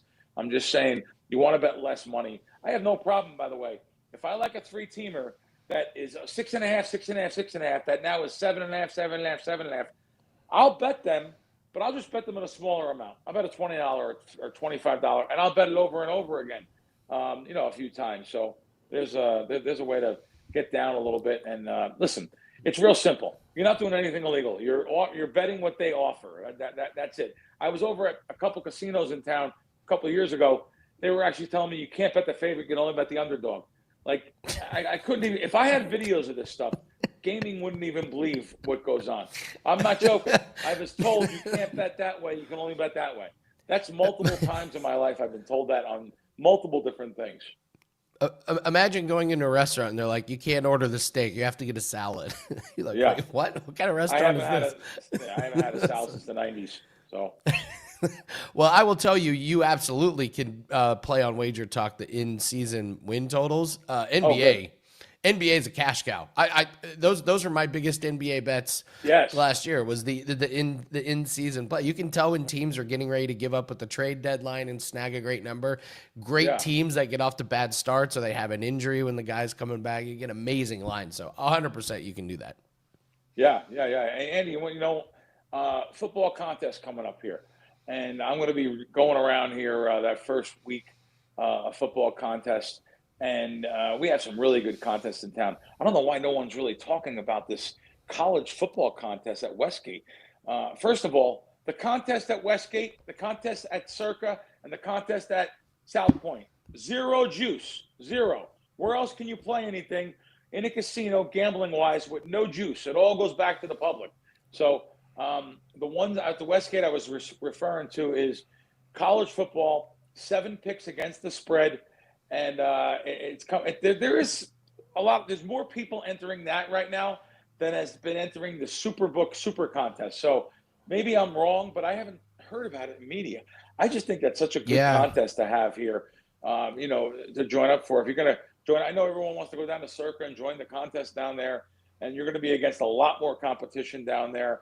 Here I think they have over 500 people already. I'm expecting like 1,000 entries in this, $500,000 in this pool. It's $500, by the way. $500. I agree. Get a group of friends, get in there. The Super Contest also is great, $1,500 this year, and they also have they're having a Survivor for $5,000. There's about 50 people in there so far. So I like to help Westgate a little bit. They're like they were the original, the Superbook, the big book there. I was just here this week at Bet Bash, my first Bet Bash I ever went to. And I was there for Monday, Tuesday, Wednesday. Did my podcast there, as we know, on WagerTalk. We did our podcast Wednesday there live with about 100 people in attendance. It was really cool. Lots of people, lots of special guests came on, lots of fun. And just the contest there, they're going to probably reach there. You know, Derek, I'm friends with Derek, and you know, he put up a number on these things, which were a lot of money. I mean, they're guaranteeing, you know, tens of millions of dollars here. I would think they're going to reach that number. Oh, definitely Survivor is. Survivor may have 20 million in it. That's pretty sick. That's We all know insane. It's insane. $1,000 an entry. They may have $20 million in there. I think it's going to be about 18 million in that contest. Last year, as we know, by week 5, over 98% were out. That's unbelievable. That's what I'm saying. So people are that opening night game, Philadelphia versus Dallas. People are probably thinking, you know, oh, Dallas, Philly is going to kill Dallas. You know, 6.5, 7-point favorite. Well, that's what we thought about Cincinnati last year. So most of the people, though, I'm talking to, they're going to have Denver. Denver opening. You know, it's going to be a little bit of a tough ask for a team to come in that climate. First game of the year after a hot summer. It may just still be a little bit warm there. And going to Denver. Denver's a big favorite that week, too. But anything can happen. Anything can happen any week in the NFL. We never know. Looking forward to these contests. Over at the South Point, too, they have a $25,000 contest. No juice. I just found that about. I love these contests. By the way, it gives you a little action every week. So you don't have to chase with the Sunday, Monday night game. I know the human tendency, our human makeup is to chase. And you don't have to do that, man. Enjoy the contest. Put some plays in there. Have some picks every week. A buddy of mine said, you know, you should put $5 or $10 on every single team over under season wins for the year. This way, you have a little root on those Sunday, Monday night games when our tendency is to get even from the weekend. So literally, regular season wins, throw $5 on every single team. Have a little root every single Sunday, Monday night. Interesting concept. I don't play in high money survivors because it made me so mad. I'll play in the little ones. Bet Online's running $30 a piece. I'll buy a bunch of entries in that one and be perfectly happy with that. But yeah, my days of playing the bigger money survivor, I get so mad at myself. So, Sure. All right, Bill, what do you have up for everybody Monday? Well, listen, I'm going by their words here on WagerTalk. They were saying this has never happened before. Bill Crackman, you can get a month of his. He's right though. Whoever wrote that up, I don't know who wrote it in WagerTalk. For $200, you can get a month of plays. We have this final week of preseason. Of course, we're going to have the NFL this year. It's my first year of venturing into NFL side, so you'll get them also. You know, last 3 years, I told you one of my guys has been doing NFL sides, and I know how hard it is to beat NFL sides. We're going to probably put them out on Monday mornings, though, maybe Tuesday the latest when there's some liquidity. But yeah, we're going to have NFL sides this year. Last 3 years, we've had the only 3 years I've tracked this kid. He has, I sat there with my, in my hands, and as this kid's won, 58 units, in 3 years, I believe he said to me yesterday. Nice. So yeah, you're going to have that sides. We're going to have some great totals, some great first half stuff. I like betting first half totals a lot in NFL. So I look forward to this. WagerTalk has a sick rate up for $200. So join us over there and have some fun. Let's get some winners together. All right, Crackman, joining us every week. Thank you so much. Good luck this week. Guys. Let's have a great week. We'll do it again next week. Bill mentioned his special. We have a site-wide special, 7 days for $69. That is still up. I believe tomorrow is the last day. So Flex Picks, you can get. This is discounted from $99 down to $69. It was a huge weekend. But you can lock in 7 days now. That way you get this week and the weekend. You get to pick your handicapper each day. Somebody has a 5% best bet up tonight that you like. You could use that. Hopefully cash that one, move in tomorrow. You can move with the same handicapper each day, or you can switch it up. It's all up to you. That's the beauty of Flex Pick. So 7 days, just $69, less than $10 a day over at WagerTalk, and that works with any handicapper each day. All right, let's bring on Steve Merrill, and we're going to talk a little bit of MLB and college football. So, Steve, let's start with college football. We're already getting college football talk in the chat here, so I hope you had a great weekend. Let's talk this Iowa State-Kansas State game in Ireland, because I don't know about you, but when I think Ireland, I think Iowa State versus Kansas State. It's just the first thing that comes to mind. It's a perfect match made here. So how do you approach this first game here? We got overseas. They got a lot of weird stuff going on. What's your breakdown? So there are 4 Division 1A games this week. There are actually 9 total college football games. The other 5 games involve at least one, if not two, 1AA teams, FCS versus FBS. I'm dating myself with the 1A, 1AA stuff. But this is definitely the spotlight game this week. In fact, I wasn't planning on doing my college football top 25 video until week 1. I don't acknowledge week 0 with my top 25 video, but I kind of have to this week because this is a top 20 matchup. So let's knock it out here and do a deep dive analysis of both the side and total. This is the official first college football game of the year. It goes at 12 noon Eastern this Saturday. And what is that? August the 23rd at high noon Eastern on ESPN, and that is probably like 5 p.m. early evening in Dublin, Ireland. 9th or 10th time, I believe, they've played games in Ireland. Goes all the way back to the late 1980s, which surprised me. And then they took a hiatus from us 2 decades, resumed in 2012, Notre Dame, Navy, and then we've had some games since then as well. In fact, we've played each of the last 3 years at this exact stadium. And we, of course, had Northwestern Nebraska, high-scoring shootout, 31-28 3 years ago. 2 years ago, we had Notre Dame romping Navy 42-3. And then last year, we had that big upset. Georgia Tech, I believe, about a 10-point dog, beat what turned out to be a vastly overrated Florida State team, 24-21. Of course, Florida State was top 10 at that point and just fell in their face all season long. This is a big game. These are 2 top 20 ranked teams, as I mentioned. They're both 2 of the top 3 favorites, along with probably Arizona State, to win what's a very mediocre Big 12 conference this year. And it's also interesting because it's a quick rematch, something we hardly ever see. These teams played in late November last year at Iowa State. Cyclones won that game 29-21. A little bit misleading, though. If you look at the box score, yes, they had a 22-14 first down edge, but Kansas State outgained them by 40 yards, outgained them by nearly 2 yards per play. And what really jumps out to me from last year's game was the passing result. 7.6 yards per pass to 3.8 for Iowa State. Cyclones did run for about 40 yards more, but Kansas State 4.6 to 4.3 yards per rush. So if you look at the yards per play, yards per pass, those are the numbers I like to break down in general. Kansas State was as good, if not better, in that game. The difference, of course, 2 turnovers to none, and they were on the road. So this is a quick revenge spot. And don't forget that win allowed Iowa State to advance to the Big 12 championship game against Arizona State, who ended up getting a top 4 seed in the college playoff. So I do think Kansas State has this game circled. There's obviously uncertainty when you're traveling overseas with 19, 20, 21-year-olds going to Dublin, Ireland.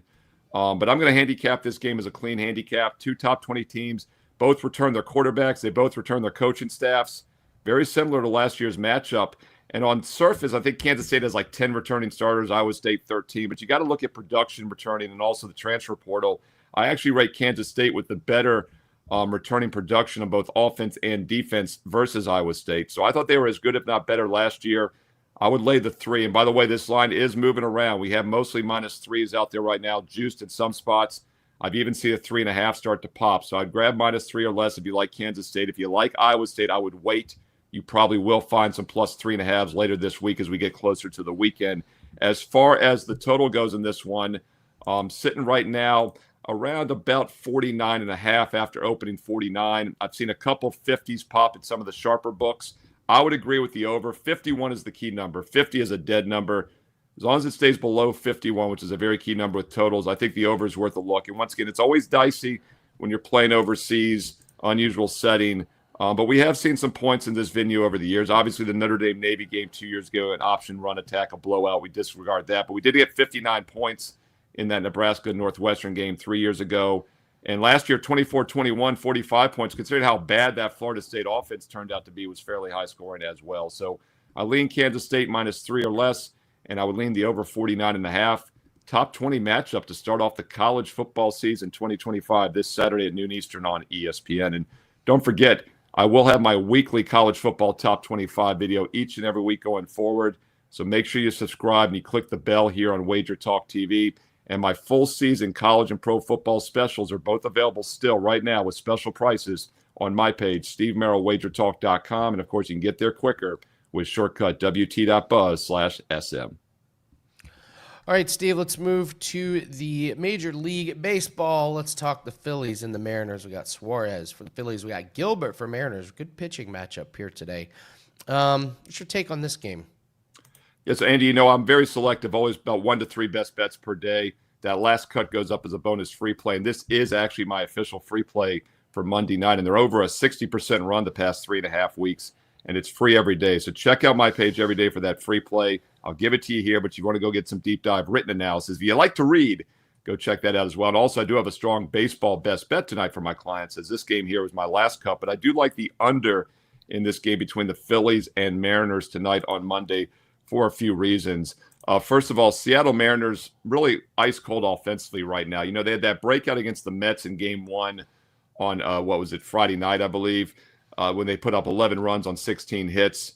Yes, they had 10 hits yesterday against the Mets, but overall, though, this team has still lost 4 of their last 5 games, and they have scored at least 3 runs or less in 6 of their last 7. Now, everyone talks about how unhitter-friendly Petco is up in Seattle, but they're not doing very well on the road here against Baltimore and the Mets. A 6-game stand here. Once again, 3 runs or less in every one of those games except that one game on Friday. So not in good current form. The question becomes, can Ranger Suarez bounce back after 2 bad starts? I think he can. He's only pitched 112 innings this year. He's a veteran pitcher. He went 150 last year, 125 the year before. So I don't think he's hit a wall. He has a solid 3.3 ERA this season, even after giving up 11 runs in his last 12 innings of work the last 2 starts. Still has a solid 3.3 ERA. So this is the type of situation where I look for him to bounce back after back-to-back bad outings against an offense that's struggling. So I look for Suarez to pitch well. But I also think Logan Gilbert's going to pitch well tonight for the Mariners. Solid 3.3 ERA on the season, 3.2 over his last 7 starts going back to early July. And my pitcher projection ratings also look for Gilbert to have a solid outing. And the current Phillies lineup that's facing him tonight have not fared well against the Mariners starter. In fact, the Phillies this lineup is just 205 batting average, 16 for 78 career against Gilbert. So I look for both starting pitchers to have the edge tonight. I like under 8 in this game. Now, I would shop around. There's under 8 minus 120. Some sharp money has dropped this to 7.5 in some locations, over 20. By the way, 8 and 7.5 is worth about 20 cents. It's not a key number. The odd numbers are key with baseball totals, 7, 9, 11, because of extra innings. If a game is tied 4-4, it has to get to at least 9 runs. So 8 under 20 or under 7.5 even is actually the same long-term expected return. So don't sweat it, but shop around as both numbers are available with the under tonight between the Mariners and Phillies. And by the way, this is your 6:45 Eastern national TV game on MLB Network. It's in Philly, but our producer Dan Alexander is now on the West Coast, so you will not be able to see him streak the field during the 7th inning stretches he's been known to do. And once again, I had this up as my free play today at WagerTalk.com. Speaking of Dan, we're going to knock out a double video for the Royals-Rangers game, also Dodgers-Rockies. So check out that double free play video here on WagerTalk TV as well. Yet another reason to click the bell and subscribe here, but also thumbs up, like, and positive comments below, because we love the positive comments here on WagerTalk TV. Absolutely, Steve. Great breakdown. I know you're excited. I love your top 25 college football breakdown. Didn't think I'd have to do it in week 0. Damn them, man. Can we all agree week 0 seriously, well, I will say this, though, Andy. You know, we talked about Florida State falling on their face last year. They obviously were a flawed team, but you do wonder about, you're a top 10 team, a double-digit favorite. You know your season's been wrecked already. You're flying back from, like, Europe, and it's hard to get back up. So my point being, whoever loses this game is taking a major blow in the Big 12, because it's a conference game, don't forget. And also, you know, a top 25, they're going to be bumped out of the rankings. I'd be very careful with them going forward is my point. It'll be interesting to see if the loser of this game has the hangover like Florida State did last year. Was that the biggest misread on a top 10 ranked team before the season started last year? Yeah, once again, you know, I don't want to say, well, they were flat because they lost that game, because they were just miserable offensively. I think they scored, 14 or less, and I'm like, every game for like the next 2 months. Hey, the transfer portal is, you know, makes things so dicey now. And the other problem I think you and I have seen, you know, with college basketball and college football the last couple of years, it's just motivation. We saw this in November, December last year in college basketball. Some blue blood programs. I remember Indiana at times was like that. I'm sure you follow them. You start paying these guys $50,000, $100,000, especially in basketball. We only have maybe 6 or 7 guys you're dealing with. We're getting some real random results at times, and it is changing how you have to handicap, I think. But the bright side to that is I think we can do situational handicapping more than ever, and that's something you and I both love doing.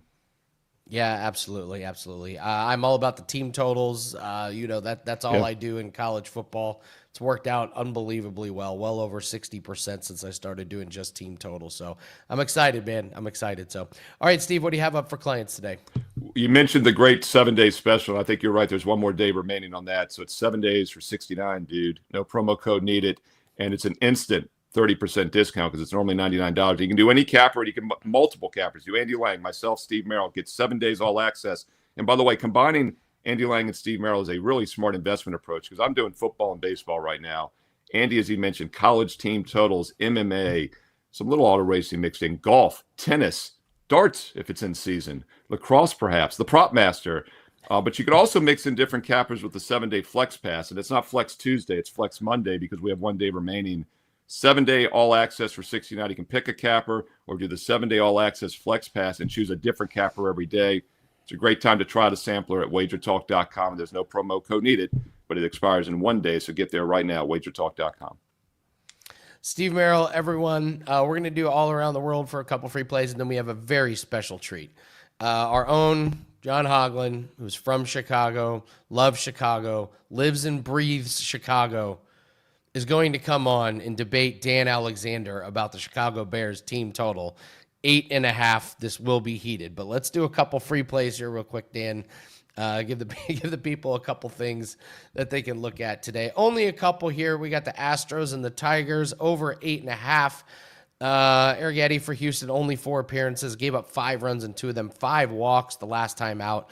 Flaherty for the Tigers has given up 11 runs in his last 2 starts, 2 pretty good offensive lineups. And then Teddy Covers likes the Bengals minus 3.5. Dan Quinn is 1-12. Straight up in ATS as head coach. That was from 2017 to 2019. So looking at Dan Quinn, who doesn't really care too much about preseason. So last 17 games, team has scored 14 points or less 12 times. So interesting stats there for Washington. They did score 18 their last time out, but Teddy's expecting a really good performance from Cincinnati here. All right, let's do it, chat. Leave us a comment in the comment section. Duh, Bears.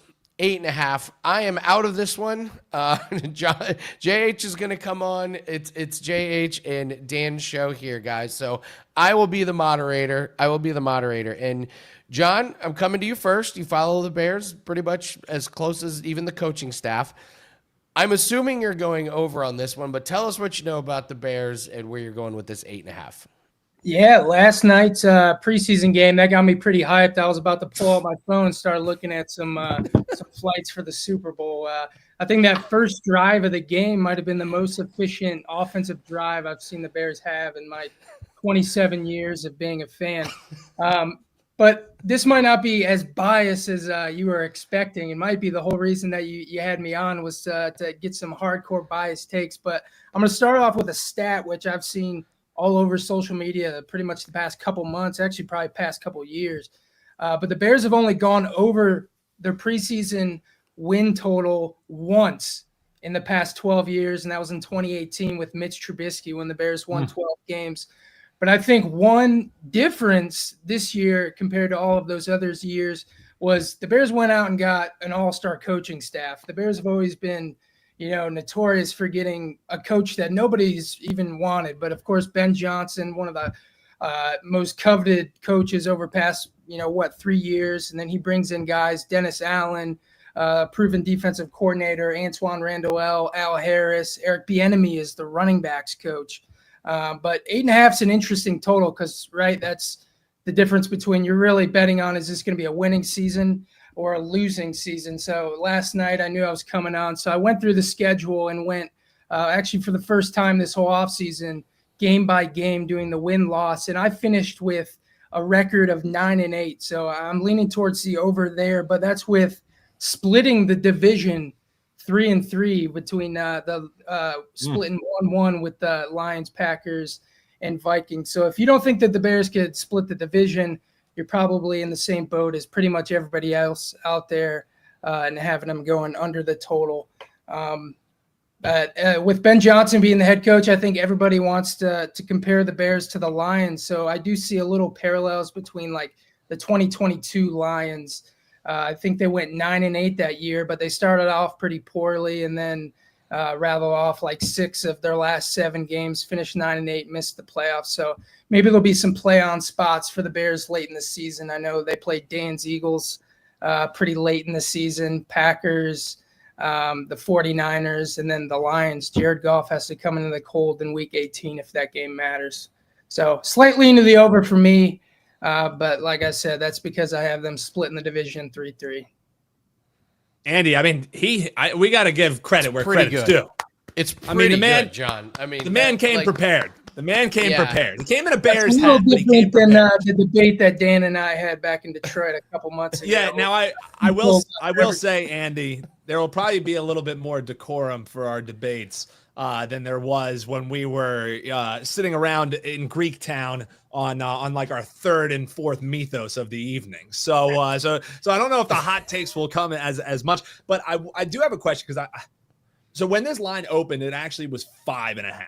Like we were looking at 5.5 for the Chicago Bears, and we've seen it clearly. The market agreeing with JH that this team is going to be better than bottom feeders, and I would probably argue that as well. However, you mentioned, okay, so you split with the division. There's your 3 wins.